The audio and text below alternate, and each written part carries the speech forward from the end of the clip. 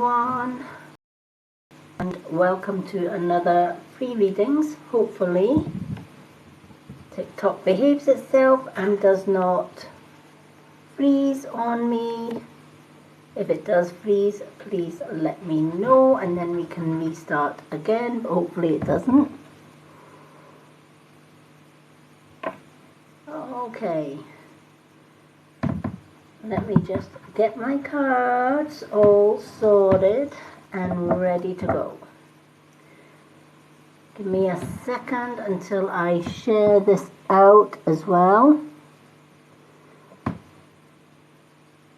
Hello, Kofu.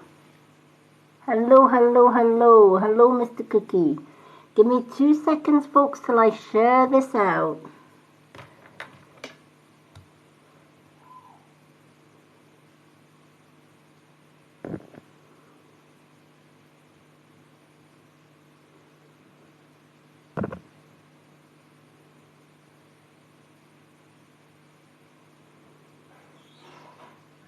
Alright, we've shared this live out. Hello everyone, hello Diane, how are you?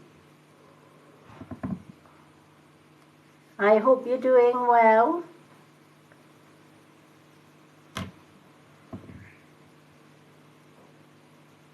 Hello.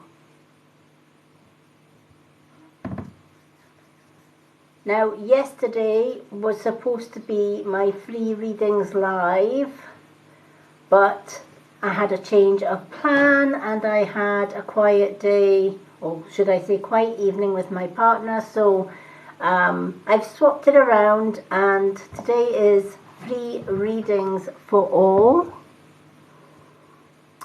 Thank you for the follow, Sammy. I may have to quieten my parrots down a little bit if they get too noisy. Yay!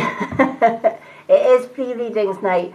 Diane, you're a subscriber. Would you like a reading? Now, just to let everyone know, subscribers do get 2 cards. But if you're not a subscriber, it's a 1-card reading for everyone. Unless you're a subscriber, subscribers do get 2-card readings every time I go live. Hello, Deb.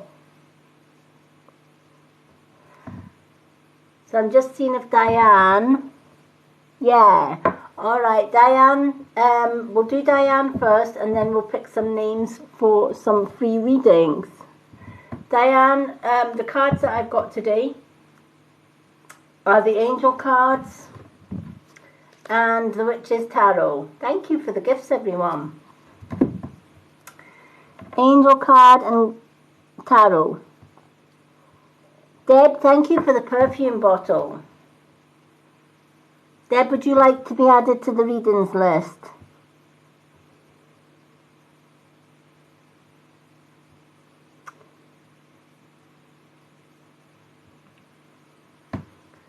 So Diane, what cards would you like, honey? You can have 2 Angel, 2 Witch's Tarot, or 1 of each.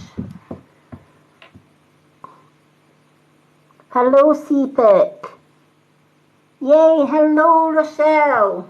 Welcome. Rochelle, would you like added to the readings list, honey, because you are a subscriber? Witch Tarot, okay. Septic Pig, thank you for the finger heart. Septic Pig, would you like added to the readings list? Right, let me just check. We've got Diane. Okay, we've got Diane. Let's have a look.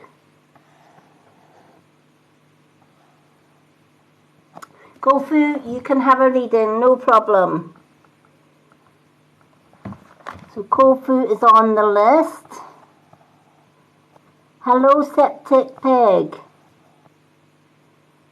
And I'm going to put Deb on the list as well because she sent the perfume bottle. I'm also going to put Rochelle on there.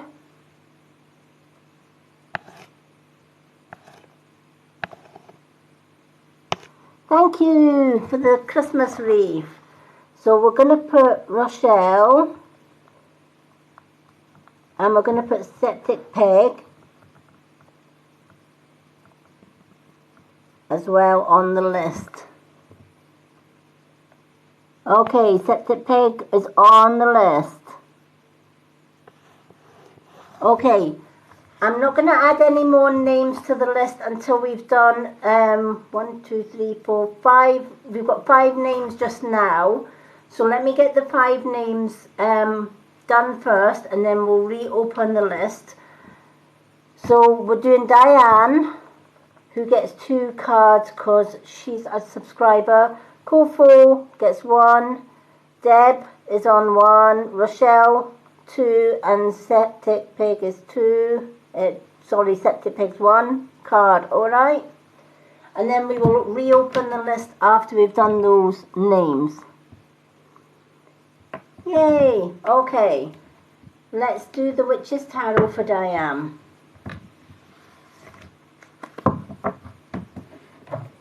Okay, let's shuffle these cards and see where these cards go. It's good to be back. It was nice to have a night off doing my readings and just spending time with my partner, but it's also nice to be back as well. Because I don't miss you guys when I am not doing my readings. I love doing my readings. Yay, thank you for the December. Wow, thank you. That's beautiful. Thank you so much. Okay, let's catch up with these cards, and we'll get these 5 names done, and then we will go and open the list again. So don't go anywhere, even if your name's not on the list. Hello, because once we've done the first 5 readings, I will reopen the list, and we will do some more readings from the list as well. Because they are free readings, it will get pretty hectic and busy, folks. So please bear with us. Thank you for the squirrel. You guys are awesome, honestly. Thank you so much. Okay. They are free readings, but I do appreciate the gifts and the likes and the follows and the shares, folks. So thank you so much. Alrighty. Let's see. I thought I'd wear my little Christmas hat today. In the festive mood. Why not? Hello, Shaz. Hello, Bongo. Alrighty. Diane, you have got the 6 of Chalices. And you also have the 7 of Pentacles. 6 of Chalice and 7 of Pentacles. I absolutely love this. So let's start with the 6 of Chalices. 6 of Chalices is talking about happy emotions. We're into the festive season, and before that, things may have been pretty tough as far as emotions go. Life probably hasn't been a bed of roses, and you've probably had your fair share of ups and downs in the past. But as we head on into the Yule season or the Christmas season, all of that seems to fade away a little bit, and there's more focus on the festive season and family and gathering around with family, and as it should be as well. Christmas is a time for putting the past behind us and spending it with family. So it's happy emotions, and it's forgetting all of our troubles, even if it's just for the season. But it's also a time where we can put the past behind us. We've just gone through a full moon. So it was a great time for manifestation, for planning for the future, for planning ahead, manifesting our dreams, manifesting our goals, and also preparing for a brand new year that is still to come. And let me tell you, it can't be any worse than this year, right, folks? So remember, as we do head into a new year, we've also got to think of the positives. Because remember, what we put out, we will get back threefold. So if we're always constantly worrying, always constantly thinking of the negative rather than the positive, that's exactly what we're gonna get back. But if you look at life in a positive way, and you change any negative thought into a positive, and any negative action into a positive one, and you team that up with daily positive affirmations, and even if you did that just for 21 days, they do say it takes 21 days before something becomes routine or a habit. So if you did daily affirmations, positive affirmations, and change any negative thoughts or any negative deeds into positive ones just for the next 21 days, you change your mindset. Your mindset gets into the routine of positively thinking. And it might sound difficult to do, but in reality it's quite easy. Think about when we're talking to people in a conversation, right? And if somebody came to you and says, you know what, Diane, you can't do that because you're not good enough to do that, or I don't think that's the right thing for you, right? That sounds quite negative, right? And it sounds quite intimidating as well. And it's enough to put you off doing anything, right? But what if somebody came to you and said, do you know what, Diane, I think that's a great idea. You've got something there. Go for your dreams. Go for your goals. And I'm going to support you every step of the way. Now, which sounds more positive, the first or the second? The second, right?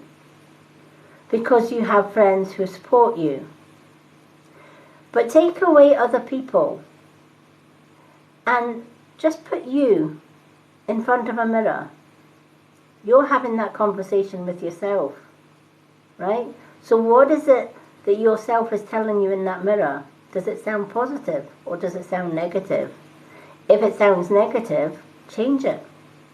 Cancel, clear, delete it and change it.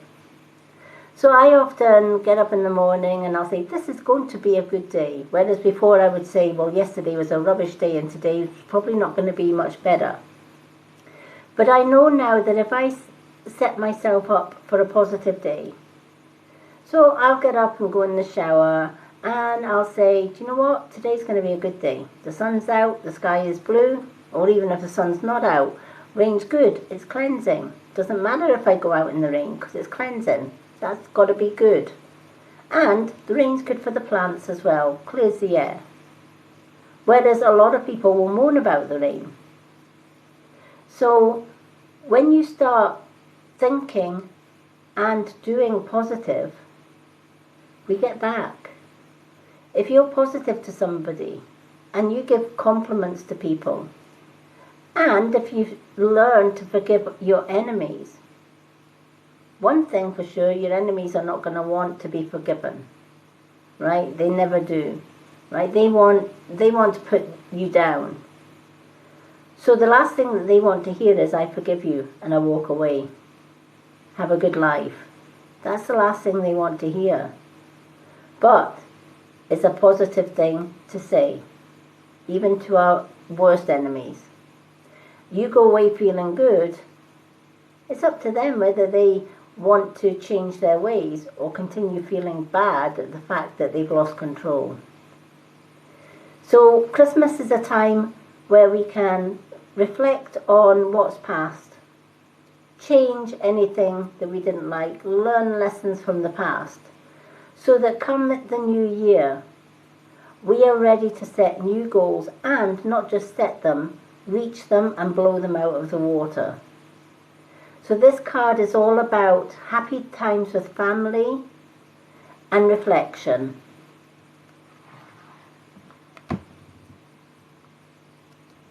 If that makes sense.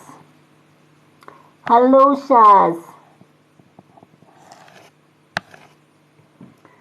After all, the past hasn't always been rosy for you, which is why all these cups have been left behind. It's time to leave the cups behind and walk into a better, brighter future with family, and you will get there. So then we've got the Seven of Pentacles. The Seven of Pentacles talks about harvest, talks about hard work, putting effort into something. When you work at something and you put your heart and soul into it, then the end results pay off. If it's working for somebody else, chances are there's more chance of promotion. If it's self-employed, you're going to take your business to new levels. If it's dreams and goals, you're going to reach those dreams and goals because you're staying focused on your dreams and goals. Maybe in the past you weren't so focused because other people were putting you down, etc. But the future is bright. Things are going to be turning themselves around for you. I feel that the beginning of 2023 is going to bring more abundance your way. And that's due to all the effort and all the hard work that you have put in thus far to get you to this point in the future. Staying focused is going to not only get you your dreams and goals, but smash them out of the water, a bit like what this first card was already telling you. The past may have been rocky, but the future certainly isn't. Right? Lessons have been learned from the past. So the past and the door to the past can now be firmly closed and making way for a more abundant future. Now, I don't know if this lady in spirit is saying Kelly or Kerry, but there is either a Kelly or a Kerry. She's got a bit of a twang to her accent or to her speech. I'm not sure if you know of anyone or somebody knows of a Kerry or Kelly in spirit. I'm asking her to repeat it to see if I can actually pinpoint whether it's Kelly or Sherry.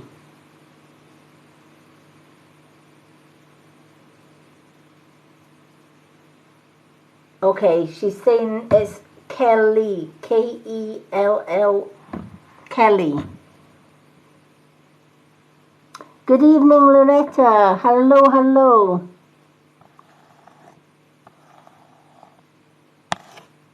Okay. Don't worry if this Kelly is not for you. If anyone in the room can relate to a lady in spirit called Kelly, please let me know. I feel she's maybe Irish because she's got like an Irish twang about her. She's got an Irish, kind of like an Irish accent. That's why I thought she said Sherry, but it's Kelly. Hello, Ruby. So don't worry if no one can take it. Sometimes spirit just shout out names and then I shout them out, and in the hope that somebody can take a Kelly in spirit. So Diane, I do hope that reading helped and it makes sense.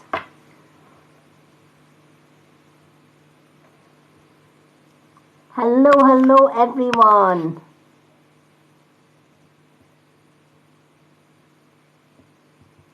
Hello, Kaylee. Okay, let's move swiftly from Diane to Kofu. Kofu, what card would you like? You can have Angel or Witch's Tarot.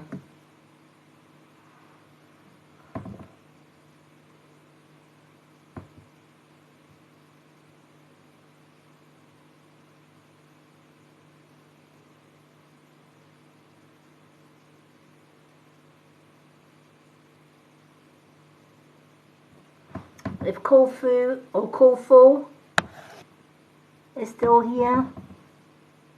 Witch's Tarot for Kofo. I have to say the Witch's Tarot are lovely cards. I'm just going to put my hair behind my ears. When you've got long hair and a hat, sometimes the hat pushes the hair everywhere. Okay, let's do the Witch's Tarot.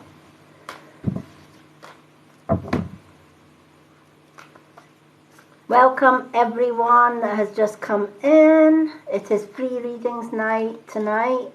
We do have a small readings list on the go just now. We've got 4 more names on that list, and then we will reopen the list again once we've got all the 4 names read for. Okay, let's do Kofu. Now tomorrow evening, I am back doing more readings tomorrow, but it will be gift only and subscriber readings. Hello, Kaz. Thank you, Diane, for the gift. Thank you so much. Okay, let's... So, for the rest of this week, just so that everyone knows what I'm doing and where I am. Obviously tonight is a free readings night. It's usually a Thursday night, but I had to change my plans. Tomorrow night it is gift only readings, so come along for a reading. Subscribers would get a 2-card reading free on a gift reading night. 1-card readings would be $199 gift, and 2-card readings would be $399. Whereas if you're a subscriber, you would get the 2 cards free. Okay, so that's tomorrow evening, but tonight's readings are all free. They're all 1-card readings unless you're a subscriber, in which case you get 2 cards. Alrighty. Also, on my profile, I do have a readings list on there. And when I'm not busy, I go through that readings list and do little mini readings on my profile as well. Okay. Hello, Wendy Boxell. Alright, we got 5 of Pentacles. Now let me see what the 5 of Pentacles is talking about. Okay. The 5 of Pentacles is talking about losses of some kind. Kind of feeling, I guess, left out in the cold. Right? Left out, and maybe to do with some sort of celebrations. You know, other people are keeping warm and cozy and they've got abundance, etc. Whereas you may be feeling down on your luck, right? This has maybe not been the best year financially for you. And you've maybe had a lot of worry, a lot of bills to deal with, etc. However, this card is also a reminder that even despite the fact that things may seem a little bleak, let's just say just now, and maybe the year has been a pretty crappy year, don't think that 2023 is going to be the same, right? The last thing you want to do is give up hope at this point. Sometimes we can get to the lowest point, and then the only way after that is up. There's only so far you can fall before you have no other choice than to start climbing your way back up. And it might be a long hill climb to get back up there. But you can do this. You've got this. And you can be where others are. You can reach abundance. You can reach your goals. It's about setting yourself new goals, finding ways of bringing extra abundance in your life. Now that might be looking for a better paid job. It might be that you might want to start a new topic, a new project. You might be skilled in arts and crafts, and you might be able to turn your crafts into funds. Wherever there's a will, there's always a way, even when things look bleak. And it's all about learning to manifest what you want and going out and getting it. Remember, the world is our oyster. We can obtain abundance, good health, wealth and happiness. We just need to work towards that. Nobody's going to do it for us. Nobody's going to go out their way and get a job for us. Nobody's going to go out their way and clear away the obstacles in our life. We have to do that ourselves. And sometimes in life, the best person to rely on in a crisis is yourself, if that makes sense.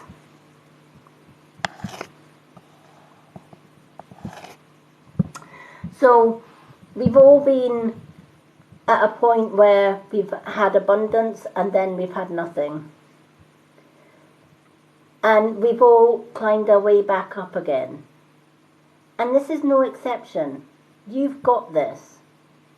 This may have been quite a poor year for you, but next year can be so much better.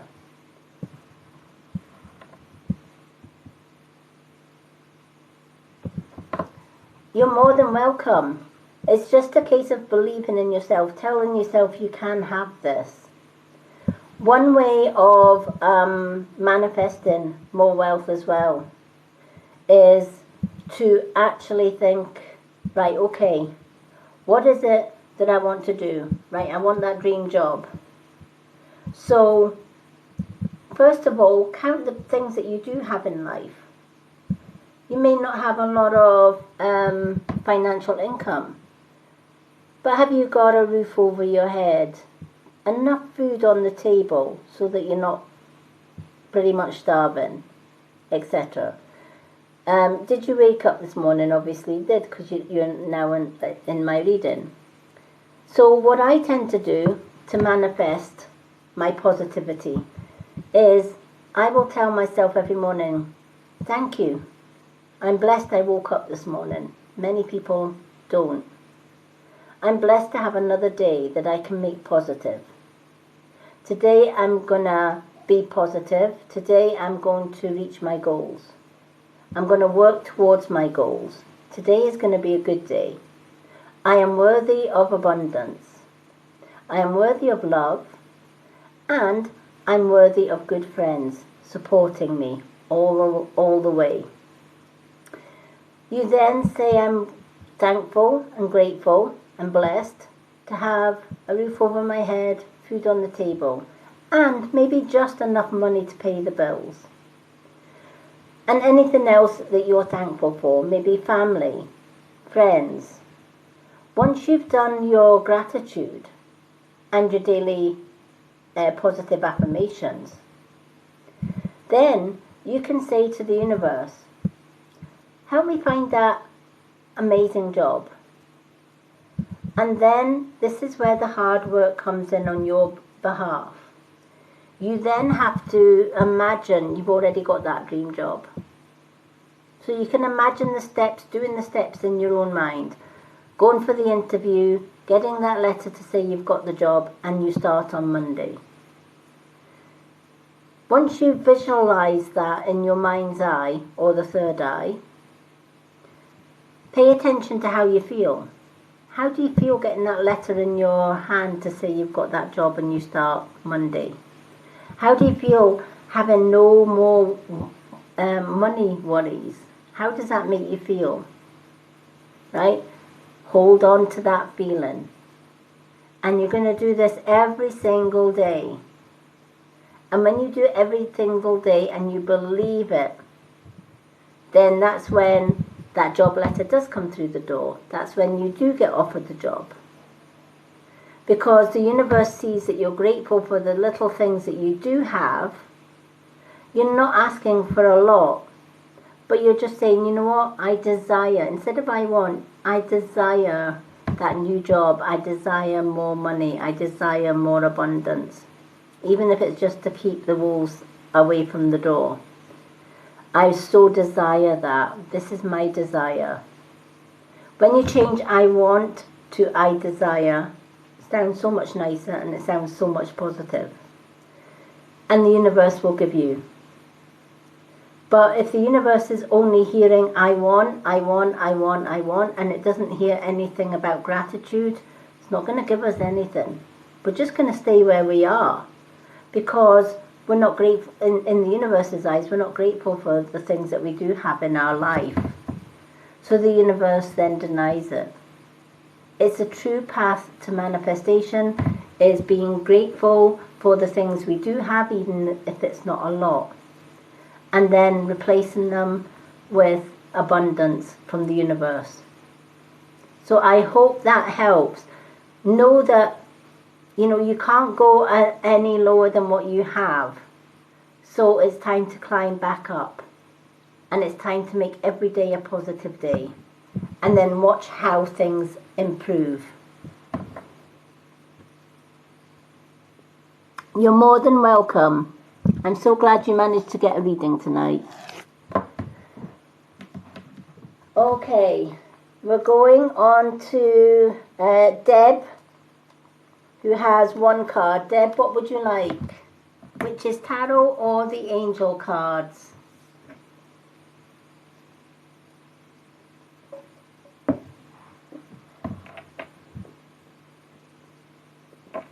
I'm so glad it resonates.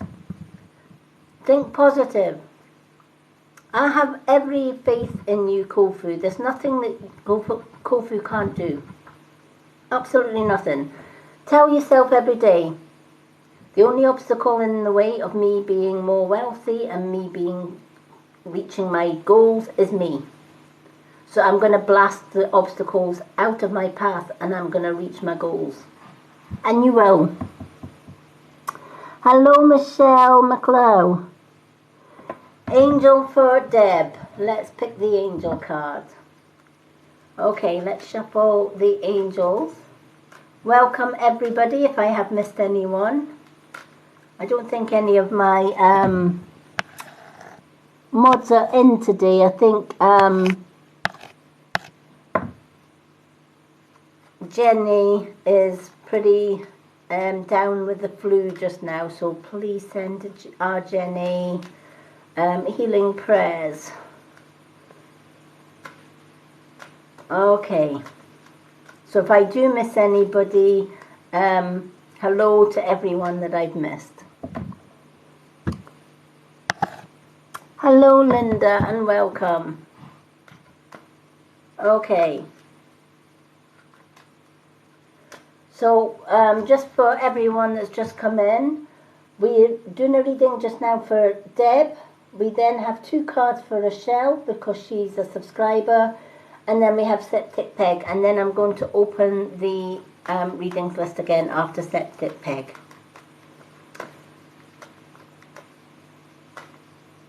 I usually do 5 or 6 names on the list at a time, and then I close the list. That way nobody gets disappointed. Okay. Thank you to everyone for the likes. You are amazing. Thank you for the likes, the follows, and the shares, and the gifts. Okay. Let's shuffle these angel cards for our Deb, and we'll see where that takes us.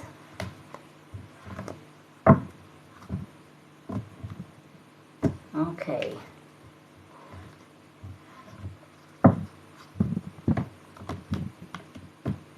Let's see. Wednesday we had a lovely event. It was our subscriber only event where we did some pendulum dowsing. So that's one good thing about being one of my subscribers. We do have a Wednesday event which changes every Wednesday, and then on a Sunday we also have a spiritual development class which is free to all subscribers, and they are live subscriber only classes and events. But yeah, it was good doing some pendulum dowsing. I might do a pendulum dowsing event. Let's see, what day are we on? We're on Friday. I might do a pendulum event that is for everybody on Monday. Okay. Because Sunday is my spiritual development class for my subscribers. Hello, Bellable. Okay. So Deb, you have got the crown chakra. The crown chakra is our main chakra, and it's our first port of call for communication with spirit and all that is. Thank you for the roses. Hello, Sierra Tango. Welcome. Yay, Sierra Tango's here. Thank you for the roses. So the crown chakra. Pay attention to your ideas as they are messages from the true divine guidance sent in answer to your prayers. Yay, hello Sierra Tango, how are you? Lovely to see you. Would you like added to the list because you are a subscriber?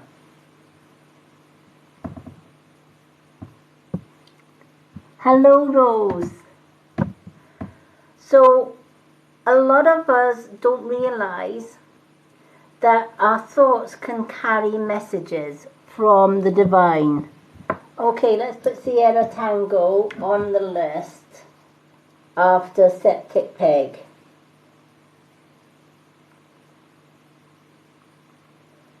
Sierra Tango, that's you on the list, honey.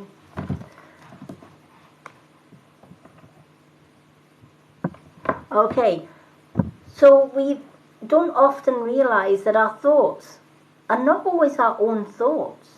They can be messages from spirit. How many times have we maybe been thinking about doing something, or we're in the middle of doing something, and we just get a random thought out of nowhere? But half the time we're like, where did that come from? And we just dismiss it. For example, you know, maybe doing your shopping list, and you're going down your list as you do, and you're like, right, I need bread, and I need milk, and I need biscuits, and I need Christmas cake for Christmas, and then I need to phone my mum. Wait a minute, where did phone my mum come into my shopping list? Why did I think that? Right? Chances are, spirit are telling you, you're going to have to phone your mum. And chances are, if you do go up and phone your mum, in the middle of your shopping list, your mum will guarantee to be able to say, I was actually thinking about phoning you because I need your help or I need your advice. Right? How did you know that your mum was going to phone you? How did you know? How did your thoughts even tell you or ask you to phone your mum when you wouldn't have known whether your mum wanted you or not, right? Spirit can work with our thoughts. Our brain is magnetic energy, and it runs on the same wavelength as spiritual energy. Bit like tuning into a radio station, right? So even in the middle of our own thoughts, Spirit can give us messages in our own thoughts. Thank you, Kaza, for the follow.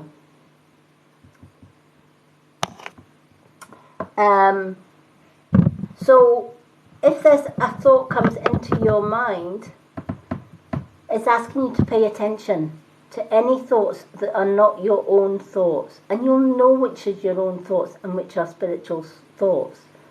Because whatever you're doing, you'll be thinking about, right?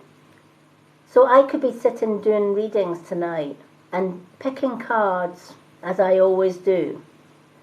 And I could suddenly get this thought coming into my mind. You're going to have to check on your sister, or you're going to have to check on your brother, or whatever. Where did that thought come from? Is it just coincidence? Is it just a random thought that means nothing? Chances are, after my reading, I'll pick up the phone to my brother and ask if he's all right. And chances are he probably is, but he just needed some advice. So how was my thoughts able to pick up on that? Is because it comes through our main communication, our crown chakra. Our crown chakra is the first port of call to our thoughts and to whatever we are thinking about at the time. Working with our third eye chakra, we wouldn't just be able to hear the thoughts, we would be able to see images using our third eye. So we could close our eyes and maybe see faces, places, etc. Those faces and places may even come in sync with the thoughts that we're having. And that's probably because your crown chakra and your third eye chakra are very much attuned and awake. Hello, we will be opening the list just shortly. Hello, Carol Murphy. Hello, Kaza. We are just going through the list just now, and then that we've already got. And then we're going to open the list after Sierra Tango. So we've got Deb, which I'm just reading for just now, Rochelle, Septic Peg, and Sierra Tango. And then we will be opening the list for more names for reading. So please be patient. If you can't wait for a reading, please go to my profile. I do readings on there. There's a profile readings list. And I will be doing some readings from that list at some point when I am not doing live readings. So the crown chakra is asking you to be aware. Spirit are trying to send you messages. And those messages will be personal to you, Deb, all right? And you may have missed a few. So sometimes keeping a thought journal and paying more attention, especially over the next coming days and weeks. Pay attention to your thoughts and then ask yourself, are these my thoughts or are these random thoughts? And if they're random thoughts, what are those random thoughts telling you? Write them down. And then read back your thoughts journal and you'll find the messages that Spirit and loved ones are trying to send you. A lot of us dismiss our thoughts as just random, pretty much nonsense thoughts. And when we do that, we miss vital messages. Tuning into our crown chakra, tuning into our thoughts can change all of that. And we can realize that we've got some amazing, amazing messages. It's just a case of, a lot of people keep dream journals, including myself. But we can also keep thought journals as well. So that every thought that comes into our mind that isn't our thoughts, and they're just random thoughts that just come into our mind out of the blue, we write them down. And just like the dream journal, we read them back every so often. And it will blow your mind as to how many beautiful messages that you can get just through your thoughts journal. So the message that Spirit are sending you today, Deb, is pay attention to your thoughts, because someone in Spirit, and I feel that there's an elderly lady in Spirit who's trying to connect with you. She's trying to contact you. And I do feel that this is either a grandmother or a great-grandmother figure, because she's saying it's a grandmother. And she's been trying so hard to get in touch with you. And one way is through your thoughts. She's also asking if you would want her to contact you through your dreams as well. Like anything else, they need our permission to be able to contact us through our dreams. So she's saying if you will allow her to continue to send messages to you through your thoughts and also to your dreams, then she may get those valuable messages to you. Hello everyone.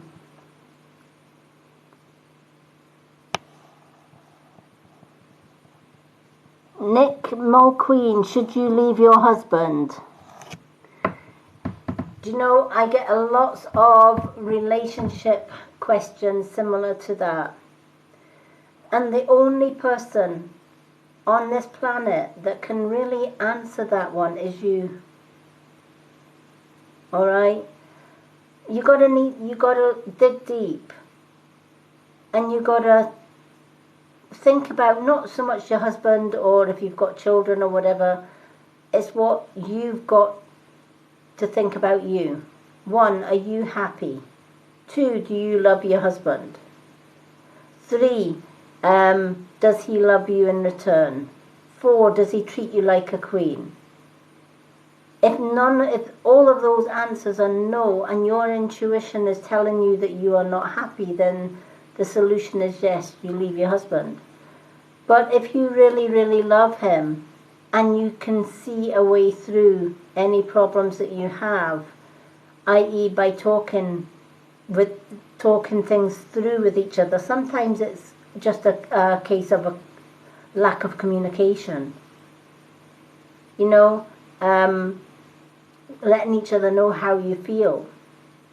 And if it still doesn't improve, then yes. But ultimately, you have to think about what's right for you. Spirit can't tell you whether you should leave your husband or stay with your husband, because ultimately for them to do so is going against your own free will to choose. And they can't do that. They can't go against somebody's free will. So a lot of times, if it's like pregnancy issues or pregnancy questions, fertility questions, they won't answer. They truly won't answer, because it's kind of against the person's free will, or it's not in their best interests to know that kind of thing. You know, I was with my ex for 30 years, and I knew I didn't love him. He didn't love me. He just wanted the control. He was a control freak, and he was also an abuser. It took me 30 years to realize that. And it took me 30 years to realize that the only person in this world that I needed to please was me. If I was not happy, and I was desperately not happy, because he had isolated me from friends and family for 30 years. There was just him, that was it. Him and his family, or the friends he decided to choose for me, which most times wasn't the best of friends.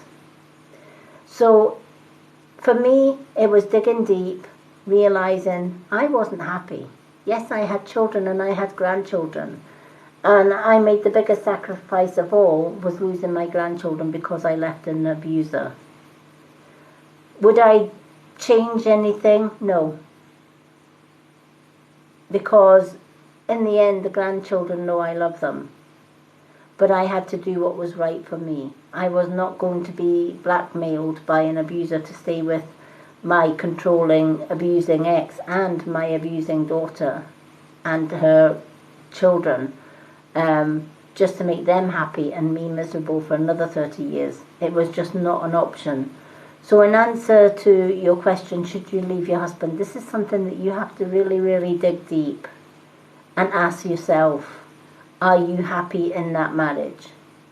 If you're not happy in the marriage, despite whether that other person loves you or not, then you leave. If you are happy in the marriage and you want it to work, then communication is the key. I hope that helps. Hello everyone that's just come in. Okay, so Deb, I do hope that reading helped you, honey. Rochelle, you have got 2 cards, my love. You can have 2 angel, you can have 2 witches tarot, or 1 of each. What would you like?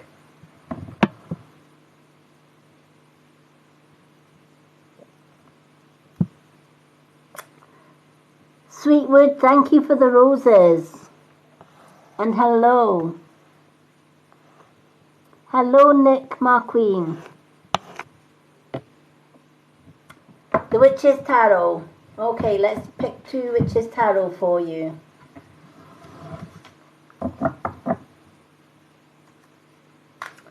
Okay, let's shuffle these cards and get the energy flowing into the Witch's Tarot.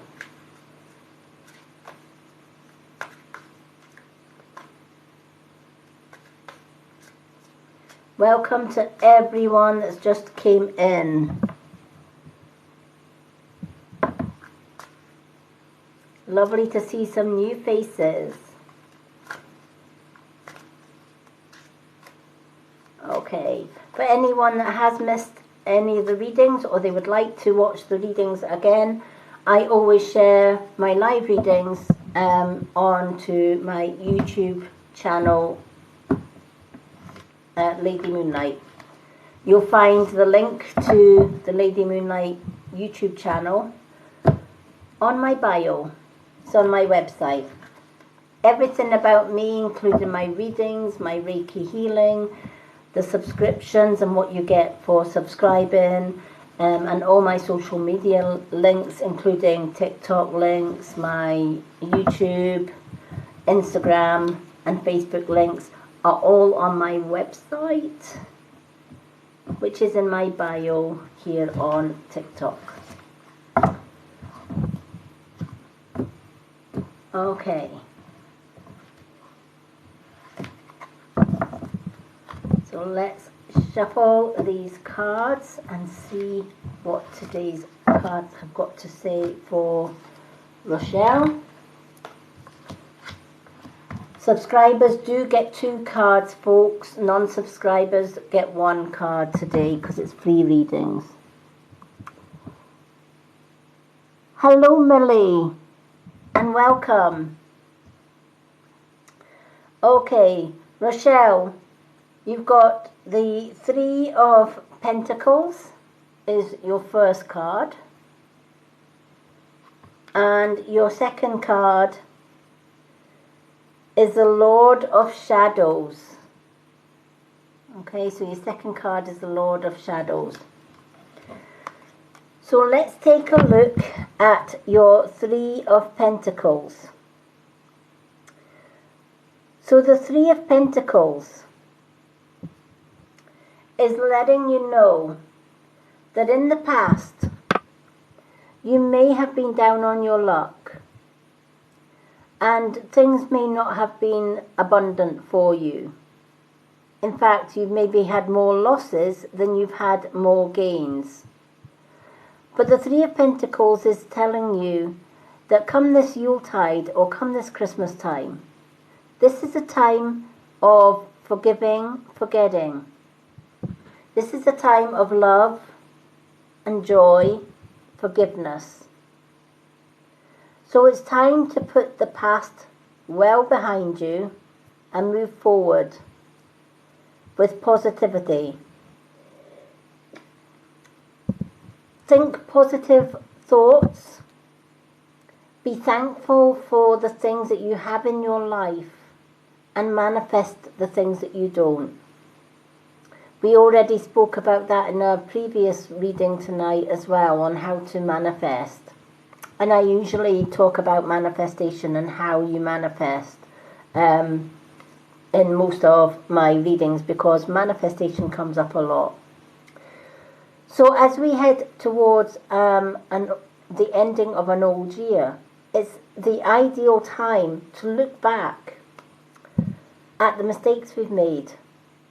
Look back, learn the lessons from the past, and then take a positive approach this Yuletide or this Christmas time. And at the time of where people are giving, this is a time people come and give gifts.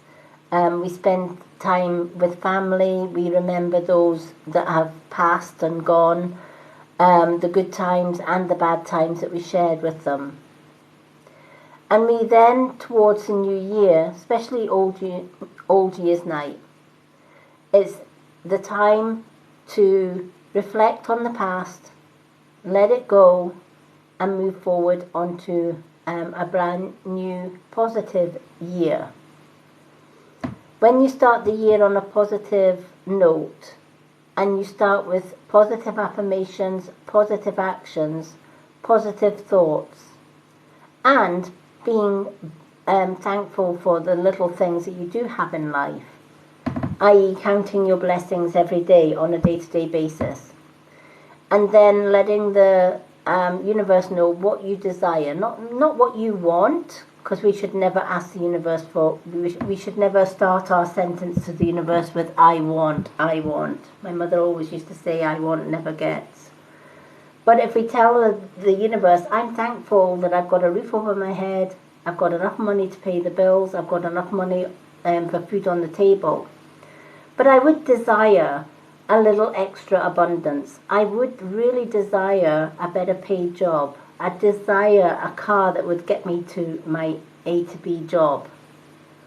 And then imagine yourself having the things that you desire and how that makes you feel. Hold on to those feelings, because that is going to bring you the abundance that you are looking for in the future. Thank you for the roses. So I hope this card has meaning for you. The past may have been less than sunny, but you can change that. Positive affirmations and gratitude for the things that you do have. Being blessed, for, and thankful for the things that we do have is only one part and parcel of the way towards manifestation. The next thing we need to do is, we've already told the universe, I'm grateful because I've got food on the table. There are many that don't. I woke up this morning. Some people go to their bed and don't wake up. But I woke up this morning. I'm blessed with a brand new day, whereas so many don't. So I'm going to make the most of today, because I never know if this is going to be my last day. And you hold on to that affirmation, and then you tell the universe what you desire. I desire another day that I can work on my dreams and goals. I desire a better job. I desire more abundance. I desire a new car so that I can get to and from my new job. And then you hold that thought and that feeling of actually having that job already, even though you haven't manifested it. When you, there's a saying that I always use for manifestation. If you want to manifest it, first of all, count your blessings. Next, say it. Let the universe know what you want. Let the universe know what you desire. So say it, see it, feel it. So you say it, you see it in your mind's eye as though you've already got it. And then you feel it. How does that make you feel now that you've actually got it, even though you haven't quite got it yet in your hands? Another way as well, especially if it's abundance that you're looking for, every day you go in the shower, when you put the water on in the shower, instead of water running over you, imagine dollar notes or pound notes just cascading out of the shower, filling your hands, enough money so that you don't have to worry about bills or paying the rent or paying the mortgage. And then imagine how that makes you feel, catching every drop of money that falls in your shower, washing away all of the negativity, making way for new positivity. Doing that every day and repeating it every day for 21 days is going to put you into a routine of being able to manifest every single day. It takes 21 days to get your mind into a routine where it does it automatically. So if you, for example, if you were given a new medication, you have to learn how many tablets you have to take, right? And it maybe take you quite a few days to work out how many tablets, etc., that you need to take in that subscription. But after a while, it becomes second nature. Why is that? Because we've doing it so often it becomes routine. It's the same with manifestation. If we say it, see it and feel it every single day for at least 21 days, it becomes a routine. And we manifest automatically every single day without even thinking about it. Because every day we'll get up and do positive affirmations. Every day we will desire the things that we want. Every day we'll imagine getting those things that we desire. And every day we bring it closer and closer to us. And then when we reach the goal, we set another affirmation for another goal and so forth. So your second card is the Lord of Shadows. The Lord of Shadows is telling you it's time to come out of the darkness. You've been in the darkness for too long. This year has probably not been your best year. In fact, it's probably been your worst. And if that's the case, this is the prime time to put all of that behind you and make way for the new year ahead and make those changes for a better tomorrow. The future has a wishing well, which is telling you exactly what this card tells you. You want to make something happen in your life, you have to manifest it. You have to wish for it, and then you have to manifest it. You have to work towards bringing it into fruition. It's like tossing a coin into the wishing well, knowing that if you toss that coin in and make a wish, that wish is going to come true. Right? But like believing in fairies. Right? If you don't believe in fairies, you'll never see a fairy. If you don't believe in magic, you will never see magic. And if you don't believe in a positive outcome or manifestation, you'll never manifest it. So it's a case of, if you want to go out and get it, learn from the past, put the past behind you, and move forward into a positive future. Make it happen. There's only one person that can make that happen, and that's Rochelle. Isn't it so? It is, isn't it? Hello, Casey. And welcome. Yay, Casey's in the building. Yay. Casey, would you like added to the readings list tonight?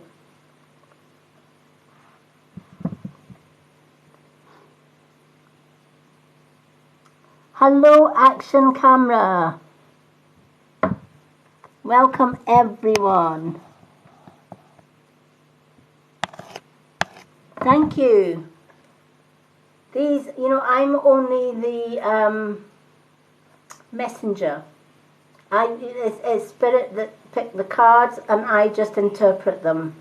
But yeah, I trust it's like trusting your intentions. It's like trusting your intuition. I trust my cards, I trust my guides. And when you put that trust into your cards and your guides, you get some beautiful, beautiful messages.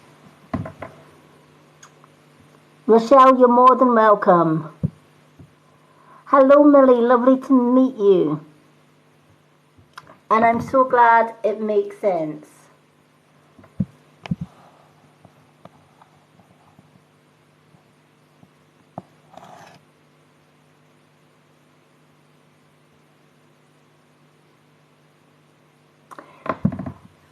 Kaza, do you know, I'm going to say something on that. Right? Just because I'm a parent myself.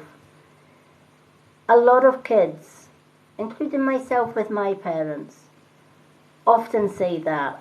I feel I've let my mum and dad down. Right? And that could be for many reasons, right?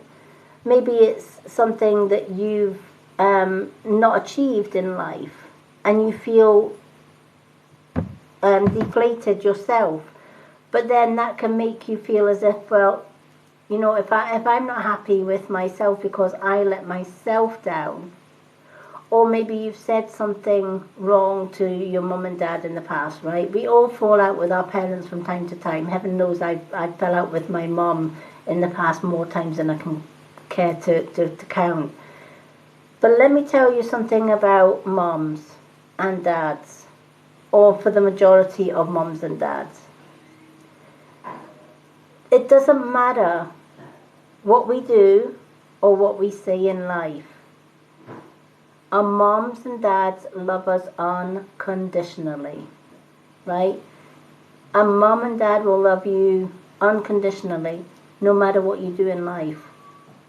There are some parents that get really, really badly hurt with their children or even their grandchildren, etc. Does that mean that they stop loving their children or that they stop loving their grandchildren? Of course not. A mother's love never dies for her children. Never. It doesn't matter what they do in life. And the fact that you have said, I feel as though I've let my mum and dad down, right? That tells me it's a two-way street here, right? Not only do your parents love you unconditionally, but you also love your mum and dad, right? If you didn't, you wouldn't have made that statement. You wouldn't have said, I feel as if I've let my mum and dad down. But do you know what?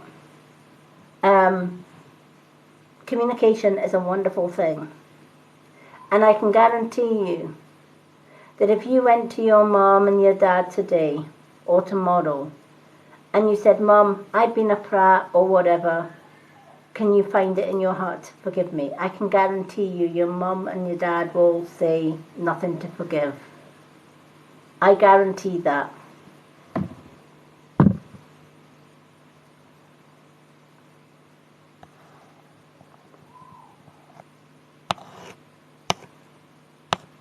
And you know, let me tell you a true story about sisters causing bother, right? And I hope that this is going to help you, Kaza. I have a sister. She's 9 years younger than me. And growing up, my baby sister wanted for nothing. Myself and my older brother were disabled.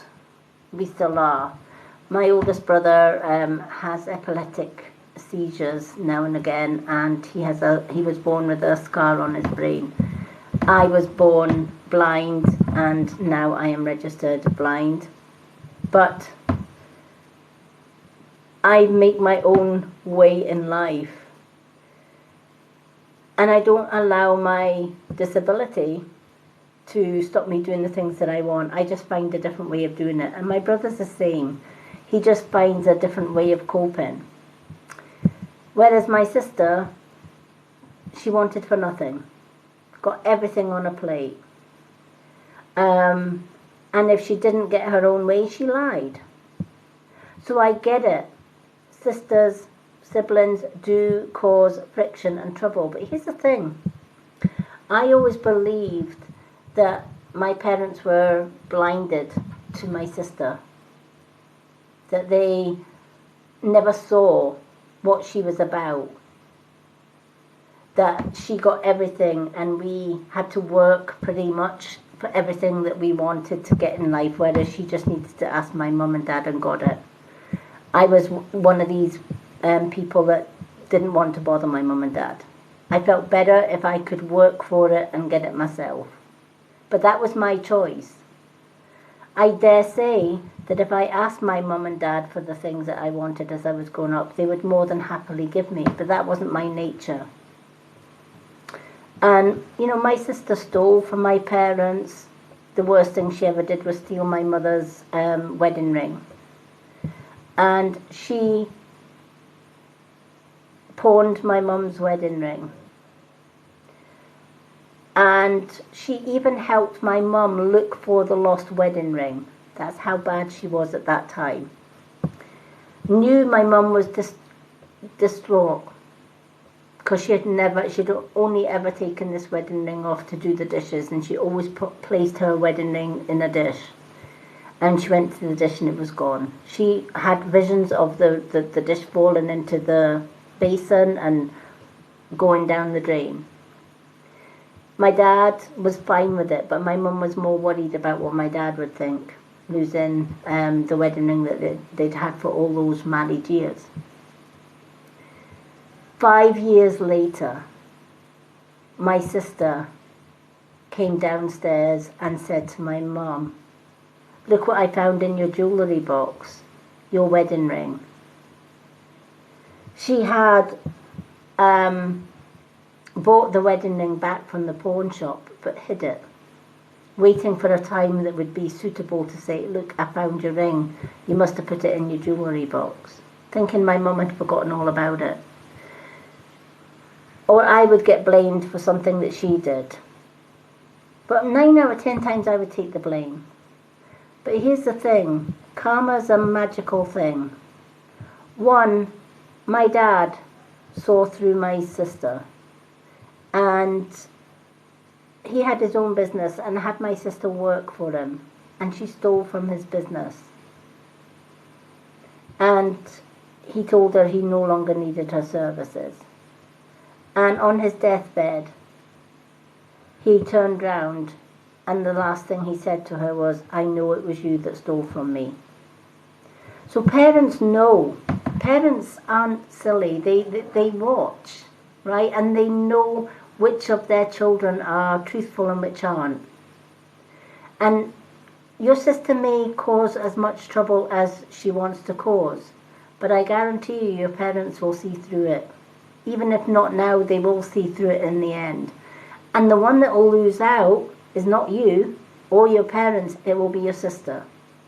So allow your sister to do what she's going to do. She's going to do it anyway. You keep being you.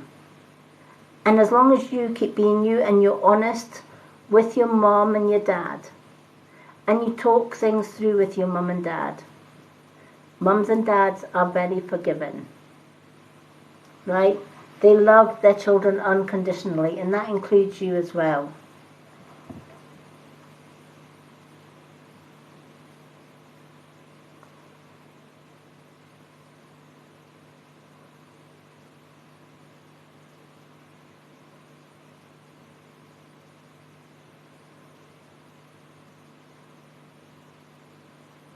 Oh, bless. Well, do you know what?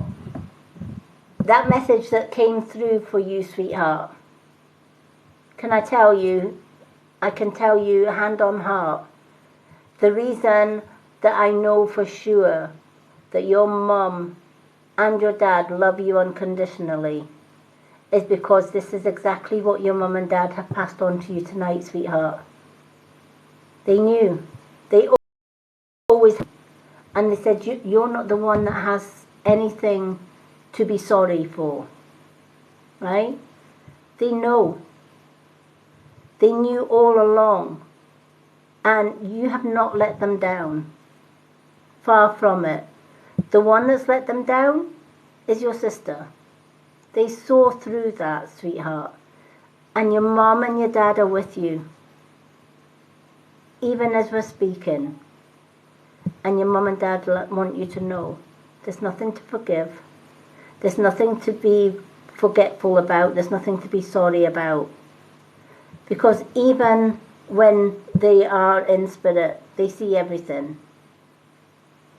And they are proud of you. And they said, please stop beating yourself up. You've nothing to be sorry for. If anyone has anything to be sorry for here, it's your sister. But your parents know, all right? And they love you unconditionally. And this is the message that they've gave you today, that they do love you unconditionally. And they want you to know that. They're with you every day, sweetheart. And they want you to know, stop feeling that you've let them down. You haven't. If anything, they partly let you down because there's a lot of things that they could have believed you and they didn't. So you've nothing to feel sorry about. A mother's love and a father's love is unconditional, and they'll always love you. So I hope that brings you a little bit of relief and a little bit of peace and comfort tonight.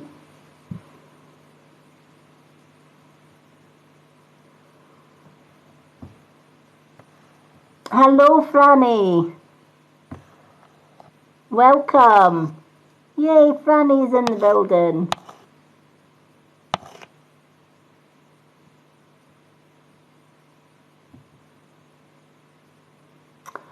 Oh, bless. Well, do you know, your mum's saying to you, the thing that your mum wants to leave you with. Just because your mum and dad are not there on the earth, they're with you in spirit. But what they want to say is, stop putting the family's problems on your shoulders. You're not responsible for your family. You're not responsible for things going wrong with your brothers or your sisters or other people in the family. That's for them to sort out. All right? It's like since your mum and dad passed, and you've had all this guilt on top of that you felt you've let your mum and dad down, and you feel that you're the one that has to keep the family together. You're the one that's got to try and mend arguments and mend fallouts. And your mum is saying you don't have to own any of that. Right? They're saying the family are big enough and able enough to sort out their own crap, all right? And they don't need you to sort it out or to try and be the peacemaker. If they can't find peace with each other, or even with you, walk away, let them fight it out amongst themselves. But don't own it. You can't own somebody else's problems and troubles. You can't always solve family members' problems and troubles. I remember when my mum passed away, my mum wanted to make sure that me and my sister never ever fell out and that we got on. And sadly, I can't keep that secret because it needs two people. And yes, I would love me and my sister to get on 24/7, but we don't. We're two different people. We're two worlds apart. But that's okay, because I wouldn't wish harm on my sister. And as long as my sister does her own thing and doesn't bring drama to my door, then I'm happy for her to be happy in her life and I'm happy in mine. And if she needs me, I'm always there for her. But I won't get involved in her drama, nor will I get involved in her storytelling. And neither should you. You don't own that. You don't have to be responsible for that.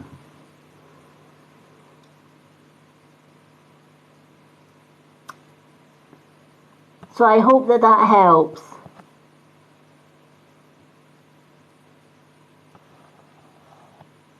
Oh, bless. Well, your parents are saying, stop owning the responsibility, right? And you know what? A lot of us feel that way. When our parents die, we feel that the burden's left on the older one or the burden's left on us. And we have to hold the family together. We don't. Right? We really don't. And we shouldn't beat ourselves up about it. But you're not responsible for what happens amongst your family members. Right? Family are going to fall out with or without your help. Right? Allow them to do that. It's up to them to sort it out. The only person that Kaza has got to worry about is you. Right? Keeping yourself away from the drama. You don't need that drama. And this is what your mum and dad are saying. You don't need the drama. You don't need the responsibility. The responsibility for trying to keep the family together, that's not your responsibility, sweetheart. That's theirs. All right? So allow them to fight amongst themselves and let them know on no uncertain terms, I love you all, but don't ask me to get involved in this drama. This is your drama. This is for you to sort out. But don't ask me to play piggy in the middle or peacemaker, because I'm done. And let them know that you're there for them, but you're not going to be involved in their drama. It's setting boundaries. but without taking on the responsibility.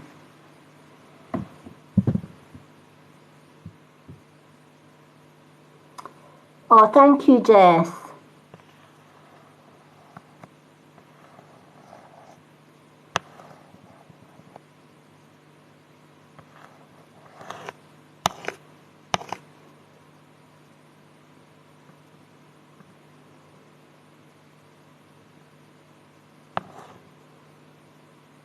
Oh, bless. Well, do you know what? If they bought the house is their responsibility, sweetheart, not yours. All right? And you know what? A house, possessions, all of that can't bring you happiness. All right? So let them fight amongst it themselves. And as long as you're happy, that is the best thing ever, is for you to be happy. You've got to put you first. All right? A house is just bricks and mortar at the end of the day. It's not worth getting into battles for. It's not worth fighting for. And if having material possessions and having all the house and being greedy with everything makes them happy, let them be, right? Because somewhere along the line, somewhere in the future, it's going to come back and bite them in the backside. In the meantime, Kaza's got to do what's right for Kaza. You've got to do what's right for you, sweetheart. And don't get involved in their drama. You know, I would be tempted to turn around and say, do you want the house? Have it. If that's what really makes you have it, you know, if that's what really, really makes you happy, have the house. Have everything with it. And if the others are arguing over the house, let them argue between themselves. Right? You just carry on being you and put you first. Put your happiness first. You're not responsible for everybody else's happiness, and you're not responsible for arguments over property or material possessions. Right? There's a lot of other beautiful things in the world apart from bricks and mortar. So many people get caught up when parents die. And, you know, it's true what they say, isn't it?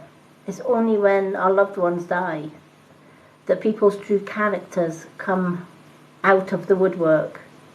And there is a lot of greed, there's a lot of, you know, fighting over really what is just material possessions. Do you know what? I would rather work for everything that I have than to fight over something that was left behind and that is going to cause friction. I know, for example, that when my stepfather's not here, my mum's house comes to me. Do I want that house? No. But I know my sister will want everything to do with it, and I'm absolutely good with that. It's only a house, it's only bricks and mortar. I've got a happy life with my partner. Let them have. I would rather give my sister, who is all about material possessions and greed, the house and everything in it, than me try and fight her over it when I've already got a roof over my head, a wonderful man in my life. That's, you know, having somebody that loves you and having happiness in your life, that's what counts. Everything else doesn't matter. It's only bricks and mortar.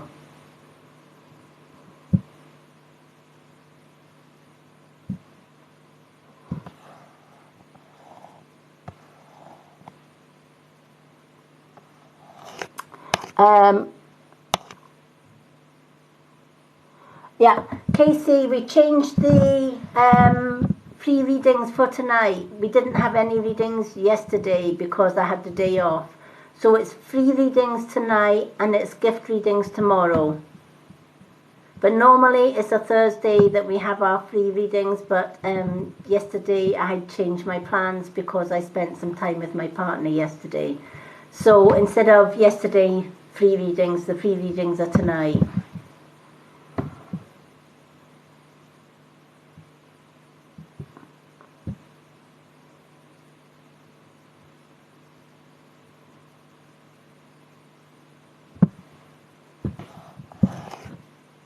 Yeah, and do you know what? That you'll usually find that, right? Everyone is happy until they buy a house. And then when they buy the house, they realise suddenly they've got this big, huge mortgage on their plate. Suddenly they've got bills to pay that they never had before. So they were probably more than happy thinking, oh, we've got this big house, we've got this, we've got this house that we can live in, and we bought this house. But what it doesn't bring them is happiness. Material possessions do not always bring happiness. Most of the time, it can actually bring unhappiness, because that's when people fall out over bills. People fall out over the mortgage. And then who owns the house, right? Is it your sister? Is it a partner that owns the house, right? So there's lots of intricate arguments. But ultimately, they're the ones that chose to buy the house. Ultimately, they're the ones that went into that. And they're the ones that have to resolve it themselves. You don't own that responsibility, they do. So let them fight it amongst themselves. And they will sort it out themselves eventually. Loretta, the list is still open. We've got 3 more readings to do, and then I'm going to open the list again. So we've got Rochelle next, Septic Peg. So Michelle's got 2 cards, Septic Peg has got 1, and Sierra Tango has got 2. And then we'll open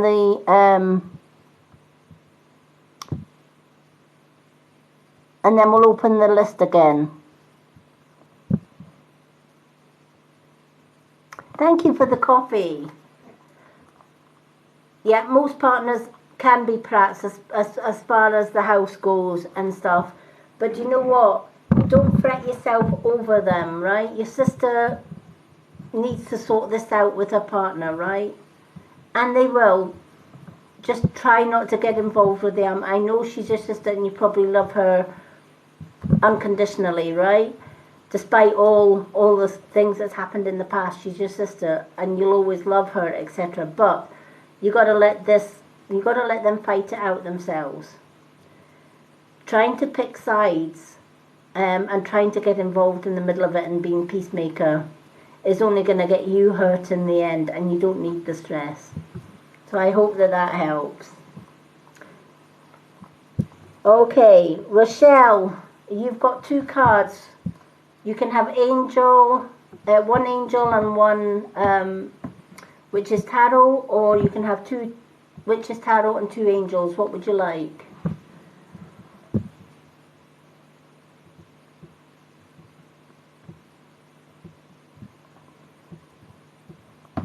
Hello, white dove. All right, daughter.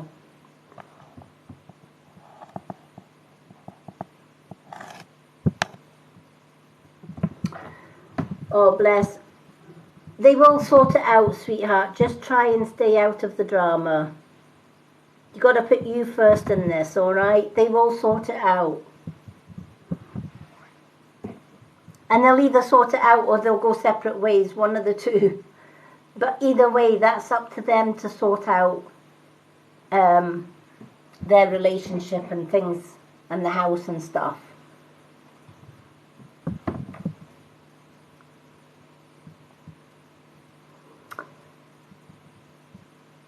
Okay, do we still have, who have we got? Michelle. Is Michelle still here? Rochelle. Thank you for the gifts, everyone.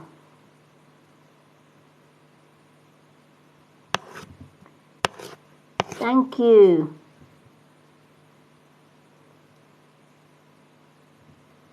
Is Rochelle still here?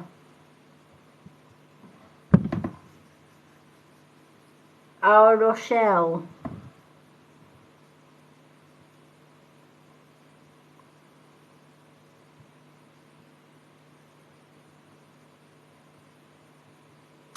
Not sure if Rochelle's still with us.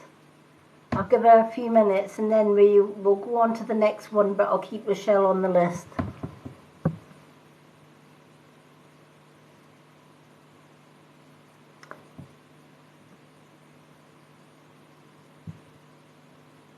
I know sometimes Rochelle's internet can cut out.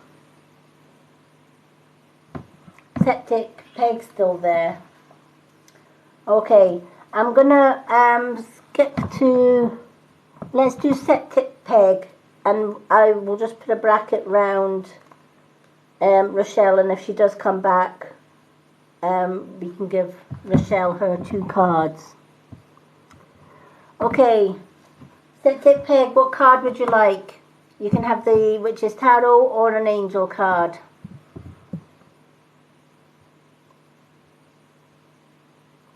Hello, Captain CJ. Welcome. I hope you're doing well. Lovely to see you again.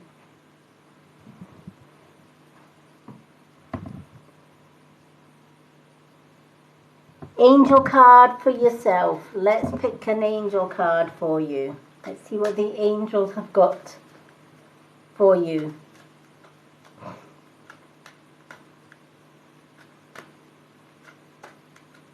Okay, let's shuffle these cards.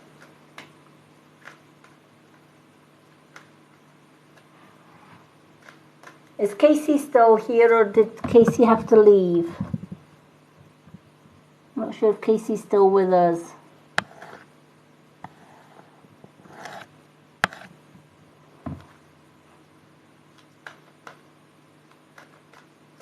She's maybe putting kids to bed. I know that she's a busy mom. Okay.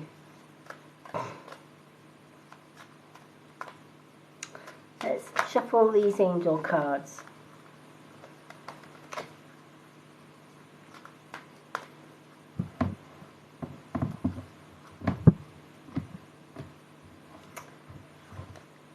So we're doing Septic Peg, and then we're doing Sierra Tango, and then we're going to open the list again.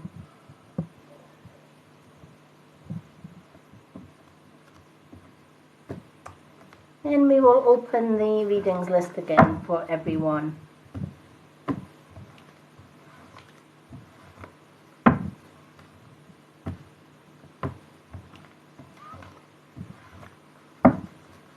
Okay.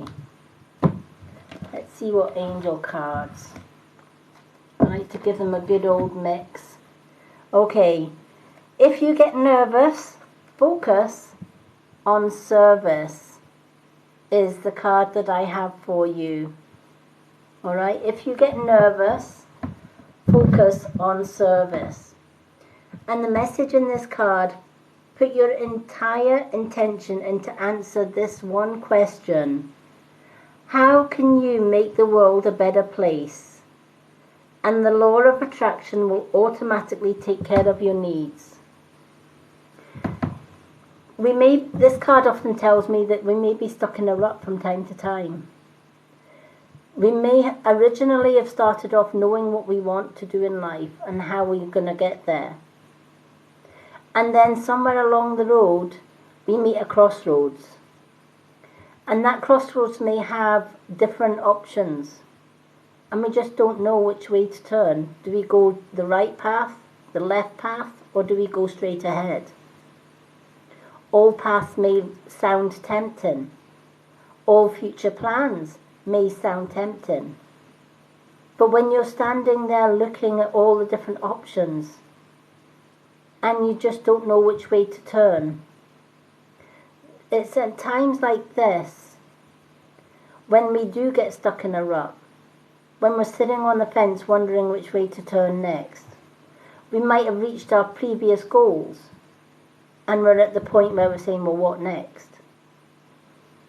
And you might think you want to try something new and exciting. But if you did that, there's a lot of what ifs. What if I try something new and exciting and I fail? What if I'm not going to be good at it? What will other people think of me? What will my friends and family think of me? Will I let them down? Will they think any less of me if I go and do something completely different? And this is where we let ourselves down quite a lot, because we're too busy thinking about what other people will think about our own decisions in life, when really we should be asking ourselves this one question: how can I make the world a better place? What can I bring to the world to make a difference? And I often asked myself that question when I was younger. What can a blind woman bring to the world to make a difference? Right? Most employers don't want to hire somebody that can't see.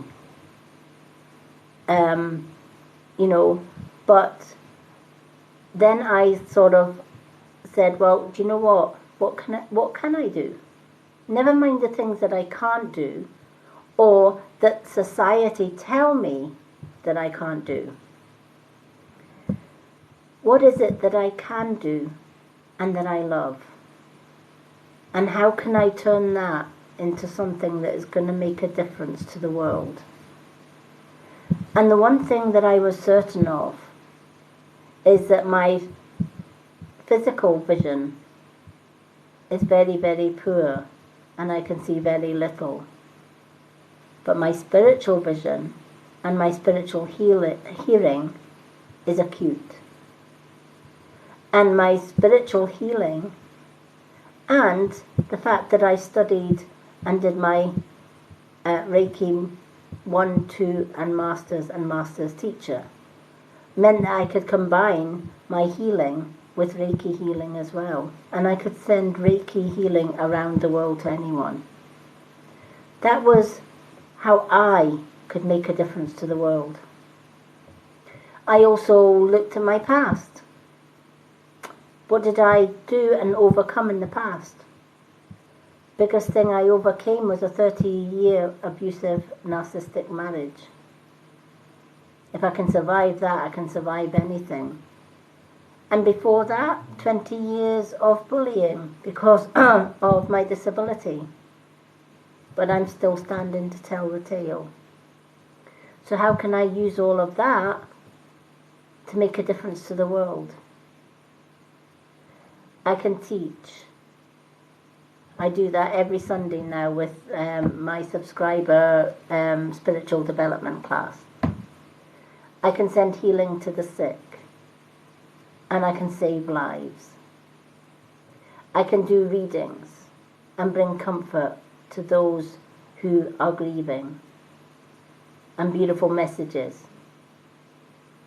That was my path, my service to the world. That's what I could. When I asked myself this question, how can I make the world a better place? The world needs healers. The world needs readers. And the world needs carers, people who care. As for my abusive past, I turned that into something beautiful. I turned that into a gift where I could go and help other women and children that are going through abuse. I could also speak to disabled people, and I could tell them, despite their disability, they can do anything that they put their minds to it. They just need to have inner belief and a different way of doing things. But their disability should not be the thing that stops them from following their dreams. Disabled people have dreams and goals too, and why shouldn't they go forward and grab those dreams? So my own experiences taught me my path, showed me my path. This is where my strength lies. This is what I learned from the past, and this is what I'm bringing into the future. And if I can help one person escape abuse before they take their lives, that's a life saved. If I can help one person going through bullying to stand up to the bullies and speak out against them, then I'm turning my negative past into something positive and beautiful. And this is what your card's asking you to do. Your past may have been rocky, and your past may have been full of lots of problems and troubles. But this is saying if you get nervous about what you should be doing in the future, take everything from the past that you've learned, even the nasty things, and turn the nasty things into something beautiful. Maybe your bad experiences can save others from going through similar experiences. So just because we have bad lives doesn't mean to say that we have to then put ourselves into a position where we're thinking our present and our future is going to be just as bad, and we don't deserve to follow our dreams, we don't deserve happiness, we don't deserve joy. Of course we do, probably more than most. And the way that we can do that is by asking ourselves, how can I make the world a better place? The world may have not been a better place for me, but how can I turn that around? How can I turn something negative into something beautiful? And when you ask yourself that question, and you look at all the beautiful things that you can do, not the things that you can't do, but the things that you can do, and the things that you've learned in life, that's when you find your path and where you belong, and how you can make a difference to the world and everyone in it. And it all starts with you. You've got this. You just need to find a way. You need to find what makes you happy. You need to find a way that makes you happy and that will help you with your dreams and goals. I hope that helped. Hello everyone. Sierra Tango, thank you for the roses.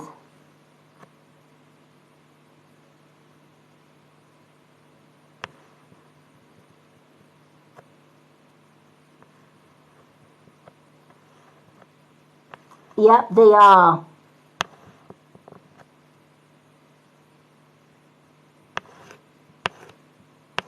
Yeah, and this is the thing, if you read and you've been through that, right?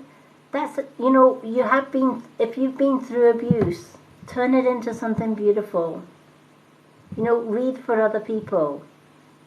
Be their light in their darkness, right? Chances are, if you've been through abuse, nobody was there for you when you were going through that, right? And that's the way I saw it as well. It's kind of like, well, nobody was there for me in those 30 years I was going through abuse. Nobody was there for me in the 20 years before that when I was being bullied at school, other than my parents, who couldn't do very much. They tried their best. But out of all of that, the one thing I did know, what was it that I was looking for during all of that time?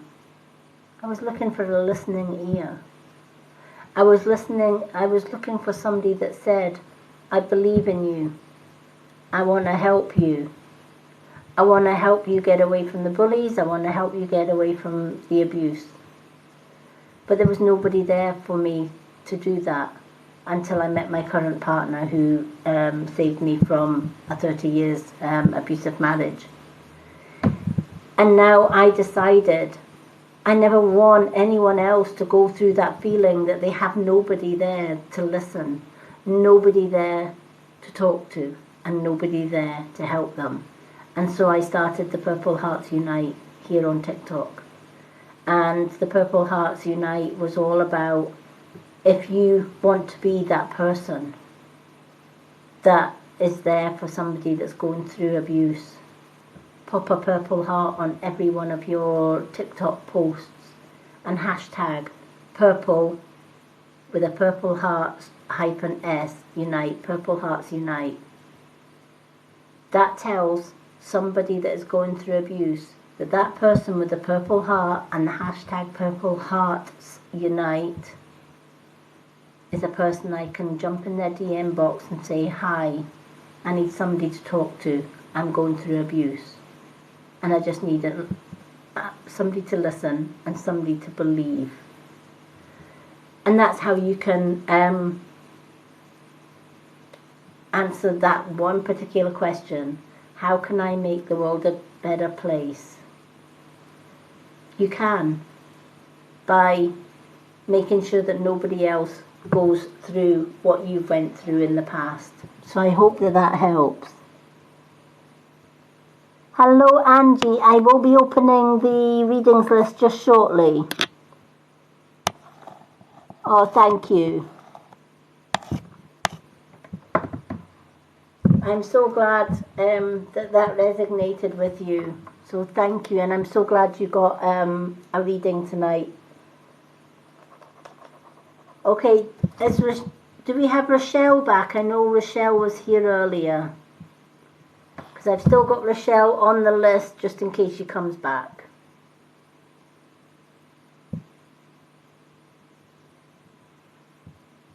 But she may have left.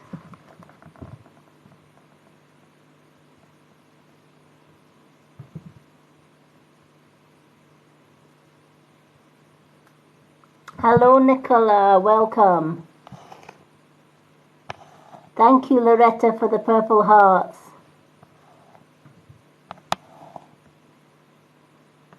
Thank you everyone for the likes and the gifts. Thank you so much. And the shares and the follows. You are all amazing. Hello Miracle M and welcome. Okay, we're going to do Sierra Tango and then we're going to open the readings list again. So Sierra Tango, are you still here?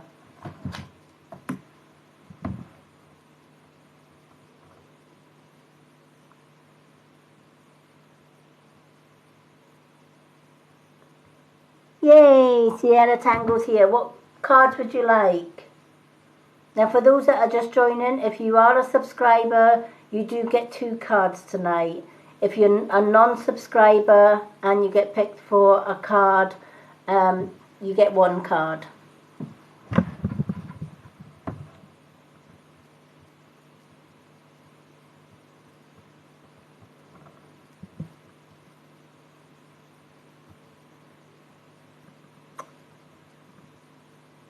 Okay, once we've done Sierra Tango, we will open the readings list and we'll pick 5 names.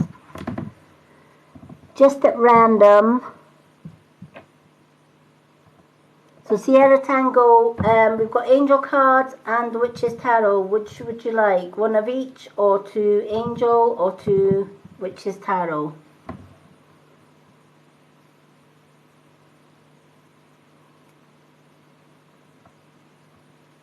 One of each. Let's go with 1 of each.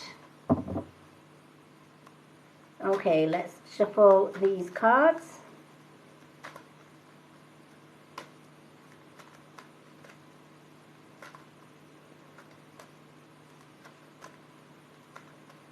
Now before I do open the readings list again, do we have any other subscribers in tonight? Because subscribers do take priority. So if there's any subscribers that I haven't read for yet and they would like a card and they are here tonight, please let me know. And I will add you to the readings list. I know Casey was in earlier on, but I think Casey's disappeared again.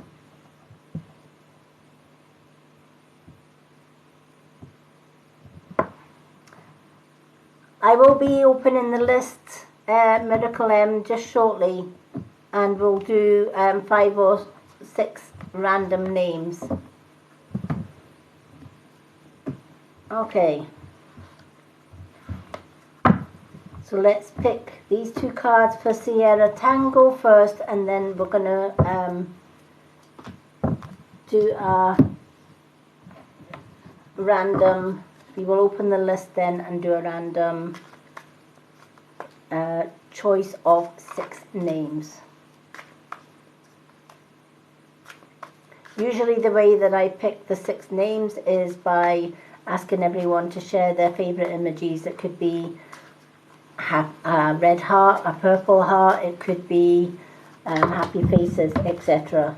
But we will do that after Sierra Tango's cards. And then I pick 5 or 6 names. So please hold comments till we've done Sierra Tango's. Hello Jude. We will be opening the list again after Sierra Tango. Okay, Sierra Tango, one of them has just come out of the card, so I'm just going to go with that one. So please hold comments, everyone, until we've done Sierra Tango's, and then we're going to open the readings list. Okay, Sierra Tango, your angel card, be willing to forgive, is your first card. And your Witch's Tarot is, now what's this one? This one is the Scythe. The Scythe. Okay. So let's see what the be willing to forgive. Ask the angels to clear your mind and body of past pain in exchange for peacefulness. The be willing to forgive can be one of the hardest cards in the deck when it comes to forgiveness. It's like saying to somebody, see all the people that have done you wrong, forgive them. What's the first reaction you're going to get from them? No way. I can't forgive them.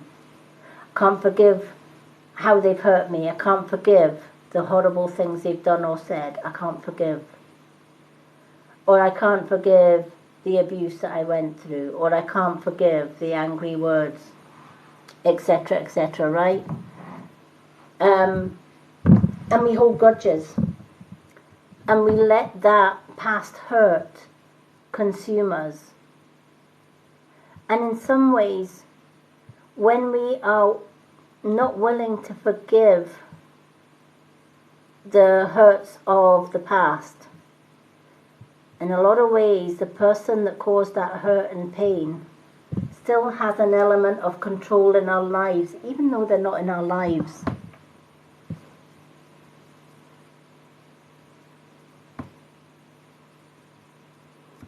Hello Vanessa, we will be doing we will be opening the readings list after this reading, so please bear with me.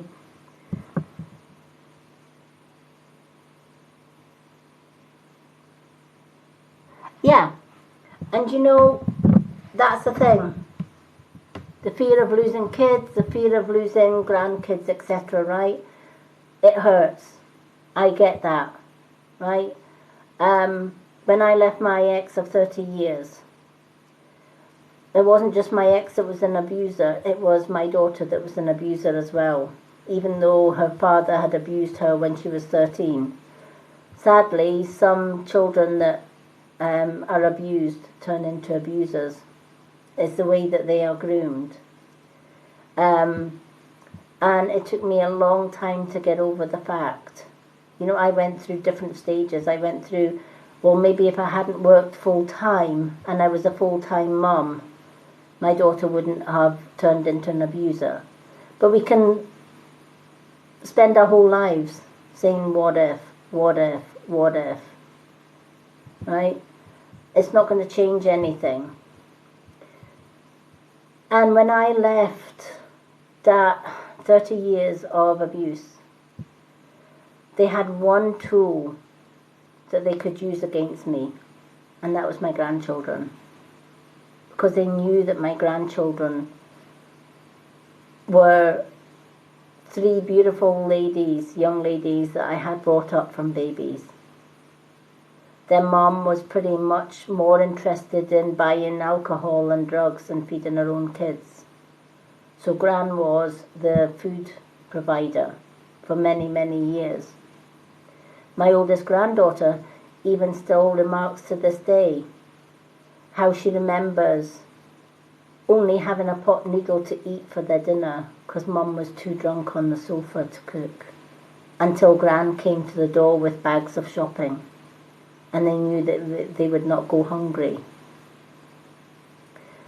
My ex used to give my daughter money to buy food, and she spent the money on drink. And I refused to give my daughter money, and I bought food that only the children liked. My daughter fell out with me many times over that one. What about me and my partner? What have we got to eat? Can you give us money to feed us? No. But I can make sure my grandchildren are fed. So when I left, the one thing that they had was, you come back to your ex or you lose your grandchildren. I wasn't going to be blackmailed. And in the end, I told my grandchildren that their parents were going to stop me from seeing them, because I would not give my ex or my daughter my phone number or my address for them to harass. And I lost all 3 of my grandchildren. I made that sacrifice. But I had to think about me. But when forgiveness came into it, how do you forgive somebody that steals your grandchildren away from you? Quite easily. I had already told my grandkids before they were banned that Gran will love them unconditionally no matter what. They also know that when they are 18, my door is always open. And because I can see into the future, I know that they're going to come and find me, and they'll find out the truth. And the ones that will lose will be their parents, because my grandchildren will not want anything to do with their parents, because their parents were the ones that took the one safety net away from them, their grandmother. I've already heard from my oldest granddaughter, who's now 18, that the youngest granddaughter still holds on to hope of her getting to 18 and being able to come and see me. So it is hard when it's children or grandchildren that's involved. But ultimately, you have to put you first. And, if the worst comes to the worst, and you feel that you're going to lose your children or your grandchildren, be open and honest with them. Let them know this is the big bad world that we live in. And no matter what happens, Mum loves you with all of her heart. And when you're 18, you can come and find me anytime you want. When you tell your children that, or your grandchildren, it sticks with them for life. My oldest granddaughter told me that even though my youngest granddaughter was only 13 at the time, when I got banned from seeing them, she still remembers my words. You can come and see me whenever you want, when you're old enough to do so, without your parents' permission. It stays with them for a lifetime. And you know what? It makes it easier for me to forgive my daughter from banning me from seeing the kids. It makes it easier for me to forgive my ex, because I know that in my forgiveness, I end control. Because no matter how bad somebody is to you in the past, the last thing that they want to hear is, I forgive you. Because the minute you say that, they've lost control. But if they never hear the words from your lips, I forgive you, they know that their hurtful words, deeds and actions will haunt you for all of your days. That gives them an element of control, even if they're not in your life. But see, the minute you turn down and say, I forgive you, I'll never forget what you've done, because that's been a lesson. And the lesson being, never again will I meet a man like you. Never again will I be in a relationship with somebody like you. I will stay a million miles away from somebody like you. So thank you for the lesson that you've taught me about what type of person I avoid in my life. And for that, and your wrongs, I forgive you. I leave you to karma, and I walk away free. And when you do that, you take your power back. And your kids, no matter what, will love you unconditionally. And if worst case scenario, which I very much doubt because most courts in the land would give the kids to their moms. But even at worst case scenario, your kids will find you no matter what. Because a mother's bond with her children never dies, just as much as a grandmother's bond with her grandchildren never dies. It stays with them for life.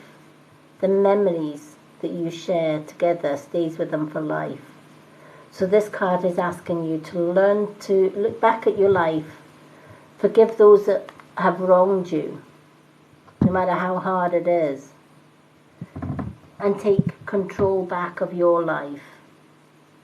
And trust that karma will deal with their wrongs. If that makes sense.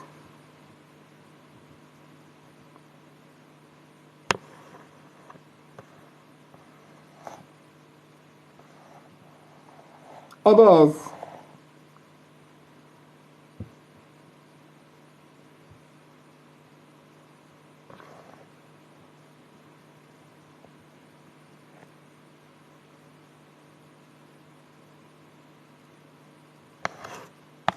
And they will.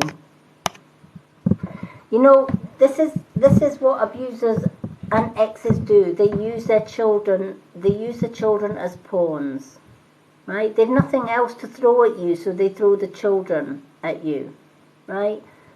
They will lie through their teeth, tell you you're the bad mum, tell you that I'm insane, that you're insane, etc. I've had it all.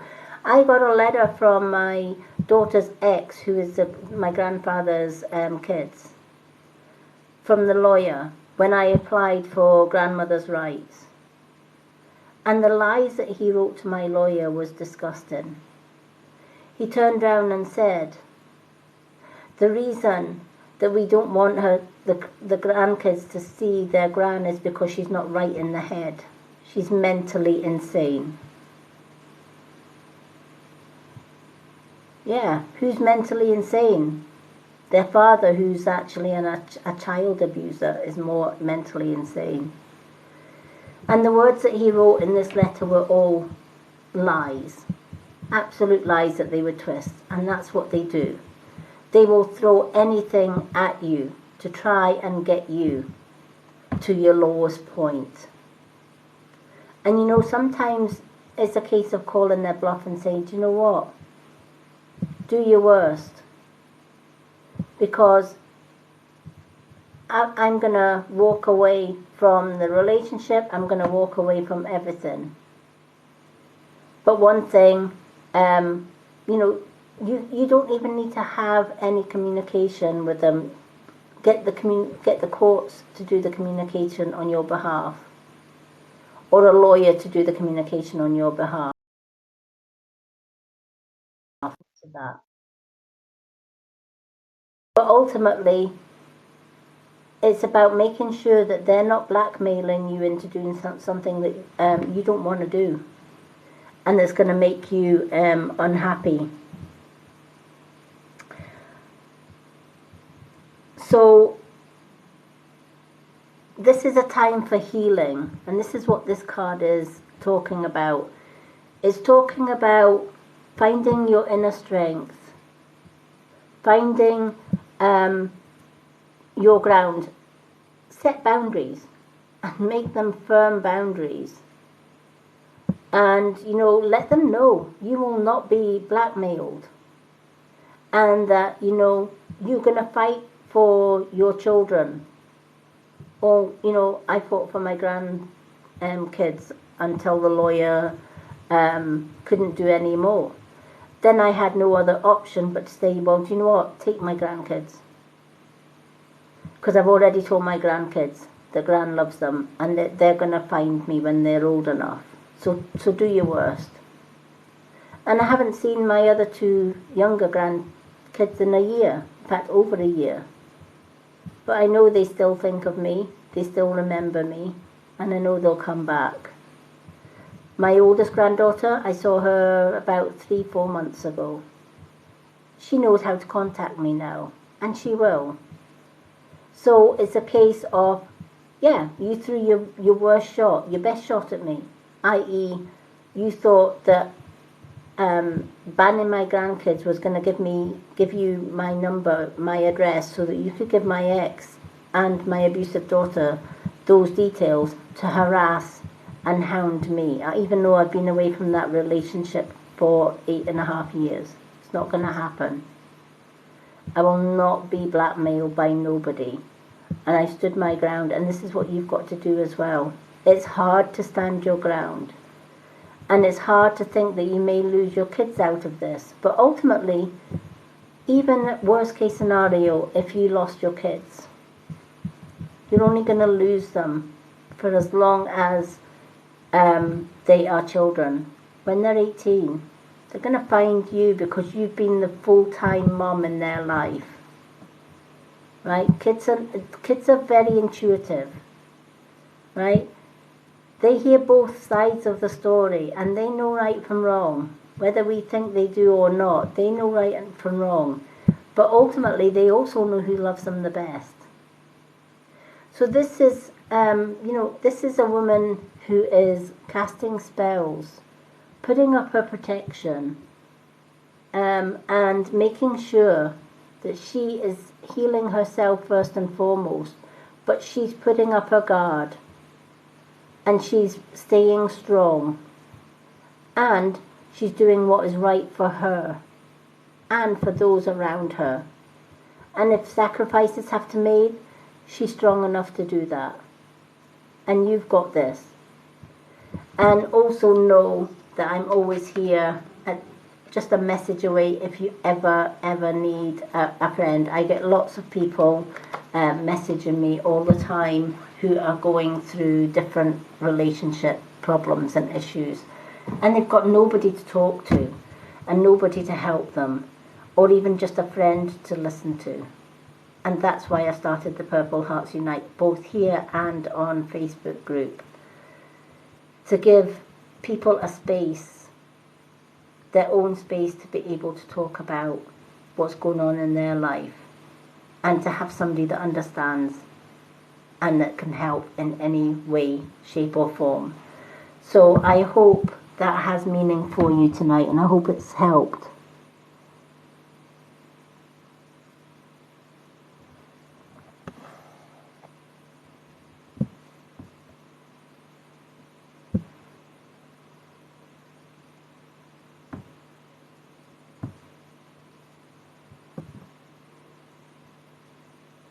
Oh, bless.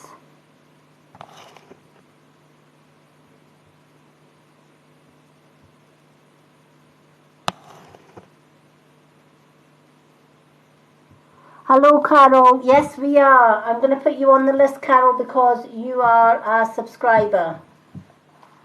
We had just finished doing Sierra Tango's reading. So I'm going to put Carol Murphy at the top of the list now that we've got the list open. Oh, you're welcome. And then I'm going to pick 5 more names at random. So to pick the 5 names, what I need other people to do, if they want a card reading, is to share their favourite emojis. Could be red hearts, purple hearts, smiley faces, Christmas trees, Santa Clauses, whatever they want. Keep the emojis rolling up the screen. Because I have difficulty seeing a lot of the print because I am registered blind, emojis help me to pick a name. So I'm drawn to the emoji rather than the name. It makes it fairer for me because I'm not just choosing a name, I'm choosing an emoji. So pick your favorite emoji. Whatever 5 emojis I am drawn to, they will be the 5 names getting a reading on the next run of the readings. Carol Murphy is first because she's a subscriber, and Carol will get 2 cards, and everyone else who's not a subscriber gets 1 card. Okay, let's have a look. Keep those emojis going up the screen. Okay, after Carol we've got Jude with the red hearts. So Jude is after Carol. Keep them rolling because we need another 4 names. Marala M. Marala M is after Jude. So Marala M or Marella. Okay, Loretta with the purple hearts. So we've got Carol Murphy, Jude, Marella M, Loretta. So we've got 2 more names to pull, so keep those emojis coming. Okay, Becca Lum.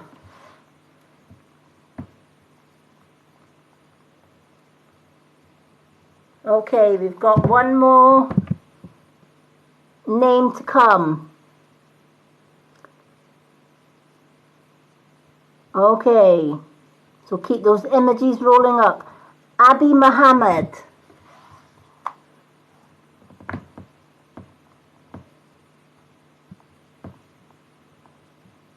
Okay, how many have we got? 1, 2, 3, 4, 5, 6. Do you know what? Let's make it a lucky 7. I'm going to pick 1 extra one. So anyone that wants a reading for the last place on the list, this current list, show me your very favourite emojis. Okay, Bloom Ada. Bloom Ada is the final name on the list. So the list is closed for now. So we do the next 7 names. And if there's any time left in the live after those 7 names, we will reopen the list. If there isn't any time after the 7 names have been read, please go to my profile. I have a readings list on my profile here on TikTok. If you go to the pinned post on there, there is a readings list. Simply comment card please. I'll let you know that you're on that readings list. And when I'm not live and I've got spare time, I go through that readings list and I do profile readings on my profile for everyone on that list, and I tag your name on it. Please make sure you follow me before you add your name on that list, just so that I can tag your name in it. Okay, so the names that are getting a reading tonight. Carol Murphy, who gets 2 cards because she's a subscriber. Jude, Marella, Loretta, and we've got Becca Lum, Abby Muhammad, and Bloom Ada.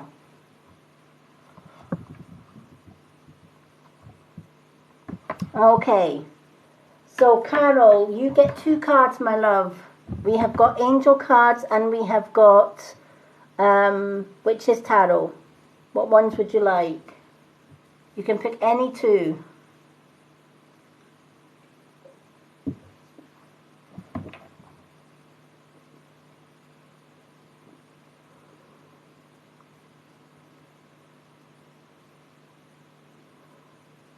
Two angels.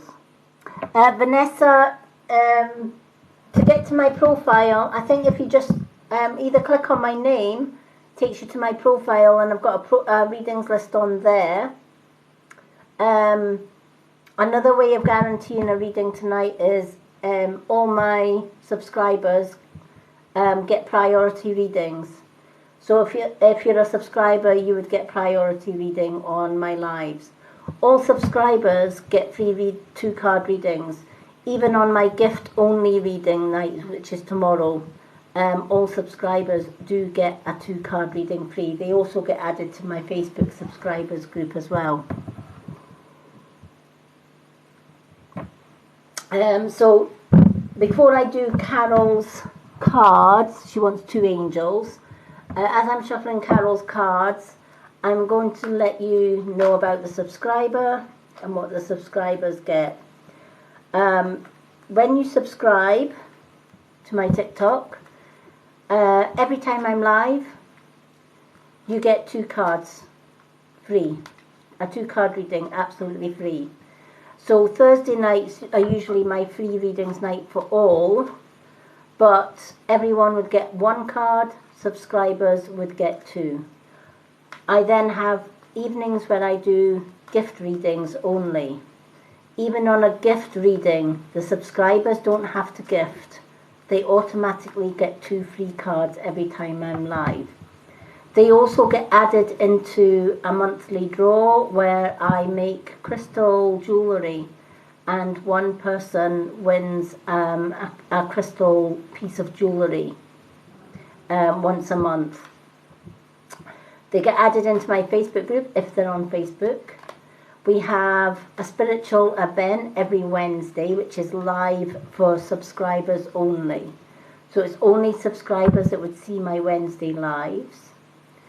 On a Sunday, I do another subscriber-only live, and it is a spiritual development class. So if you're looking to develop your spiritual skills, reading skills, learn about dowsing, herbs, etc., then all subscribers get entry into that live Sunday development class, which is every Sunday here on TikTok. So they do get a lot for their subscription. Okay, let's pick 2 angel cards for Carol.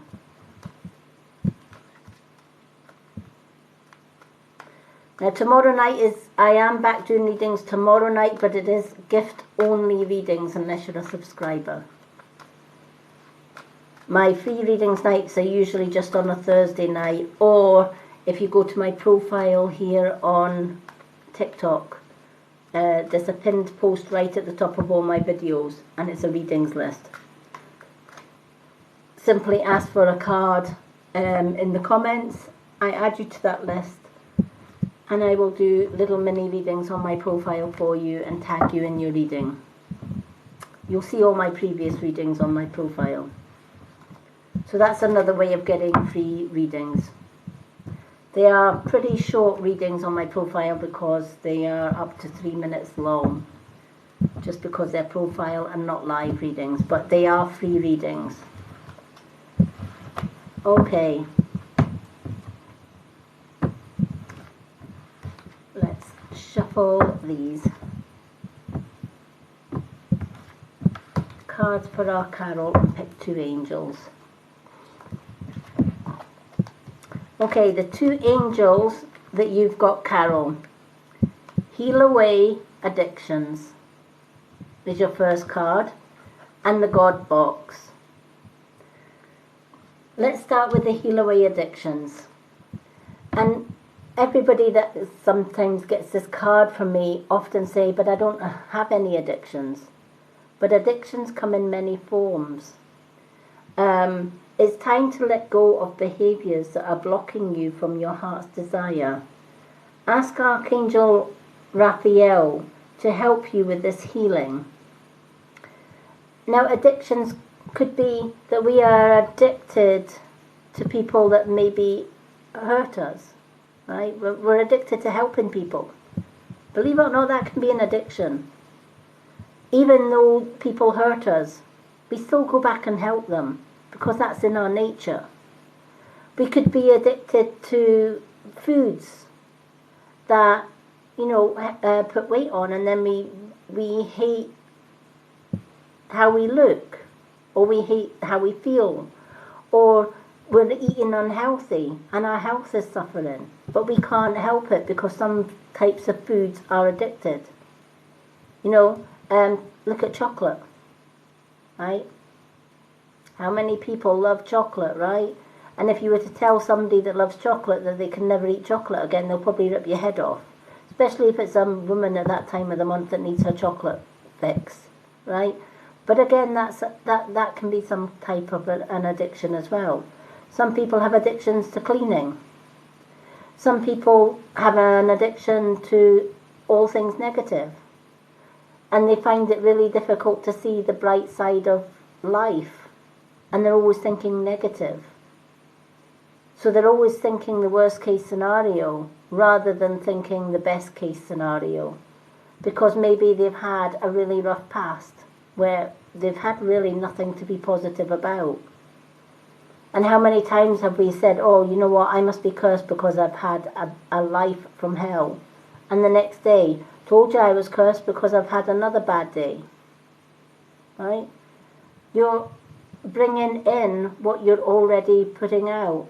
You're telling the universe, I'm cursed, I'm having a bad day. So the universe gives you more bad days, and more bad days, and more bad days.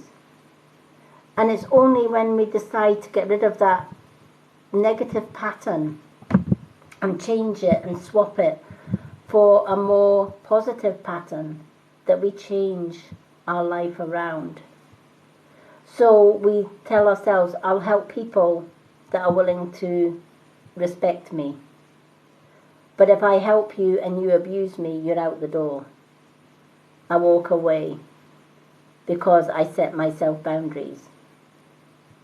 If you drain my energy when I'm trying to help you, I'll walk away. If you hurt me, I'll walk away. You know, if I want to change my body shape or whatever and I want to lose weight to be more healthier, I'll find something to replace the chocolate with that is a little bit still tasty, but it's healthier. So it's changing our routines, changing our habits in order to heal. Even if that habit is walking away from a narcissistic person, it becomes a habit because we are trained by the narcissist or the control freak, whoever they are, that nobody else will listen, nobody else will love them as much as they love us, and that they're better with them than they are with somebody else, to the point where we believe that. And it becomes a place where we think this is my lot, this is all I have to look forward to, until somebody comes along like myself and tells you no. There are people out there that are going to love you for who you are, and you don't have to be controlled by anyone. You're the driver of your own destiny. It's your life. You decide which direction you're going to take that life. And that may mean healing away old habits, healing away old trains of thought that held us tied up. Hello, Janae. Yay, hello. I hope you're feeling good. Anika M subscribed. Welcome, Anika M.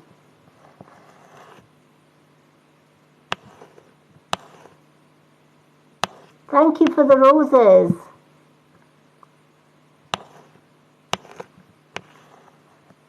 Okay, Anika M, I'm going to put you on my list before I forget, because you've subscribed, and you'll get 2 readings tonight, even though the list is closed.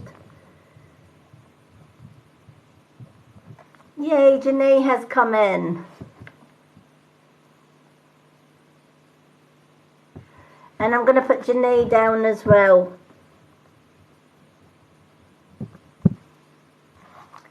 Now, I know that you're not feeling too great, Janae, so if you don't want to moderate tonight and you just want to take a relaxing seat, that's fine. If you want to moderate, let me know and I will keep you up to date with the list.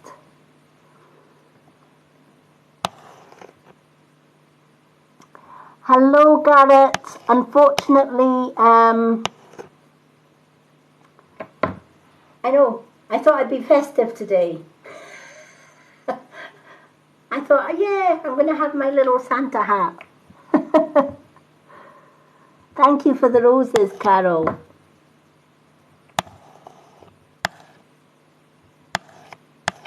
Oh, thank you for the likes.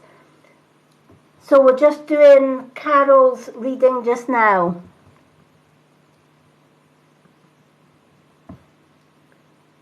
But if you're wanting just to relax tonight, Janae, just let me know. The readings list is closed after Janae, folks. Because we have got a full readings list.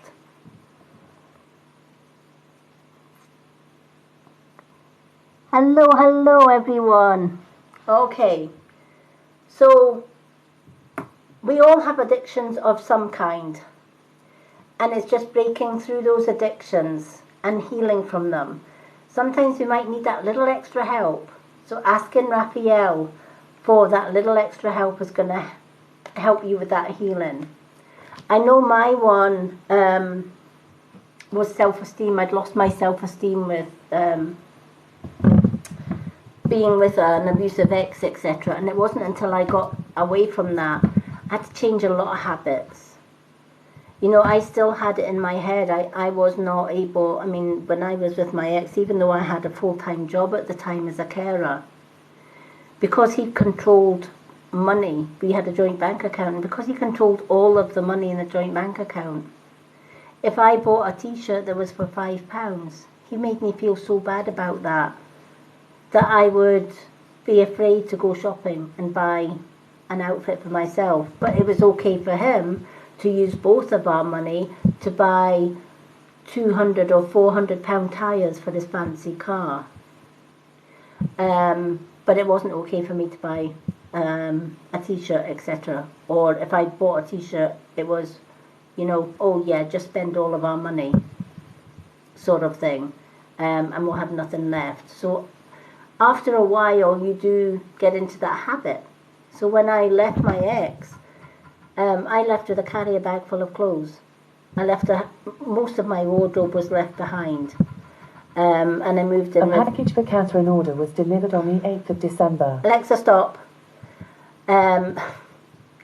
Alexa just decided to tell me about my Amazon parcels.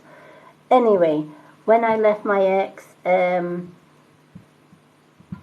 I left with a bag full of clothes. Just one carrier bag. And I remember my ex said, that's not going to get you very far. We need to take you shopping for new clothes. And even though I was still in a joint bank account at that time, because I just left my ex, he says, let's pick 7 outfits and try them on. So I tried the 7 outfits, and they all fitted, and I put 6 back on the rack. And he says, what are you doing? Do they not fit? And I said, oh yeah, they fit, but I'm only allowed 1 outfit. And he said, who said that you're only allowed 1 outfit? Because you get into this mindset that if you do run out of clothes, your ex is telling you can buy an outfit, but you can only buy 1. And he says, no, he says, go and pick those other 6 back up. It's your money. He reminded me it was my money as well as my ex's. I worked darn hard for it. And, you know, why shouldn't I spend it? Eventually I got out of the joint bank account. That was a struggle because my ex was refusing to let me come out of that as well. So there was a fight for that. But I eventually got my own bank account, and I eventually had to relearn that it was okay to spend money. It was okay to buy clothes if I needed clothes. So addictions come in all different shapes and sizes, and it's learning to heal from that. It's learning a new mindset is the message of this card. No problem. Well, the reading list is closed just now anyway, Janae, so it's fine. You just put your feet up with a cocoa and relax. I'm so glad this one resonates, okay? It's time to heal away from that, because we get stuck into a mindset, and people don't see that as an addiction, but it is. You know, anything that we find difficult to get out of, even our train of thoughts, right? So even if we think negative things are going to happen, chances are that's exactly what's going to happen because we're putting a negative spin on it. But if we change that and we turn around and say, no, I'm not going to accept that I'm going to have a negative day. I'm going to accept that I'm going to have a positive day. And I will. And it's a case of we have to work really, really hard to get rid of those addictions, to get rid of those mindsets. And if it's a food addiction, you know, telling somebody that has an addiction for chocolate, etc., it's hard to say you can't have chocolate. But I remember years ago when I was unhappy with my own weight.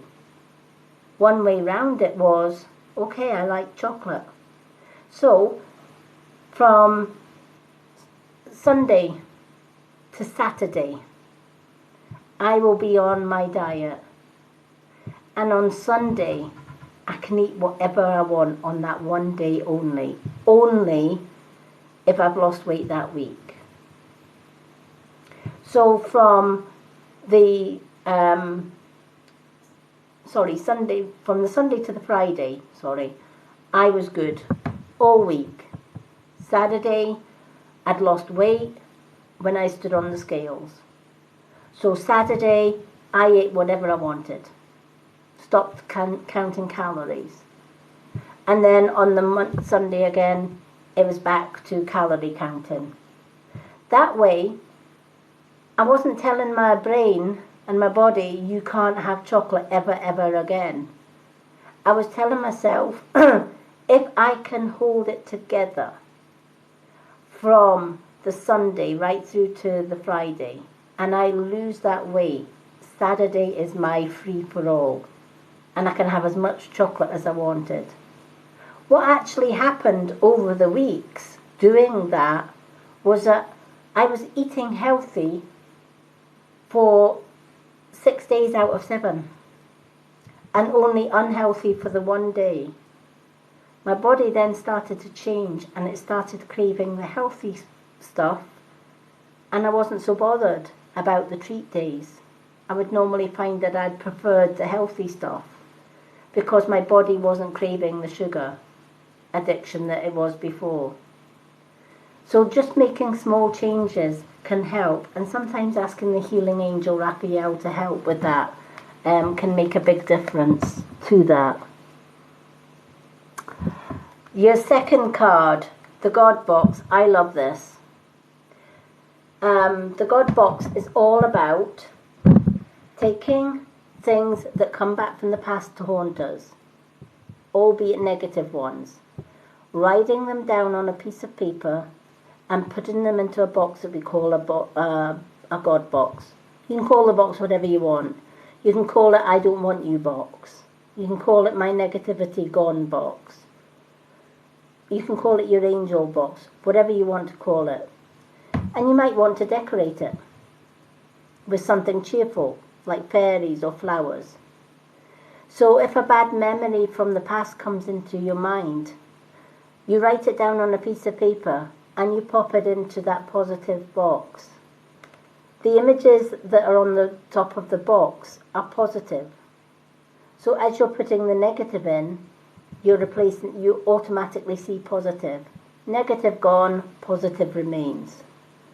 Once the box is full, you burn the contents. You empty the box, put all the pieces of paper onto a bonfire or into a flame-proof dish, and you burn it.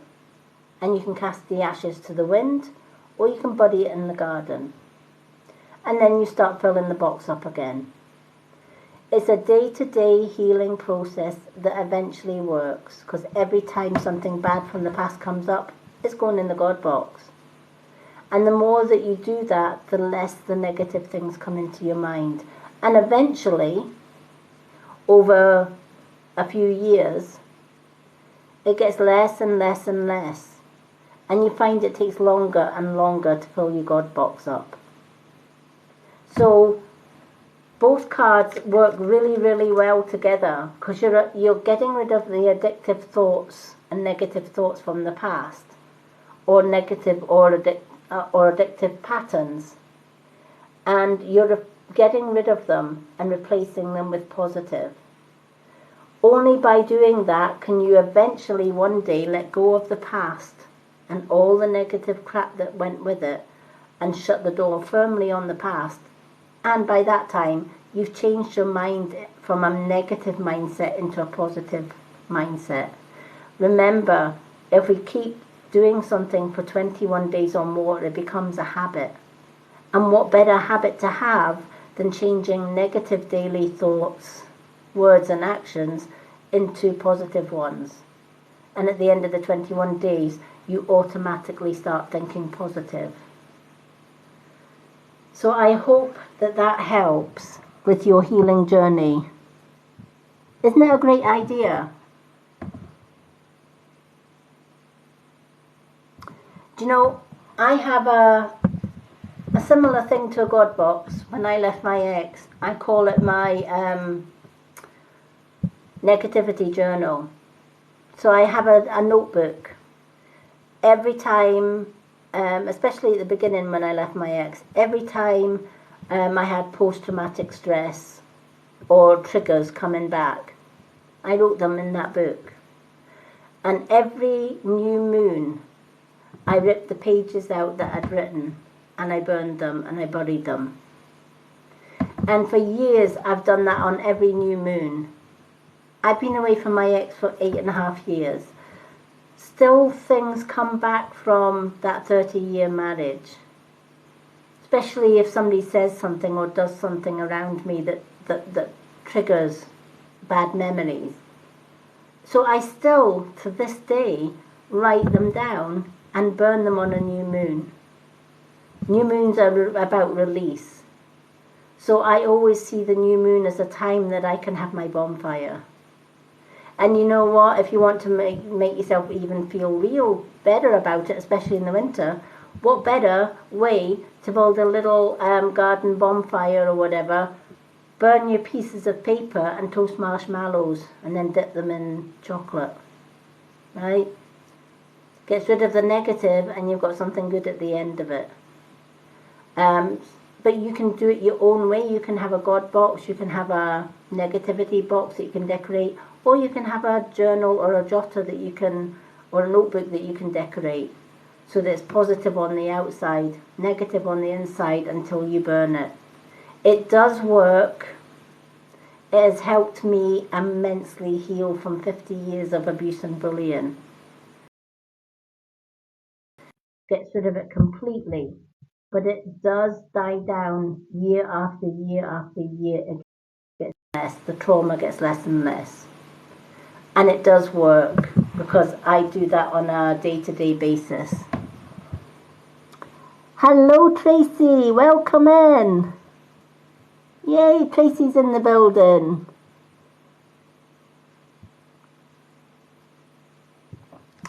Yay. Okay. So, I hope those 2 cards have helped, Carol. And of course, if you ever need a friend to talk to, just message me anytime. I'm always there to help.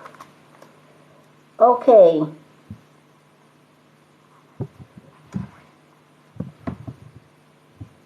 Hello, oh Nikki.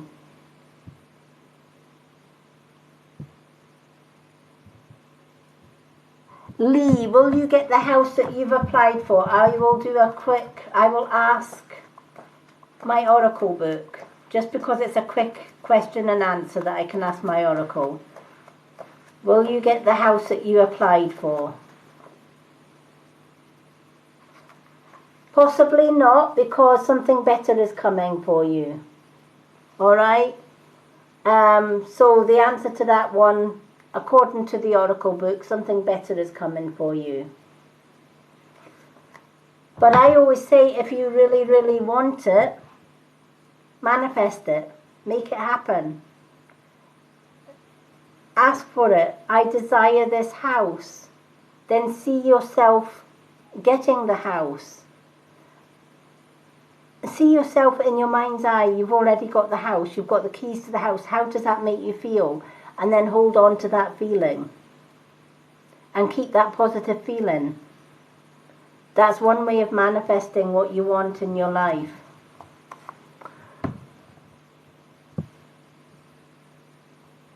Okay, I'm going to do some readings before we do any more answers and questions, because we do have 6 names on the list that I want to try and get through the readings. And then if we've got any time in between, I will do a few questions and answers. Okay, do we have Jude? Do we still have Jude? Because Jude is next on the list.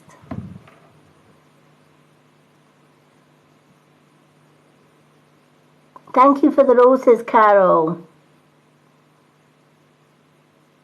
Yay, Jude, what card would you like? An angel, or would you like the Witch's Tarot?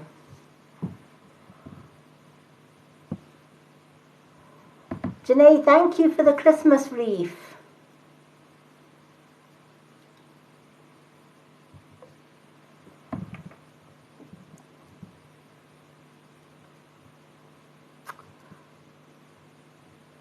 Oh, wow.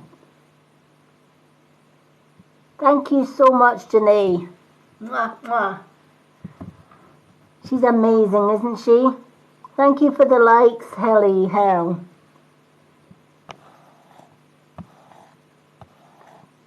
Oh my goodness, I am getting angel cards for Jude. I am getting spoiled today. Thank you everyone for your gifts and the likes and the follows. You're all amazing. Thank you so much, everyone. Oh, Magic Elf. I love that. Magic Elf Dust. How cool is that? Yay. I love that. Magic Elf Dust.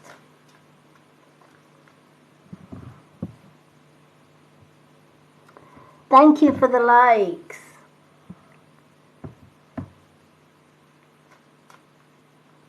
Okay. Let's shuffle these angel cards for Jude and see what the angel cards have got to say for Jude.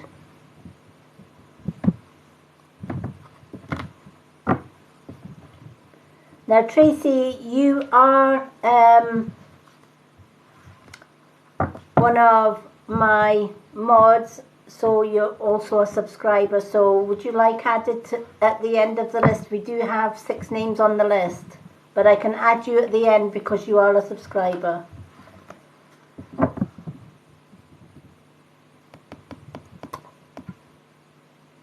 Thank you for the little elves. Love it. Must be the Santa hat. It's bringing everybody's Christmas spirit into things. I thought, you know what? I'm not coming on live without my little Santa's hat. So my little Santa's hat got put on today. And you know, the Santa, you can't have a Santa without an elf. So thank you, Janae. Jude, you have got release. Okay, you've got the release card. Work with Archangel Michael to let go of what no longer serves you or your purpose. When release cards comes into anyone's reading, the first thing that I'm told from loved ones in spirit is, 1, life has not been a bed of roses for you. You're holding on to something from the past.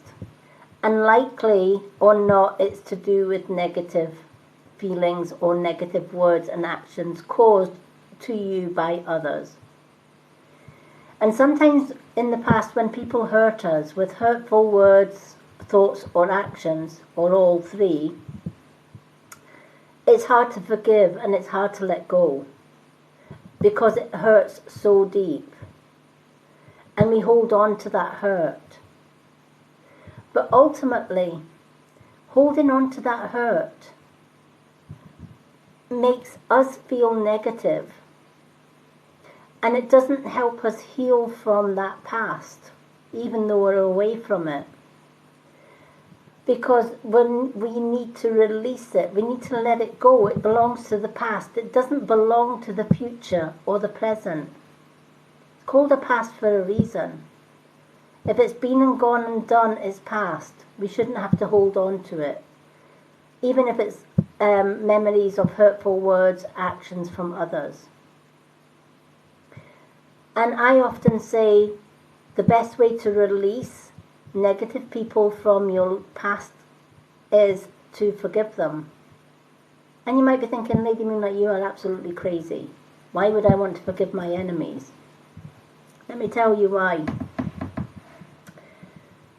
When you hold grudges and you hold on to their hurt, even though they're not in your life anymore, they have control of your mind, right? And the more you hold, and the longer you hold on to that thought, and the longer you hold on to that grudge, the longer they control your life. That's exactly what they want. So the point here is to release them and give them what they don't want, i.e. your forgiveness. Now that's not to say you can't forget, or you shouldn't forget, right?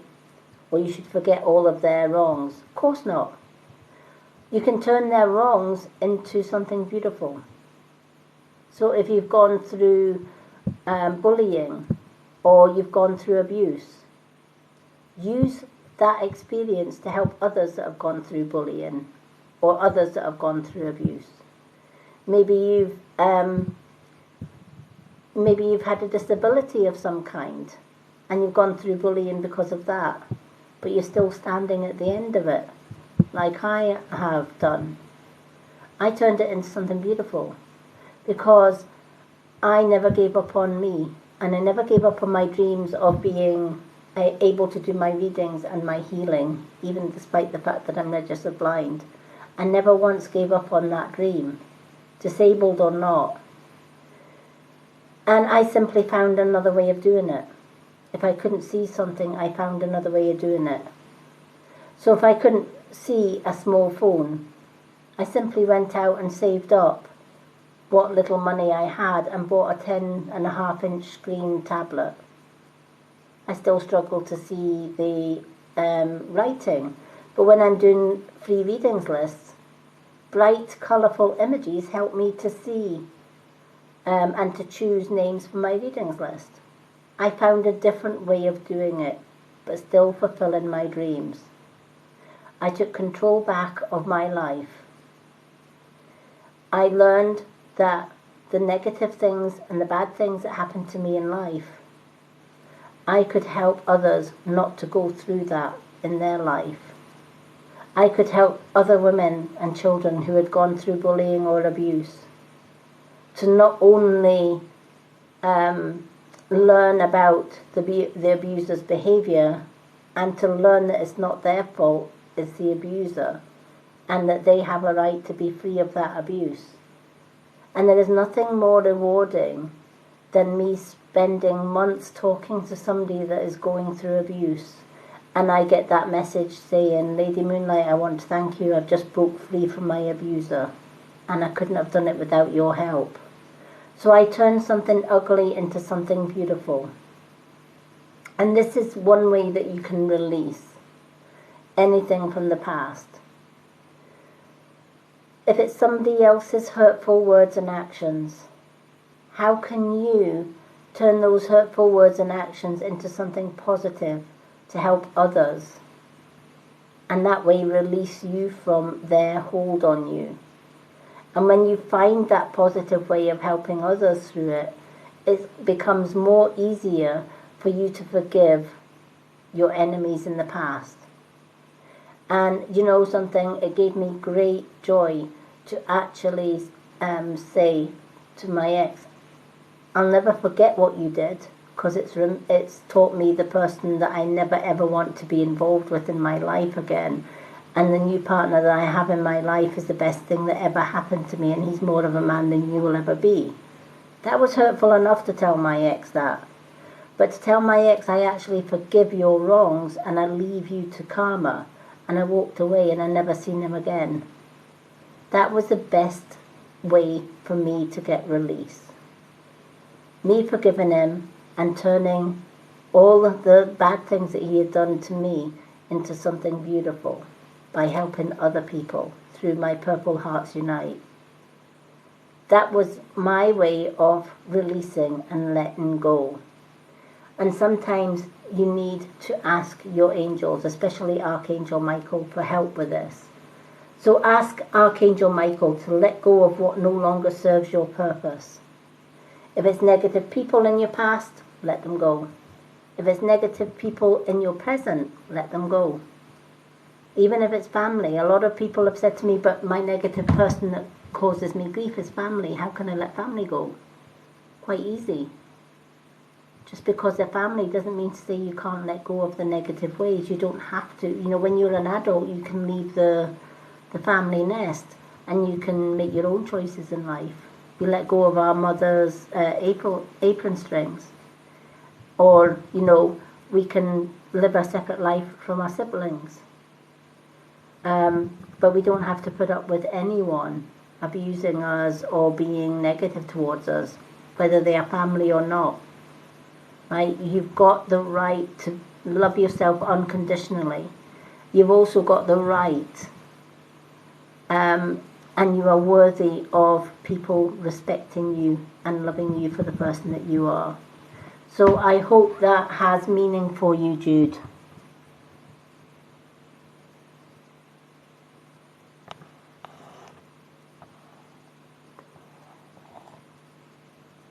Yeah, or you can block them.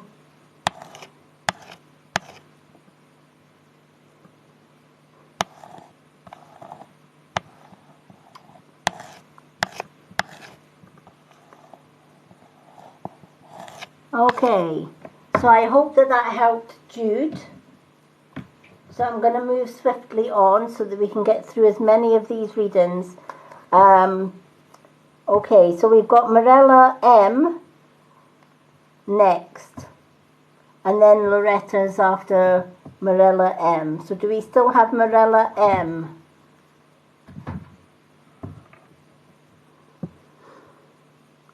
Hello, Elaine. Welcome. Yay. What card would you like, Morella? Angel or Witch's Tarot?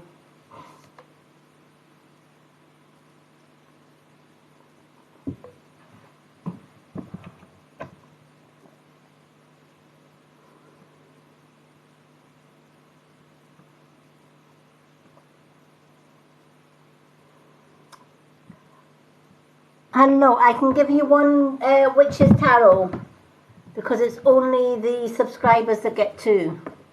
But I can give you one Witch's Tarot.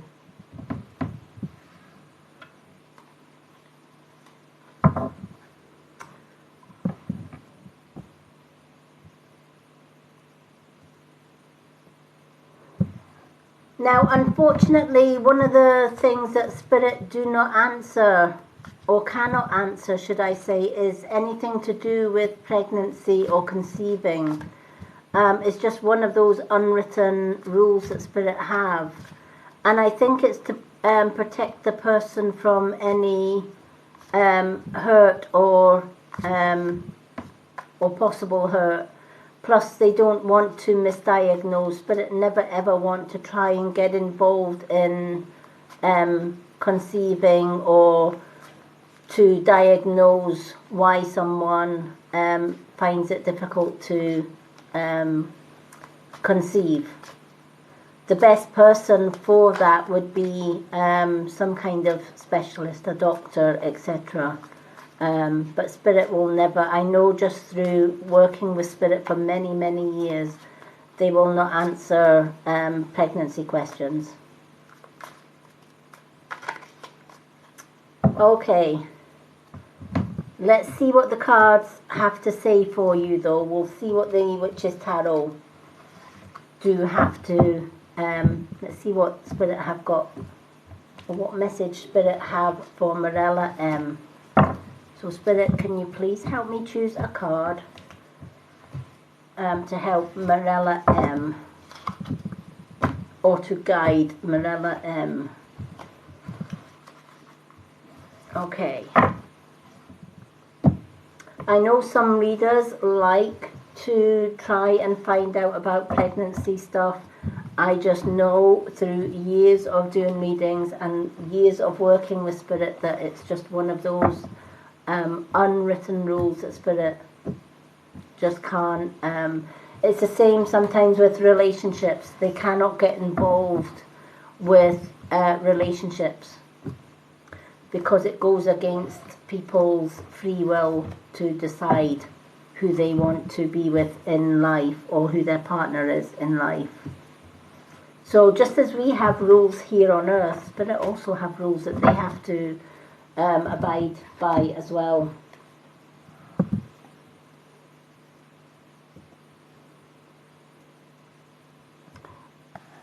Ah, it doesn't have your...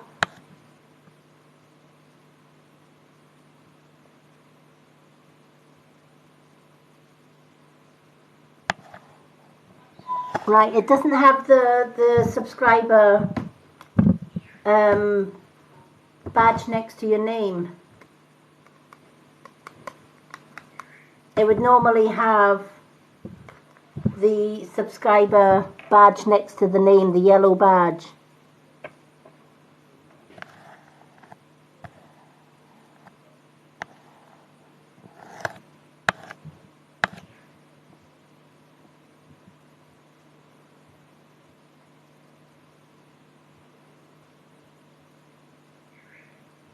Okay. Like, if Janae speak, I don't know if Janae's still with us, but when Janae comments, Janae's a subscriber and Janae has a little yellow subscriber badge next to her name. Same with Carol Murphy, who we just did. She has a yellow badge. It's TikTok's way of letting me know who subscribes. They have a little yellow badge. But I am going to give you the one card. The Earth Mother is your card. Alright? Sometimes when we are unhappy with our health or we have blockages of any kind,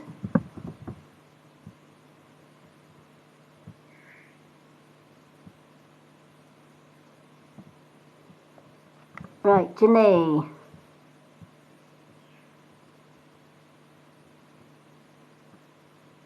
Yeah. There you go. Yeah, it's got a moon and cat. So it would have, like, Janae's got the moon and cat next to her name. So when every time Janae comments, it's got a moon and a cat. That tells me that that person's a subscriber. Thank you, Janae. Okay, so the card is the Earth Mother. And the Earth Mother is Mother Earth, right? She heals all of us. And give me 2 seconds. I'm just going to quieten my birds down because they are getting a little bit noisy.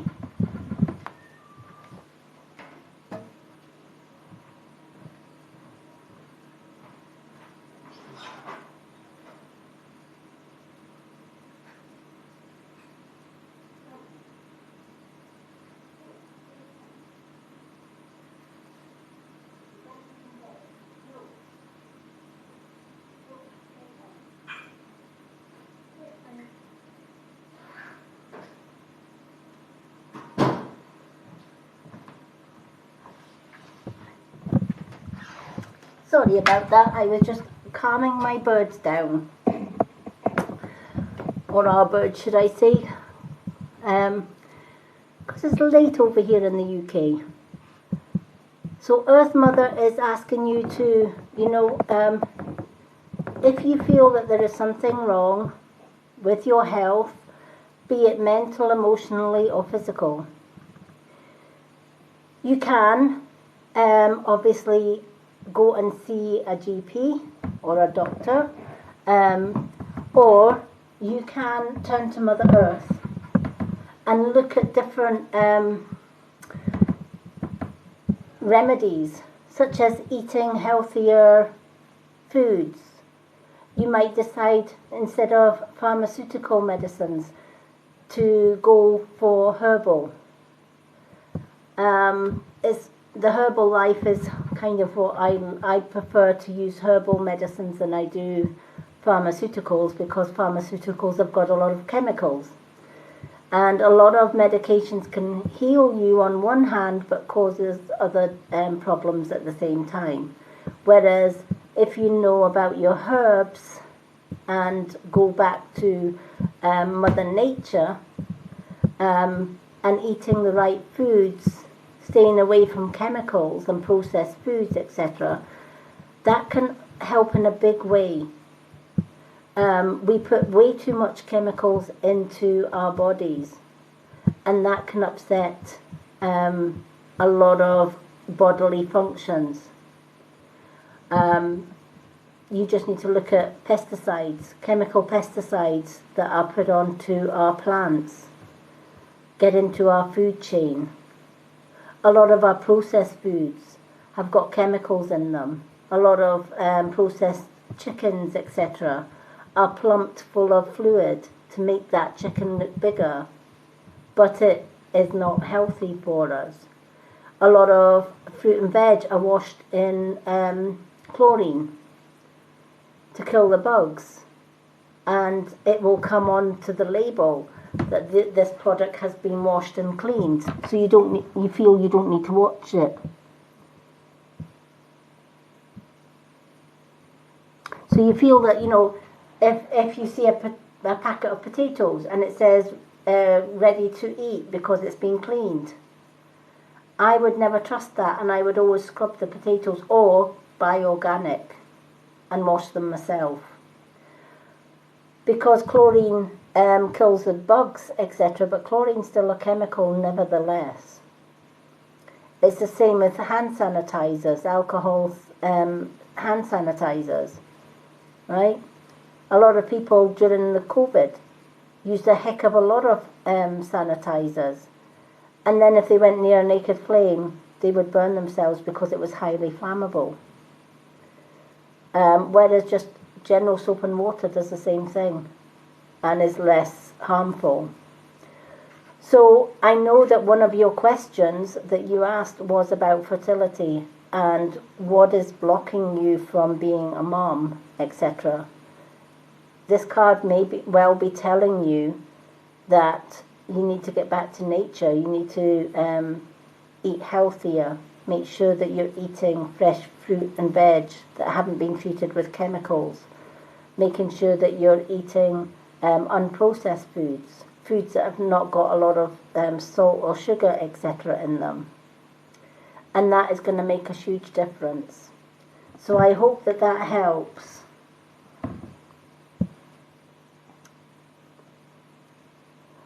Hello everyone that's just come in, welcome. Unfortunately, the readings list is closed, but you're more than welcome to stay and listen to the rest of the readings. Okay, Loretta.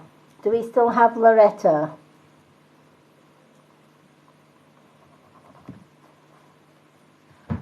Loretta is next on my list. Angel for Loretta. I love the purple hearts. Thank you, Loretta. Okay. Let's shuffle these cards.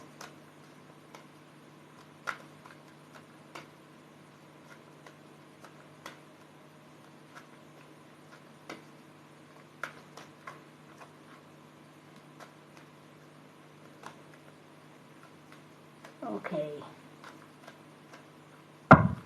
Thank you to everyone for the likes, the follows, and the gifts. You are all amazing.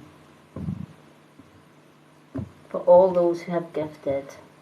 Even though it's a free readings night, I do appreciate everyone that has liked, shared, and commented, as well as gifted. It means the world to me, and you are all amazing. So thank you so much. And thank you to everyone that subscribed as well. Okay.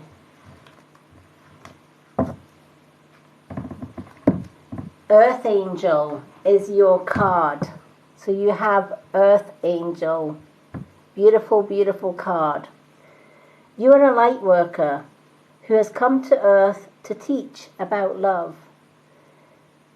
You follow the spiritual path, or at least if you don't, this card is asking you to turn to the spiritual path, because your given life path that has been set for you in this lifetime is to teach the spiritual path, to heal, to lead with love and light. If your personality is the type of person that can easily sense somebody that's negative, i.e. you go into a crowded room and you don't know who it is, but there is somebody negative in that room, to the point where you feel you have to leave because you can't be around that energy. Large crowds might be something that you're not comfortable in, if that makes sense. Hello, Donna. And hello, Crystal Moon. Lovely to see everyone. So a lot of empaths are earth angels. We seem to know good people and bad people just by being in their presence.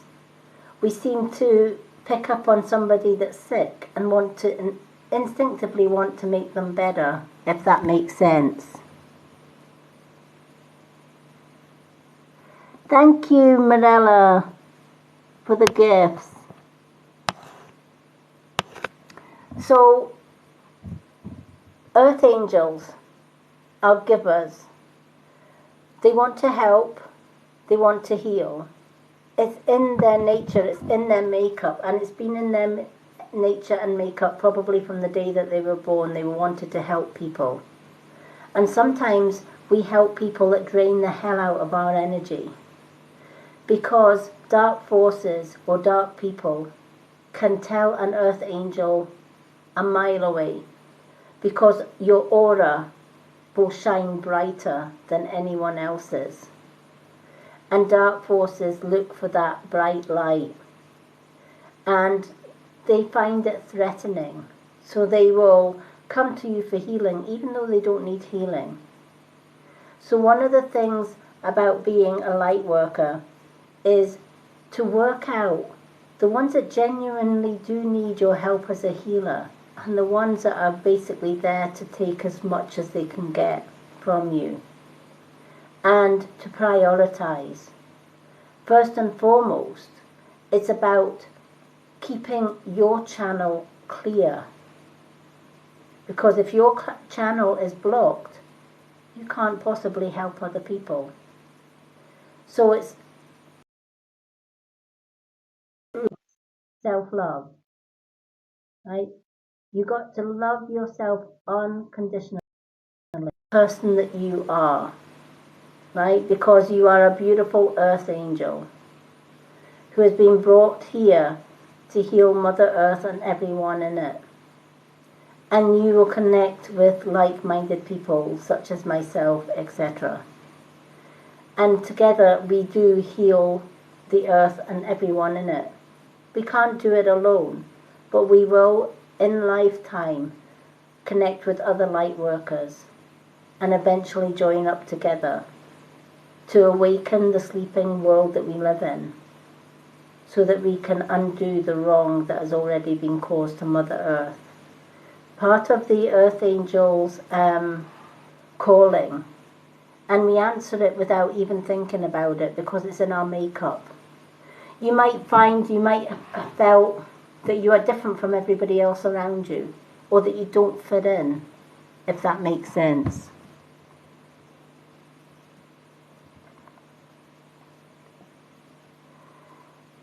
Oh wow, Donna Lee subscribed, and you're the 24th subscriber, Donna Lee. Yay! That is awesome. Okay, I'm going to put Donna Lee for a card because she's subscribed.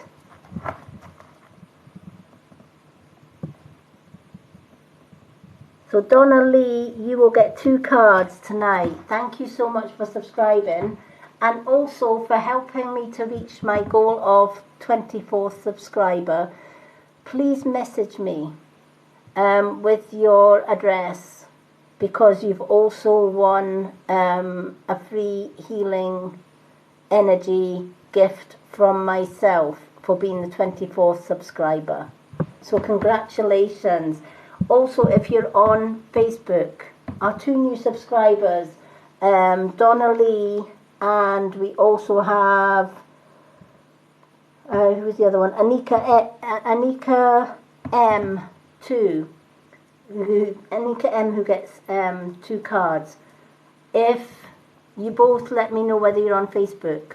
If you're on Facebook, you can join my subscriber group as well.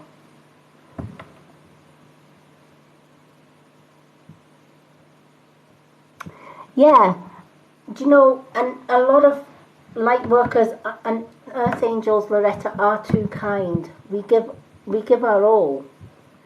But what we do learn in the end is to set boundaries. We've got to. Because if we don't, we drain our own energies, and then we're no good to anybody else.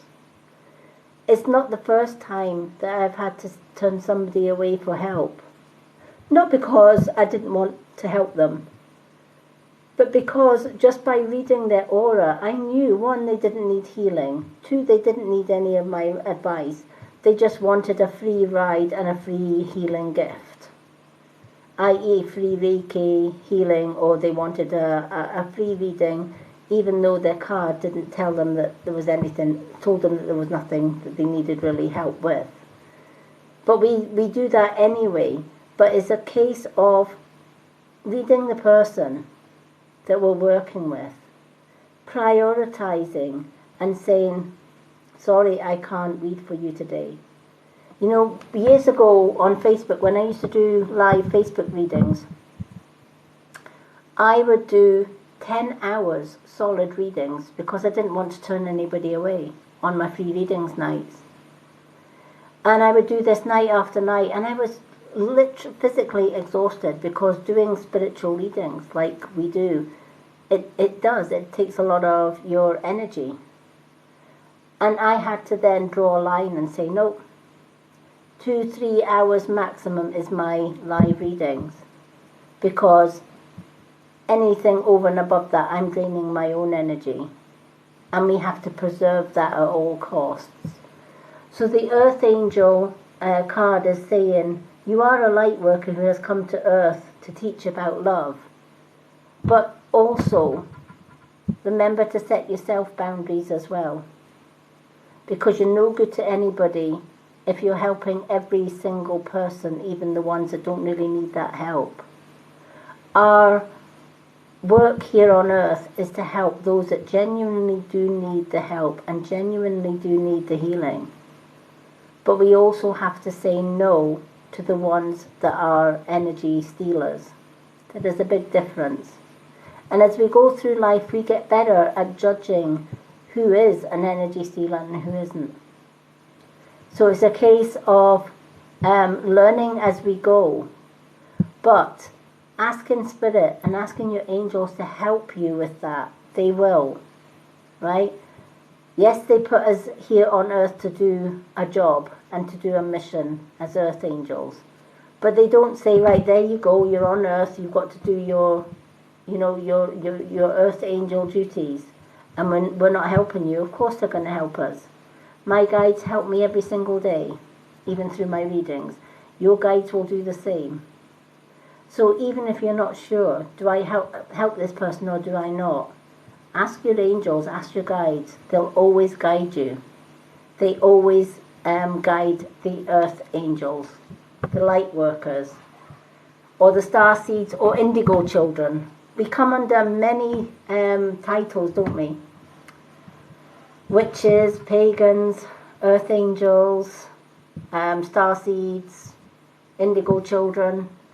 It's all the same. We are all universal beings living a human existence for the better of Mother Earth and all that is.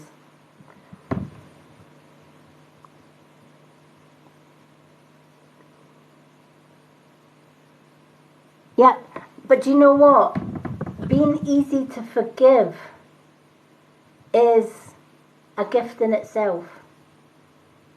Because many people that are not light workers, it's one of the gifts that they find really, really hard to do is to forgive. Even those that have done us really, really wrong. But light workers find it so easy to forgive. And that's because we know that holding on to grudges doesn't serve our purpose. We don't work with grudges. We don't work with hate. We don't work with negativity. We don't work with holding grudges. But we do work with unconditional love. And we do work with forgiveness. And we do forgive and walk away and leave universal karma to do the justice side of it. Because it's not our job to judge people. It's not our judge to be judge and jury. That's not what we're here for. We're here to learn, we're here to teach people about love and light, forgiveness and healing and moving away from the negative. That's what we're here for. And many light workers find it so easy to forgive those that wrong us because we don't own that hurt. We let it go. And that's exactly one of the things that, I forgive a lot of light workers to begin with early on in their journey will say, I can't be a light worker because I forgive everybody. That's exactly why you are a light worker, because you forgive everybody's wrong actions, because you know that there is a bigger force than us that is going to come and deal with their actions. We don't have to go down to, we're not the judge and jury. The universe is the judge and jury of it all. We're just here to show a different way. We're here to show love, compassion, healing. We're not here to teach others to be revengeful, to be hateful, or to be spiteful. And that's why if we ever get abused as light workers, etc., we find it so easy to forgive those that have hurt us because we just walk away from it. We don't own any of it because we know that when we walk away from it, then the universe has them to deal with. So you are definitely an earth angel.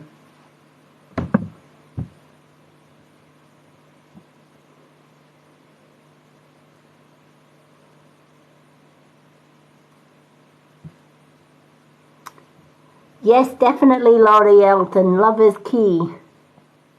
Yet negative, yeah.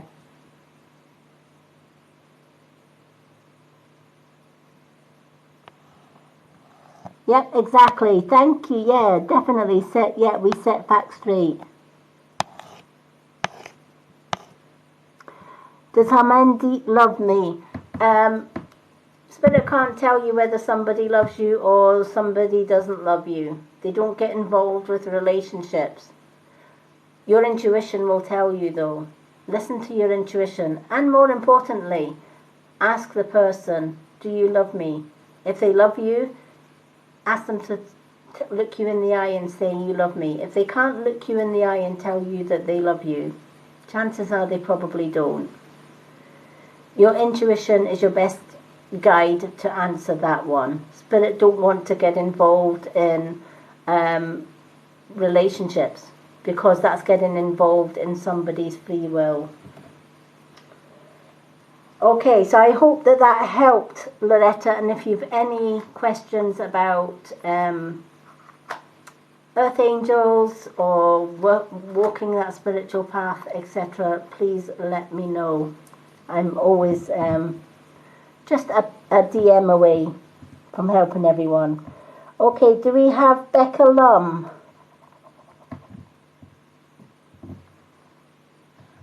We've got Becca Lum next on the list.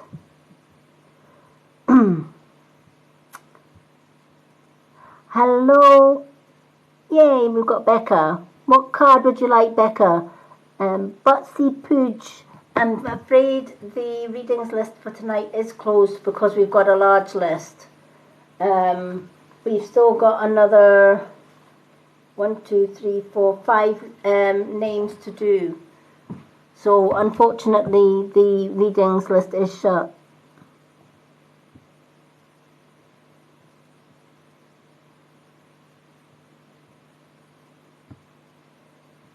Oh, Anika M, you get 2 cards anyway, sweetheart. You don't have to ask a question. You get 2 free cards for being a subscriber. So when it's your turn, you can choose 2 angel cards or 1 or 2 witch cards or 1 of each. You still get your 2 cards, honey. Angel for Becca Lum. Okay, let's pick an angel card for you.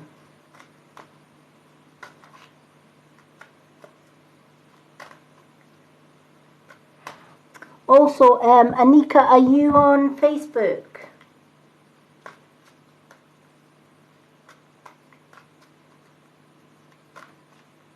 I don't know if you're on Facebook.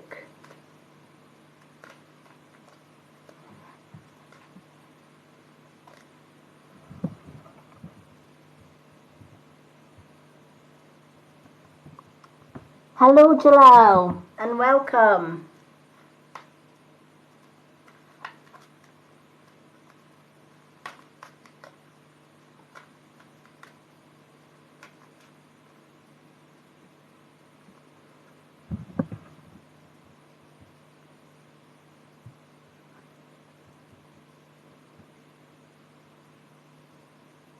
Okay, if you go to my profile, Anika, I've got a website. If you click on that website and you scroll to the left on the website page, it has all my social media links. Look for the Facebook, the Mystic Witch subscriber group and click join, and I'll add you to my subscriber group on Facebook. I'll still choose a card for you. If you don't know which card you would like, I can always just choose 2 cards that come to mind for you tonight. Because you did subscribe, you are entitled to get 2 cards tonight. Okay, let's pick an angel card for Becca.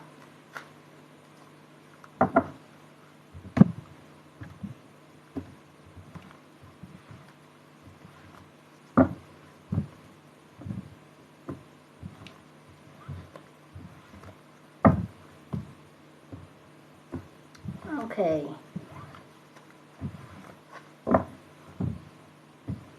Same with, who was it that subscribed? Donna Lee. If you're on Facebook, go to my website and join my subscriber group, and then I can add you to my chat group as well.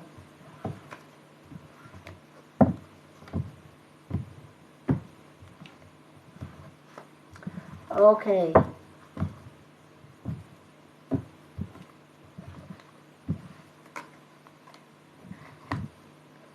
Yours is the throat chakra.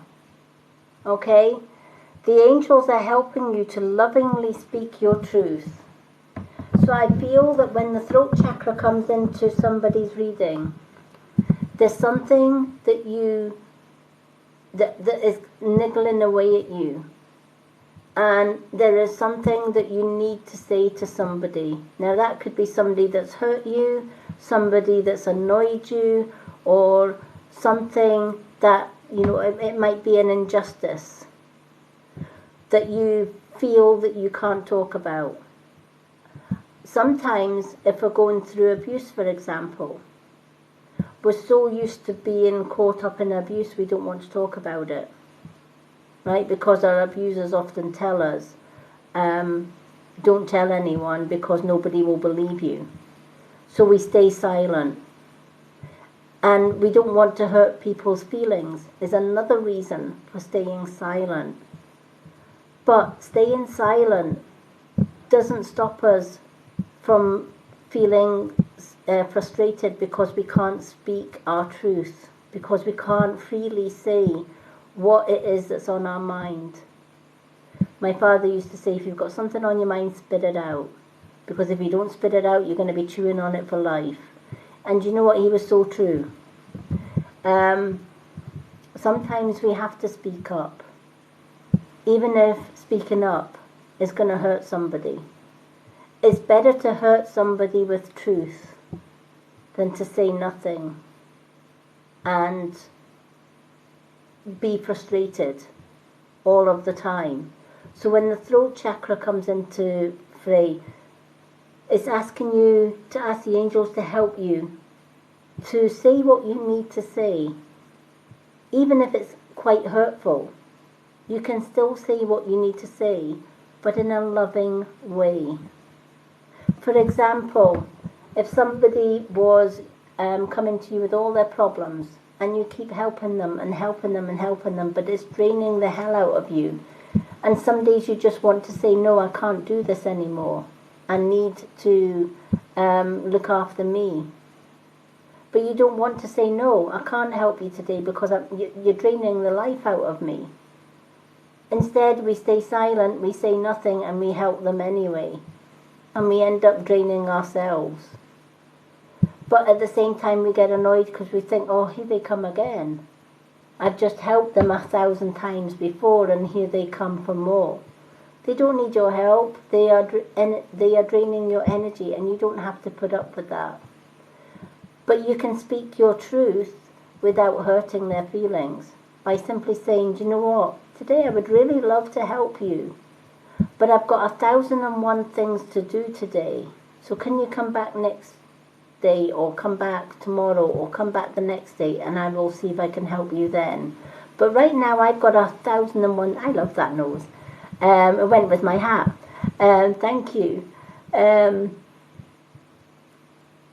sometimes we just have to say, not today. Maybe tomorrow or the next day, but right now I've got to put me first. I've got to put me first. I've got to put my family first. And that's not being nasty. That's not being unkind. That's setting boundaries and speaking your truth. And also, if it's somebody that's hurting you, just say to them, if you're going to come to me with negative words or actions, then I'm not listening. I don't have to stand here and listen to your abuse. And I choose to walk away. Again, that's not being nasty. That's you speaking your truth to say, no, I've set myself boundaries. I will help those that want help. But if you disrespect me in any way, shape or form, don't come back to my door and ask me for help, because the door will be closed. I will help you if you respect me, just as I respect you. That's not being nasty, that's speaking your truth. And once we learn that we can speak our truth, but in a positive way rather than a negative way, you're not going to be so frustrated, if that makes sense. Thank you for the reindeer. And the likes, everyone. Thank you so much. And the hand hearts. I love all the gifts. Thank you so much. Hello. Unfortunately, the readings list is closed. Yes, of course, you can ask any question, Becca. The readings list is closed for tonight because we have got such a long list. I am back tomorrow, though, doing some gift readings. Free readings nights are always busy, so to be able to get a free reading on my free readings list, you need to really be here right at the beginning to get some of the readings, because the readings are so full. But I am back tomorrow evening doing gift only and subscriber readings, and I'm also got a readings list on my profile. when I'm not doing a live, I do profile readings from my profile list. So if you'd like a free mini card reading, please go along to my profile here on TikTok. And if you go to the top of my videos, I've got a pin post called Readings List. And just comment card, please. I'll add you to that readings list, and eventually I get round that list. And I do little mini readings for you on my profile. They are all free. So, Becca, what is your question?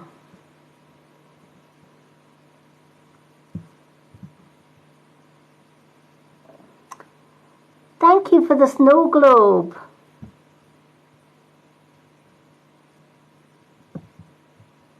Donna, would you like 2 cards? I know my reading list is pretty full, but I can still squeeze you in for 2 cards because you're a subscriber.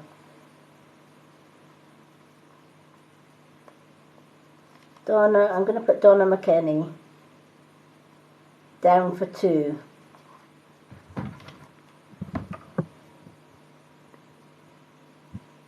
Alright, do you know what, Donna, then? I'm going to still put you down on the list, but I'm going to put you down for tomorrow night, because I'm back tomorrow night. So I'll put tomorrow night, how's that?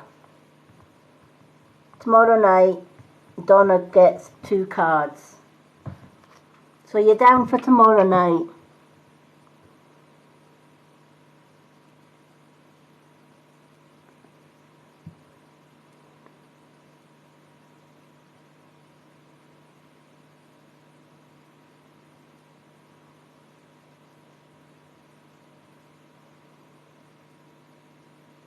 Okay.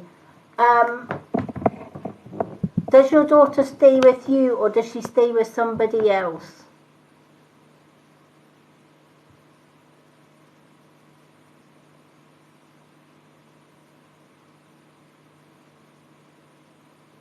Also, is your daughter an adult or is she a child?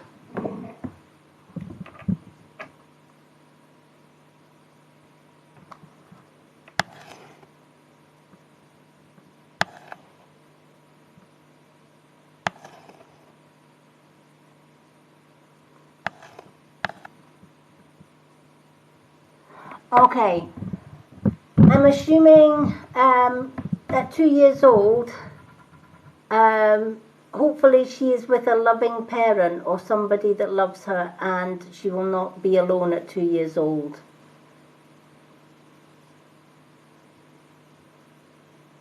If she doesn't live with you and she lives with another parent, etc., if you have concerns that that other person is not the right person, you may need to seek legal advice to make sure that your daughter is going to be safe.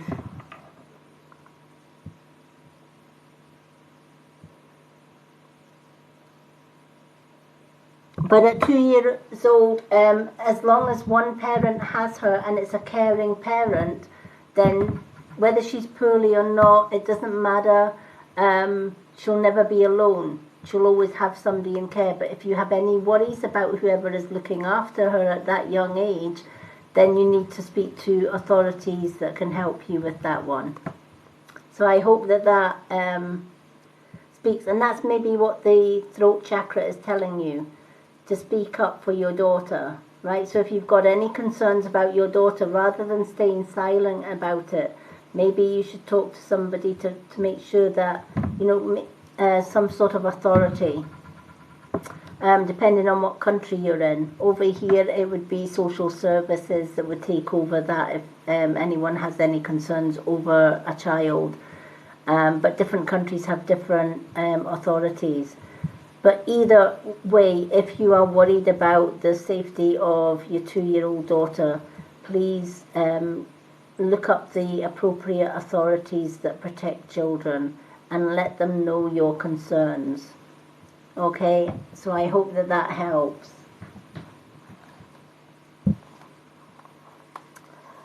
Okay, we're going on to, I'm going to go through these lists to try and get these lists down as quickly as we can.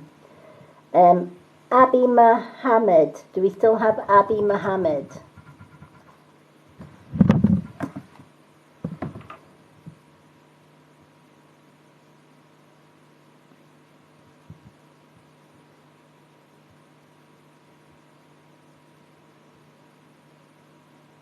Hello, Abby. What type of card would you like? Angel or the tarot?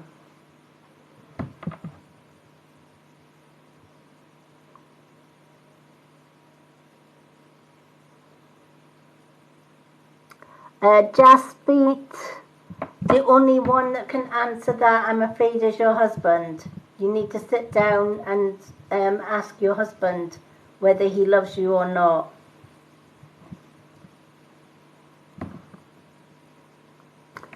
Tarot. Okay, let's pick a tarot card.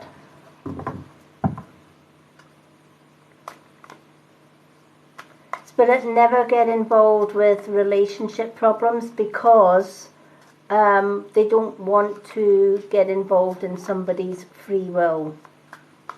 I get a lot of questions as to, can I, cast spells, etc., to make somebody love me, or can you tell me if that person will love me even though they don't love me, etc. We can't do that because it's working with somebody's free will. And it's just one of the spiritual laws that Spirit just do not get involved with. The best advice we can give you is to listen to your intuition.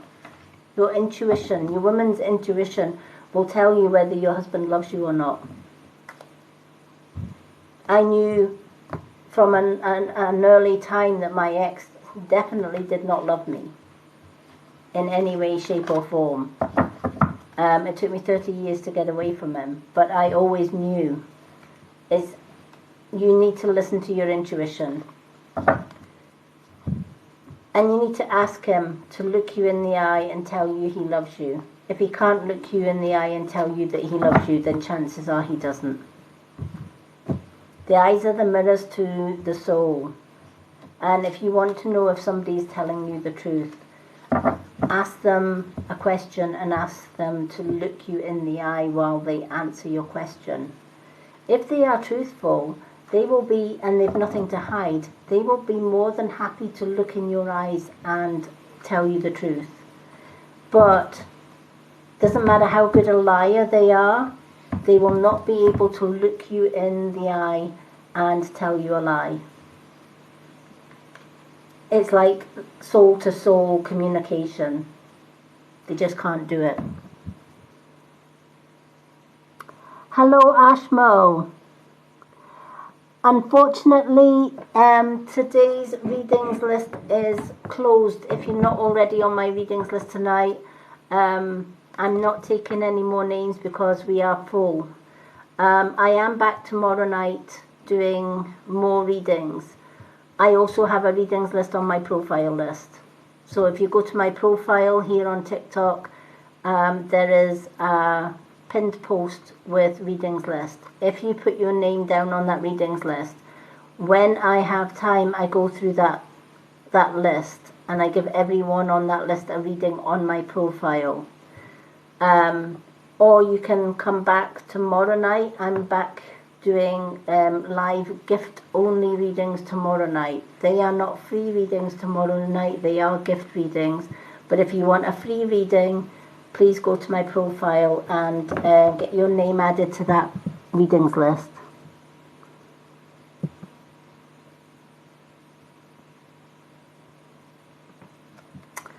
Okay. Thank you, Donna.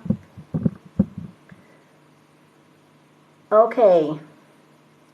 You have got the crone. The crone is a wise leader, or she's often called medicine woman. She's often top of her spiritual path. Native Americans may call her the medicine woman or the healing woman. She may be a shaman. I'm an elder crone traditional witch. So that also means that I've lived this lifetime, but I've also lived past lifetimes as well, which makes me an elder crone.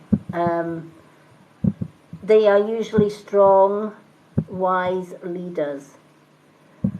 So when the crone comes into your card reading, it's letting you know that you are maybe trying to develop your own religious or spiritual path. Does that make sense? It's like you're on a learning path and you're wanting to get to the top.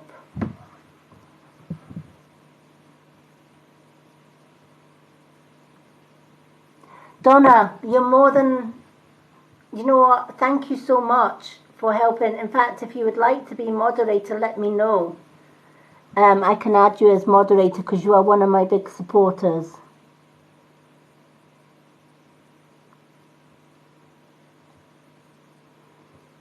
Oh, no problem, Tracy. We're doing good. Donna's helping out here. She's doing a great job. Okay, wait a minute, Donna. Let me make you moderator because you're always so helpful. Let me see if I can just. There we go.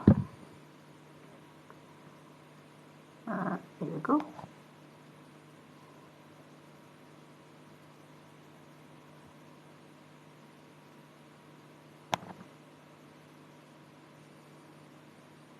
There you go. Thank you so much, Donna. And welcome to the moderators. Donna, are you on Facebook? I can't remember whether you're on my Facebook group.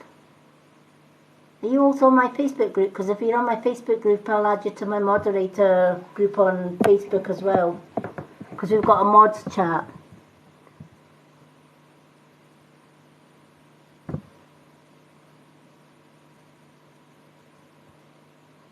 Oh, perfect. Drop me a message on Facebook and remind me to add you to that moderator chat. Tracy, Donna's just joined our moderator group. So welcome aboard. The hot girl coach is Tracy. She's also one of our moderators. Yay, welcome. Okay, so going back to who are we at? Yeah, Abby Mohammed. I don't know if this resonates with you, that you may be trying to go further on your spiritual path. That may mean working with whoever is high up. So for example, if you were following the witch's path, you would go to a crone and you would spend time working with the crone. Or if you were in like a Catholic church, you would be working with a priest or an archbishop or something like that.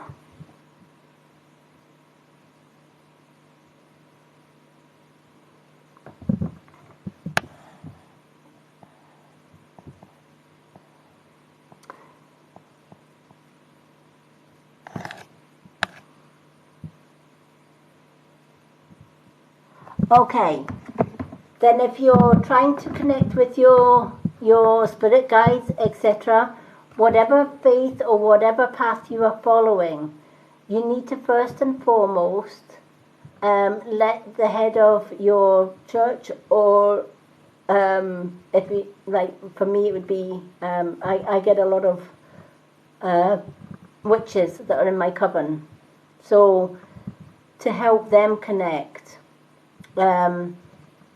If they're following the witch's path, they would always come and work with me. So I would work alongside my baby witches, let's just say. So we have different levels in the witchcraft, which is maiden, mother and crone and elder crone. So the elder crone is the one that teaches and is a guide. You need to find out who your crone is, who your top one is, and you need to let them know that you want to go further in your spiritual path. This is your chosen, let them know this is your chosen path. This is the path that you want to go further on, and can they help you to get there? And can you work with them, and they will help you to get there. Hello, Chloe.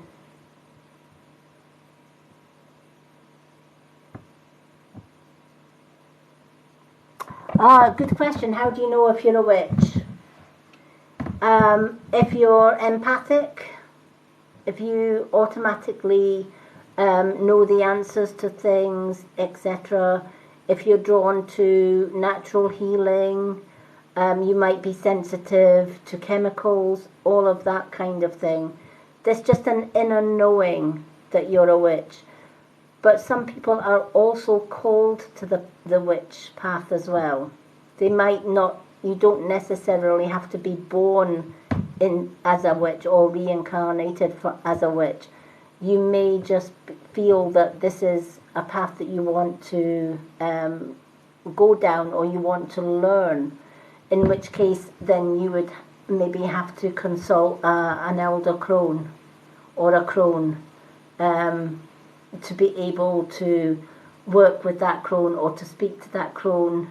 That crone would then give you a time that you can chat to that crone, i.e. such as somebody like myself, if it was a traditional witchcraft. You'd also have to know what type of path you wanted to follow, because there are different traits now of witchcraft. Back in my day, is traditional witchcraft. It was before all the new Wicca stuff come. Now it's like white witch, black witch, hedge witch, kitchen witch, Wicca. There's so many different paths, which can, in my opinion, as an elder crone traditional witch, confuses the hell out of a lot of people. Traditional witchcraft, there is no books on traditional witchcraft. It is passed, the knowledge is passed down from generation to generation to generation in spiritual books called grimoires. So if you've looked at all different types of paths, and the only path that has interest or meaning to you is the witchcraft path, chances are that's maybe the path that you need to go down. But if you've never been called to witchcraft, then chances are you're not. It's just an inner knowing.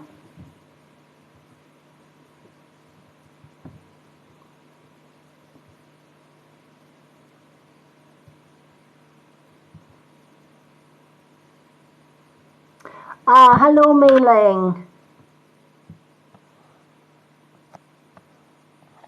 Yeah, if some people already know they're a witch, and that's okay. I have always known since I was a young girl I was a witch.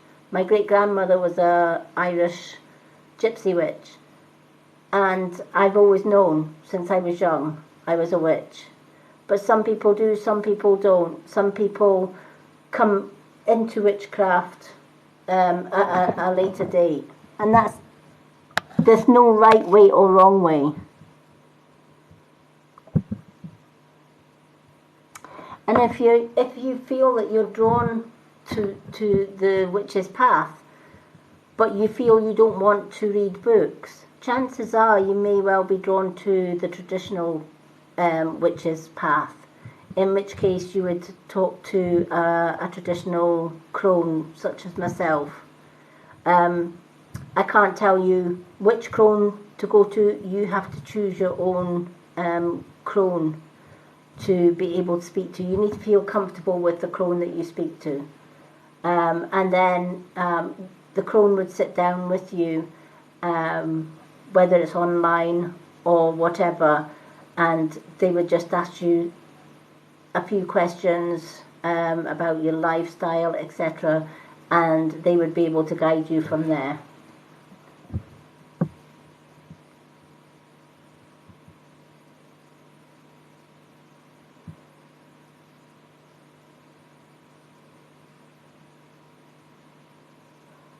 Hello, Anika. My mother read tea leaves and she told me I should never do this. I was never allowed or taught. A crone is I guess if you look at like a church, the best way to describe a crone, the Pope is the head of the Roman Catholic Church around the world, right? So he would be equivalent to a crone, all right? So you would have, he is the top man, right? Top man of a non-Catholic religious, maybe a minister. It could be a priest or a priestess.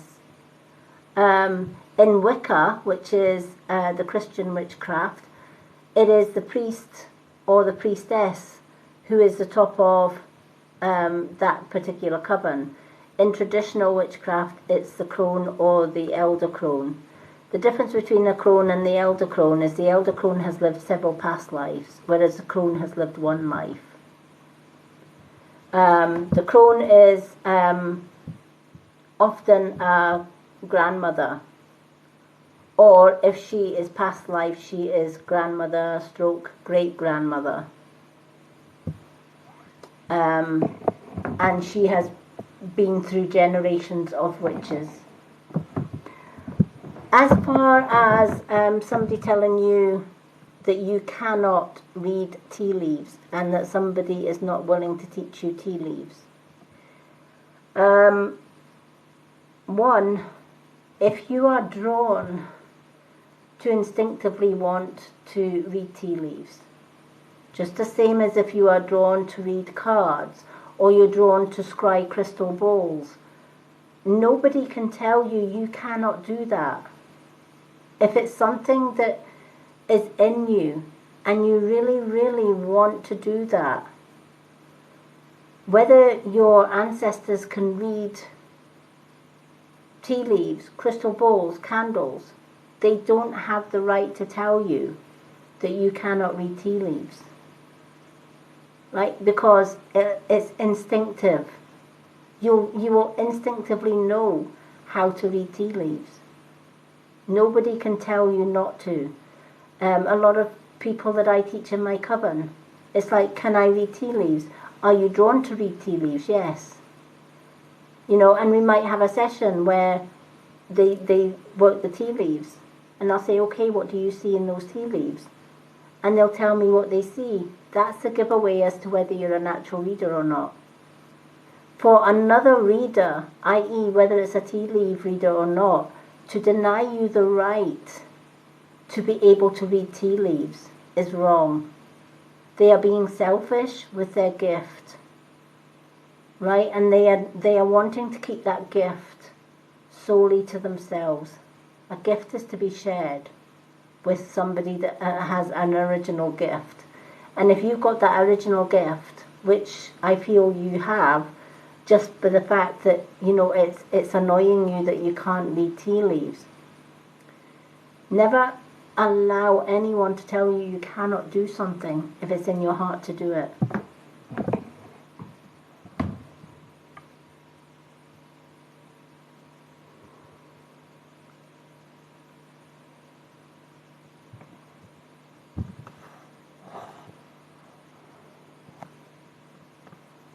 Hello, Blue Madder. I think you're still on the list.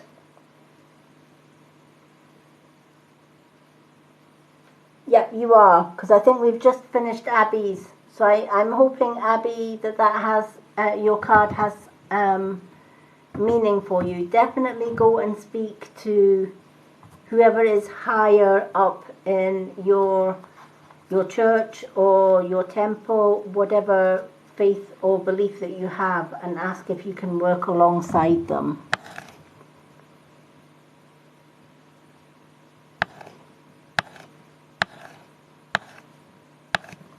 Thank you for the follows, everyone. Okay, Blue Madder, what card would you like? Angel or Witch's Tarot?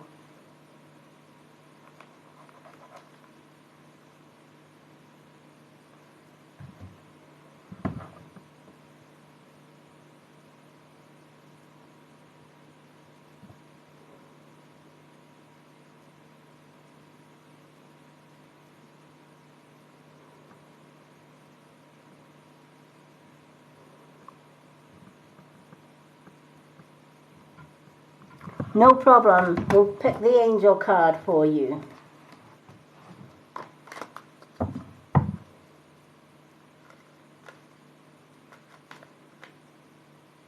Let's pick angel.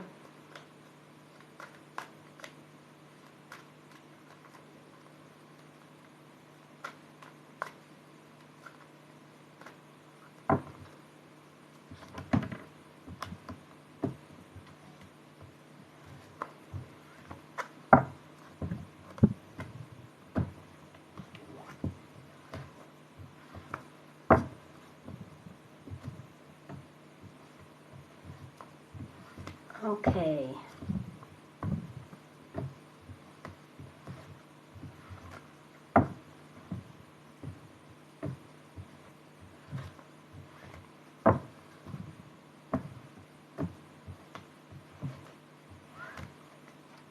Okay. Your card is release. There's a lot of releases today, and you know what? It's a good time for release because we're coming to the end of one year and the beginning of a new year. And that's a really good time for letting go of things that do not serve our purpose. This is asking you to work with your archangels, especially Archangel Michael, to let go of what no longer serves you or your purpose. So if somebody is bringing you down, somebody is being nasty or hurtful to you, know that it's time to let that go. It's maybe time to look through your friends lists. Find out who your true friends and your fake friends are. Remove your fake friends. Remove any negative thoughts or past problems that you are holding on to. That could be meaning just writing everything down from the past and burning it and asking the universe to take it away. And if it keeps coming back, burn it again until it disappears completely. This could take months or even a few years before the process is complete. But if you continue to declutter your life and to release the things that no longer serve your path or your purpose, your spiritual well-being, as well as your mental well-being, will be more healthier for it. Holding on to negative things from the past, or trauma from the past, or hurt from the past, can only weigh us down in the present and going into the future. So take this time at Christmas or Yule or whatever you celebrate at this time of the year, and make it a time for release. When we get to Christmas, we look back on the year that we've just had. We're thankful for the heartaches and the problems that we've survived. It's made us stronger and wiser, and we release them before the new year, so that in the new year we can make positive goals. We can set positive affirmations and make positive New Year's resolutions, so that we kick off the new year with a positive step rather than a negative one. And we leave all the negative things of 2022 in the past where they belong. So when those bells ring at midnight on the 1st of January and we enter that new year, let go of the past. No longer serves you, and move forward into a brighter future. If you need your angels or your guides help with this, now is the time to help them. Ask them for help. Now is the time to say, help me move forward in a positive, loving way, so that I can be a beacon of light for myself and others, and help me to live a more positive and abundance life with love and understanding and forgiveness for all, and then see how your life changes.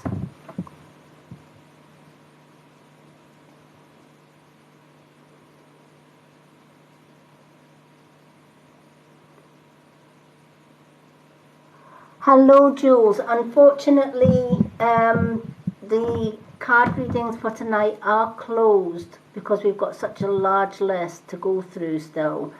But I am back tomorrow doing gift readings. Failing that, I do have a readings list on my profile. If you go to my profile here on TikTok, at the top of my videos, I've got a pinned post which is called Readings List.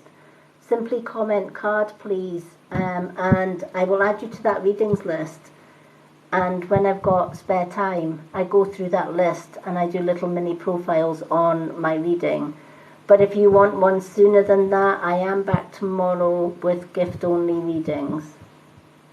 My free readings lists are always crammed full because everybody seems to jump on my free readings, which is why at this time of the night my lists are usually closed, because we've just done Bloom Ada and we've still got another 4 names to do before the end of the reading. So I am back tomorrow night though. 9:30 p.m. UK time, 3:30 p.m. CST time for gift readings and subscriber readings. The difference being subscribers get 2 card readings every time I'm live, and they are always free. If you're not a subscriber, then it's gift readings. So tomorrow is gift readings night. 1 card would be $199 gift, and 2 card reading for non-subscribers is a $399 coin gift. Thank you for sharing the live. Oh, thank you for the panther. He's so cute. I love panthers. Okay, Anika M, you get 2 cards because you're a subscriber. What cards would you like? Would you like Angel or Tarot or one of each?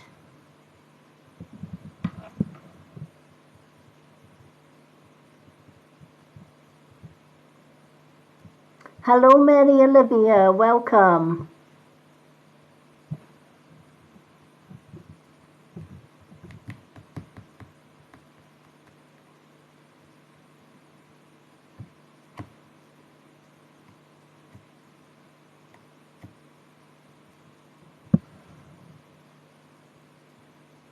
No problem. Do you know what, Anika? Let's give you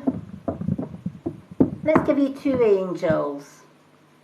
Because I have a feeling you're an earth angel, so let's give you 2 angel cards. I'm drawn to give you 2 angels, so let's give you the 2 angel cards. So let's shuffle these cards.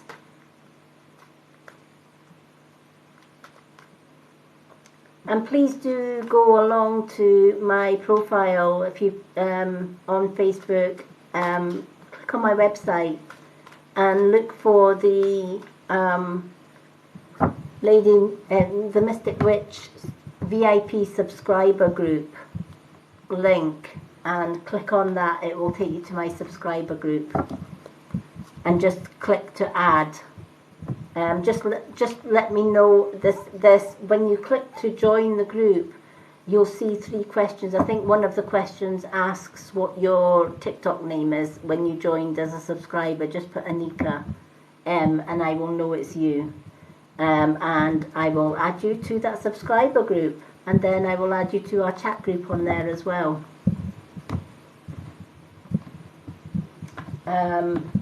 Because it's so lovely to have a new subscriber.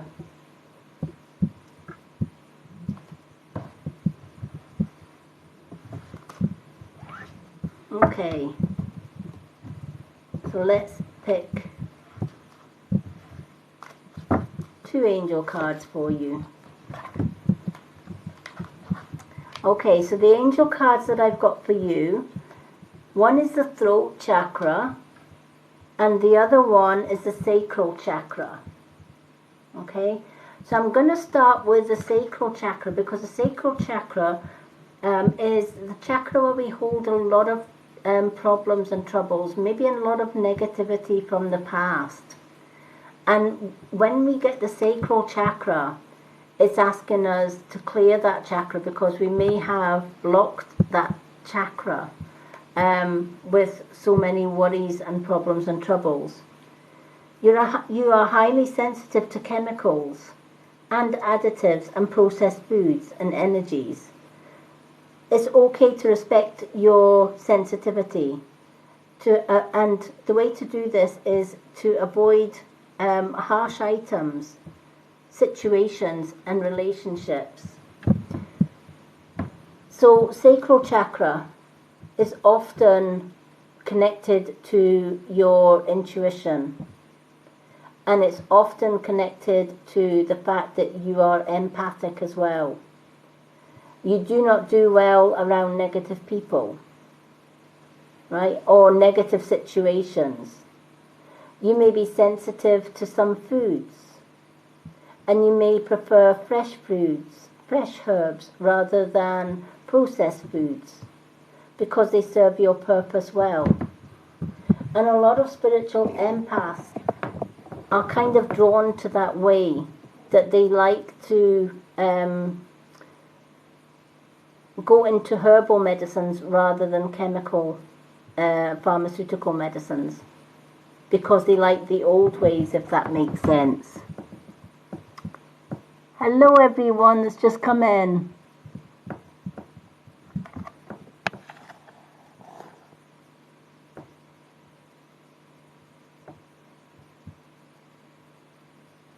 No problem. Well, if you've already followed me, click on my name on your followers, and then that'll take you to my profile. And then on my profile there's a link. If you click that link, that's my website. And if you click that website, flick to the left on my website page, and the second page is all my social media links. If you look for the Facebook group called the VIP Subscribers, that's the group you want to join. Hello Retta, how are you?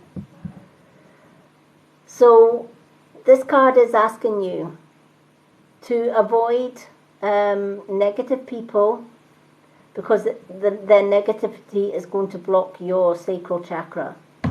Alright, and it's going to cause you more stress, being around negative people. You prefer to be around positive people. And you can enter a room and instinctively feel safe because it's all full of positive people. Whereas if you enter a room and it's got a lot of negative people, you don't want to be there. You may be a little anxious when going into large crowds, and you may not necessarily know why you're anxious when you go into large crowds. And it's because you've got, in large crowds, you've got a mixture of good people and bad people and negative people. And you being an empath, you will pick up on the negatives more than the positives, and that will cause anxiety, if that makes sense.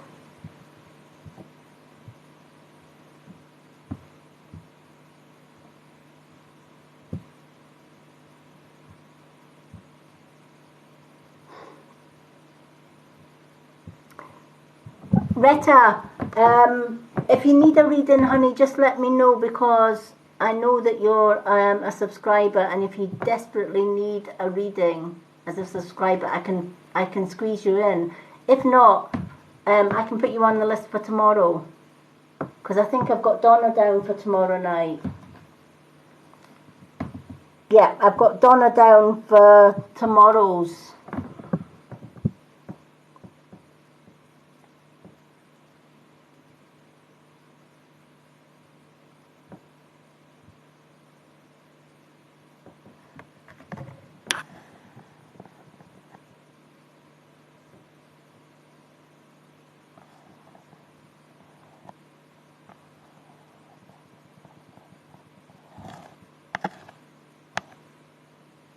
Oh, okay. Well, Retta, I'm going to put you down for tomorrow. So I've got Retta and Donna down for tomorrow. So both yourself and Donna will have 2 cards tomorrow reading. Your second card, Anika, is the throat chakra. And it's saying the angels are helping you to lovingly speak your truth. And again, this works hand in hand with the negativity card, right? It's letting you know negative people will come to you instinctively for help and advice, and they will dump their problems and troubles on your lap and walk away happy and leave you with the trauma of their problems and troubles. And they'll keep coming back and doing the same thing. They drain your energy. And you've got to set boundaries and speak your truth and say, you know what, I helped you yesterday or I helped you last week, and you're still coming back for more and more. I have other people that are in more need of my help. And with all the good intentions in the world, you know, I need to help me first. I need to make sure that I'm able to help other people. From time to time, it's okay to say no. It's okay to speak our truth and say, you know, a bit like tonight, there's so many people come into my readings. And so many people will say, oh, it's a free reading night, can I get a reading? And if I was to say yes to absolutely everyone, I would be here till next week doing readings, because I wouldn't like to say no. But even I have to set a limit on my readings list, so that I'm not spending 6, 7, 8 hours doing readings. And it's part and parcel of being an empath. It's, you know, we instinctively want to help people on our path. It's in our nature to help. And it's in our nature to want to help. But at the same time, we've also got to make sure that we're protecting our own energy as well. And that we're not burning the candle at both ends and tiring ourselves out. Because in doing that, we're no good to anybody if we are using up a lot of our energy helping people that most likely don't need the help. Or if they do, and they are that desperate for the help, if you tell them to come back tomorrow, they will be more than happy to come back tomorrow, because they appreciate that you are busy as an empath. So I feel that people instinctively come to you, and sometimes they drain your energy. But you're too kind-hearted to say, no, I don't want to help you today. But sometimes these cards are telling you need to set boundaries, and you need to protect your energy, if that makes sense.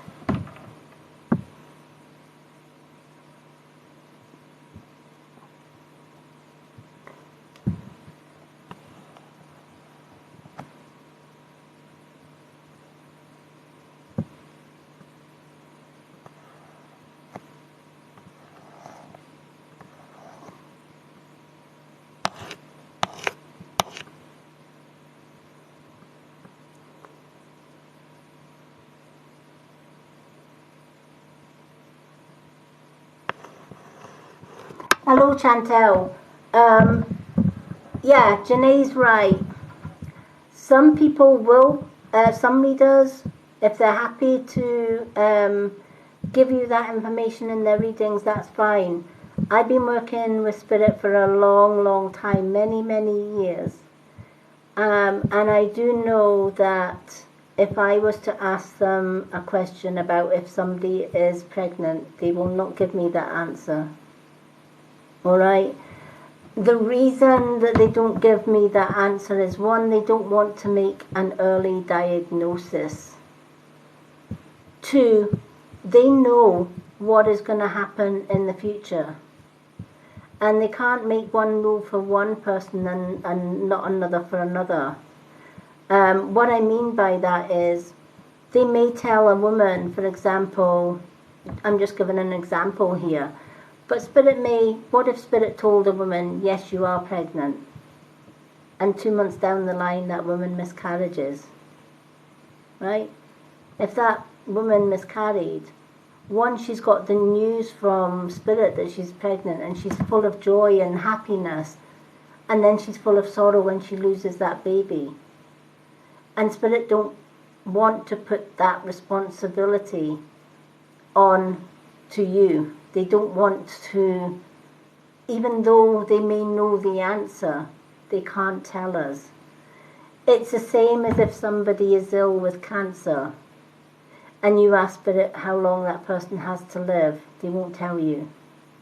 It's one of the unwritten laws that they cannot tell you, just because they're trying to protect you.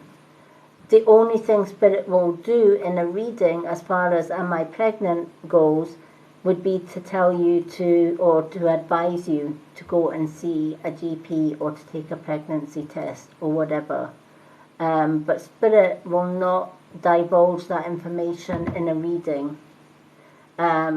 There may be other readers on TikTok that will, and that's at their discretion.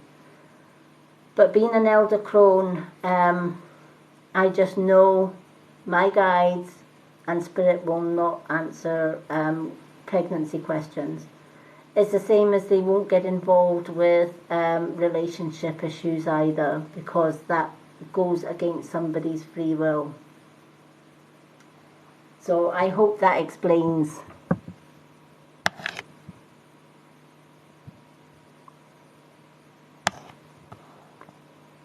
But I know that some readers may or may not answer those types of questions. Unfortunately, my guides will just refuse point blank to answer those questions, just for the reasons that I've gave. So, going back to the readings, Anika, I hope that has meaning for you. You're a very gifted lady, very empathic, okay? So you need to protect your gifts, and sometimes you need to speak your truth and say, enough's enough, I can't help you today, etc. So I hope that that helps. Hello there, Mei Ling. How are you?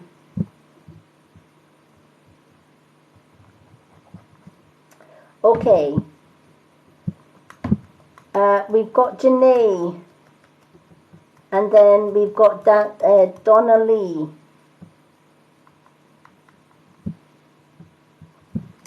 Janae, what 2 cards would you like, honey?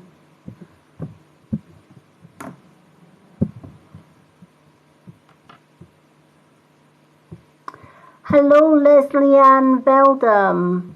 I'm Scotland as well. Lovely to see you. Which part of Scotland are you from? I'm in Fife.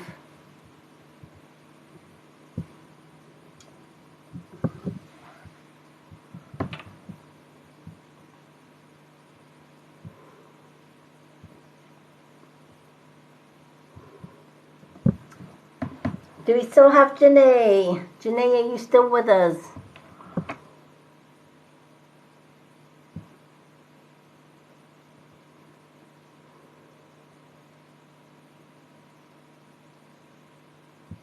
Yep, I know Donna's tomorrow night. Oh, Motherwell. I have an auntie that stays in Motherwell. I know it well. Oh, Retta, take care, honey. Remember, you've got 2 cards due you tomorrow night, Retta. So if you're feeling better tomorrow, Retta, join me tomorrow night and you'll get your 2 cards, because you and Donna are on my list for tomorrow night.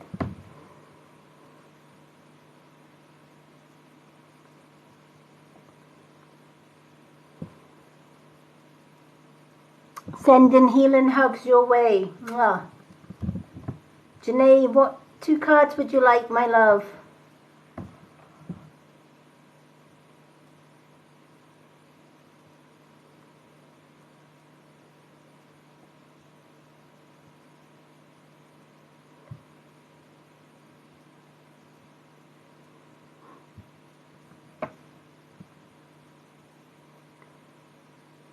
Two witches. 2 witch cards. Right, let's go for the 2 witches.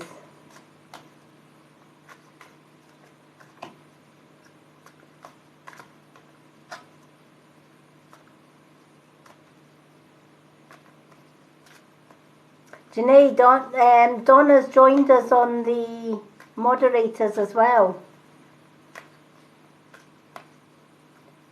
Donna, Janae's one of my mods as well. So you've got Tracy, which is the life coach one, a hot girl coach, and you've got Janae, who's on our mods as well.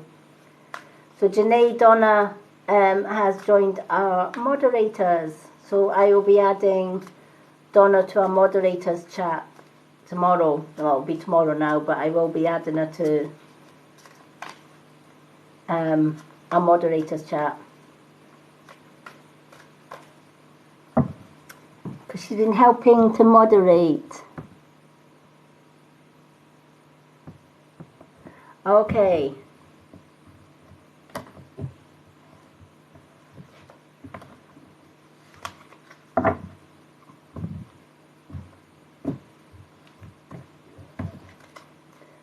Let's pick 2 cards for Janae. There's a lot of people getting like colds and flus just now. Touch wood. I think I've been drinking too much green tea to be affected by colds and flus. I love my green tea. It's a strong Japanese green tea. Stops you getting colds and flus and builds up your immune system, etc. Has 200 health benefits as well. I always suggest that people stay away from the health food shop green teas because they are made from the green tea leaf of the plant. Whereas if you can get green tea that is made from the green tea stem, then it's a stronger tea.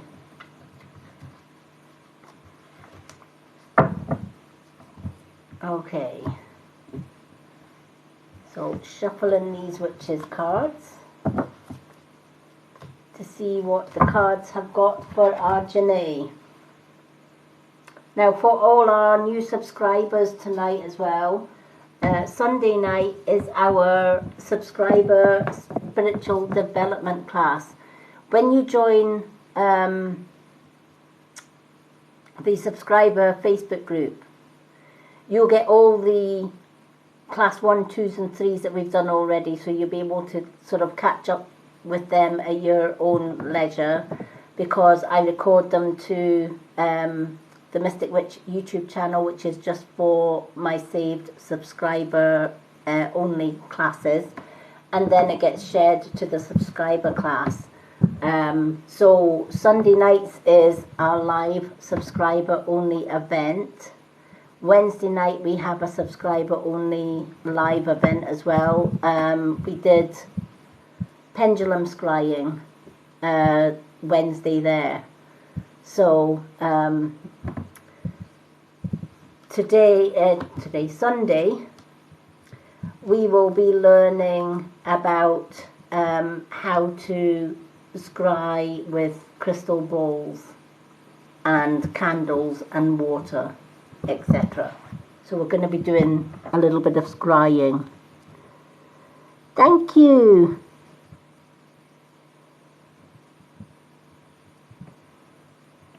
Yep, we've got more mods to help out. Isn't that amazing?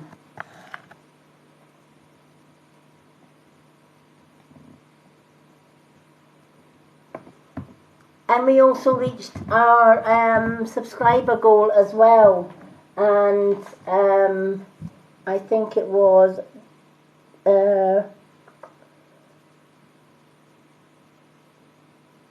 Donna. Was it? Yeah, it was Donna McKenney that was our 20. Was it Donna? That was our 24th subscriber. So she wins a gift as well.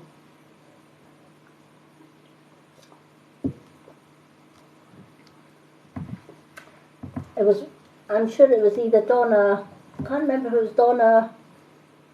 I'll have a look when I finish because it'll tell me who the 24th ones, or Donna Lee.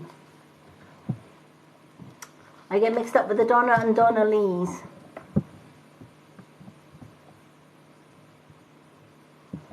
I will announce it in the subscription group anyway. Okay, Janae, you've got harvest, which is abundance, and you've got the page of Athames. So you've got the page of Athames, and then you've got the harvest. The page of Athames, let's start with that first, because the page of Athames is all about dealing with problems and troubles, and often problems and troubles that are new to us. So they're problems and troubles that have just come out of the blue, and they probably weren't expected. Now, those problems and troubles could be bills that have come out of the blue. It could be legal matters that have come out of the blue. It could be negative people coming into your life out of the blue that you just did not expect. It could also bring back post-traumatic stress as well. So a lot of the times when we reach the end of 1 year, that's a time when we naturally reflect on the year that we've just had. Sometimes doing that's a good thing, but other times it can bring triggers. Especially if we've escaped a lot of abuse or negativity in that year. And you're looking back and you see all the good things that have happened, but you also see all the bad things that have happened. And that can make you start feeling a little bit uneasy and a little bit anxious for the future. And the last thing you want to do is bring that into a new year.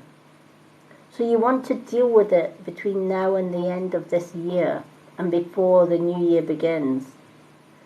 So now is the ideal time, negative or not, to look back.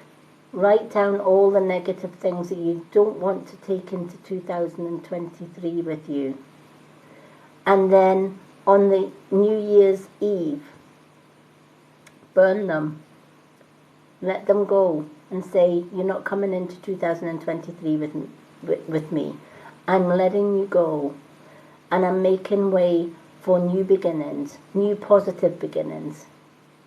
You've held me back long enough this year, and I'm sure as hell not going to take you into the following year. And then stand your ground on that one. As you can see, the page of Athames shows a young girl standing strong in the light of the moon and saying, I've got this. I cut ties with negativity for this year. And I stand my ground, and I will not allow negativity to affect my future. And then she stands by her decisions. So this is what this is asking you to do. Stand by your decisions. Stand firm. Stand strong. This goes along hand with the harvest. Now is the time towards Christmas to let go of what we no longer need. Christmas is a time of forgiveness, for letting go, for remembering friends past and present, and those that are no longer here, and celebrating with family and friends, and looking forward to new beginnings and endings of negative year beforehand. How many times every time we end a new year do we tell ourselves, thank goodness we're seeing the end of this year, may next year be a better one. That's exactly what this card is saying. It's time now, between now and Christmas, between now and the harvest, between now and the feast. Pagans would do this before Yule. Yule is the new beginning. It's the new, right? We come out of the darkness and we start looking forward to the lighter nights. Exactly what this is telling us to do. It's getting rid of the darkness, anything that no longer serves us. write it down and get rid of it before Christmas. And then continue to do that even after the Christmas or the Yule feast. And then on Old Year's night, when you're doing the spring cleaning of the home, which is what a lot of people do, right? They spring clean the house for the new year coming in on Old Year's night. So while you're doing your spring cleaning, declutter the things that you don't need and get them out of the house as well. My mother used to make sure all the rubbish bags were out of the house. The house was clean from top to bottom, because she would always tell us the old wife's tale, that if you go into the new year with a dirty house, you'll have a dirty house all year, but if you go into the new year with a clean house, you'll have a clean house all new year. It's the same with us.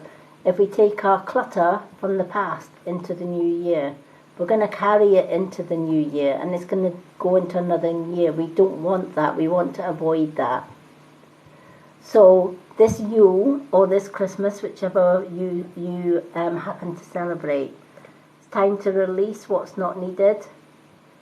Enjoy the feast with family and look forward to brighter days ahead in the new year. Even toast the new year at New Year, which is the celebrations as well. And that's the time we let go. So that you know that 2023 is going to start off on a positive foot. Isn't it just? I love that card. You're more than welcome. Thank you for the Christmas wreath.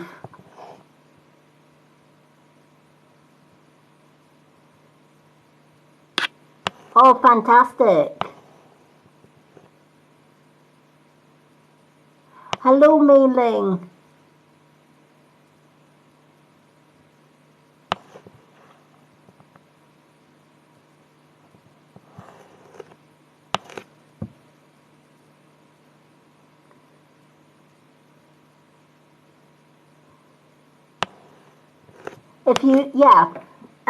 The readings list for tonight is closed, but Mei Ling, if you come back tomorrow, I can give you a card reading tomorrow.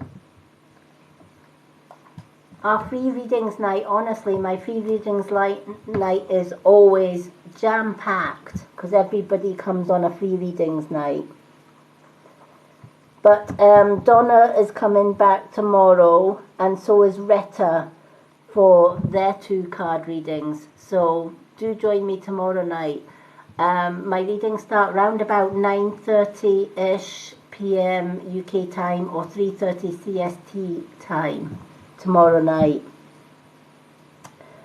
Okay, we've got Donna Lee, who has got 2 cards.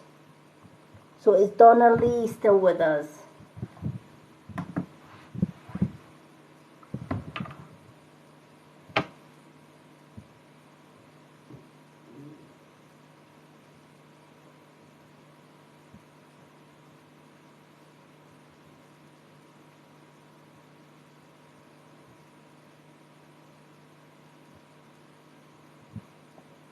All right.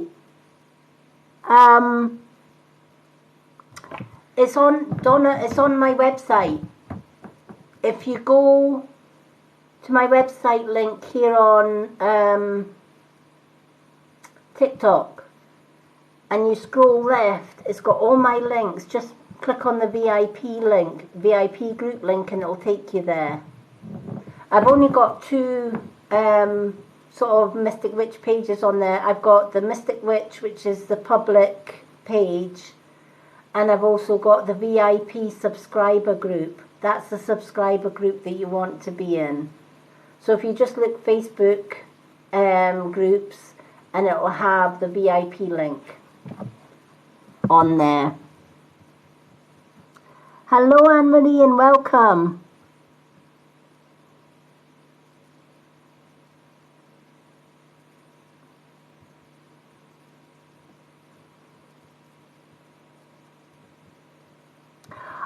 Yeah. Right. Well, if, you'll have the right group then. If you've joined the same group as Betty Joe, that's a subscriber group. Just to apologise for getting kicked off. Rather than run out of battery again, just to let everyone know, I will be back tomorrow evening, 9:30 p.m. UK time, 3:30 p.m. CST time for this reading, and I will look forward to seeing you all tomorrow. Apologies for Donna Lee, who wasn't able to get her reading tonight because this old iPad decided to give up the ghost. But Donna Lee, this video will be shared onto the subscriber group. For the new subscribers, please go to my website here on TikTok and join my VIP subscriber group. Only if you have that yellow badge and you are a subscriber. Okay.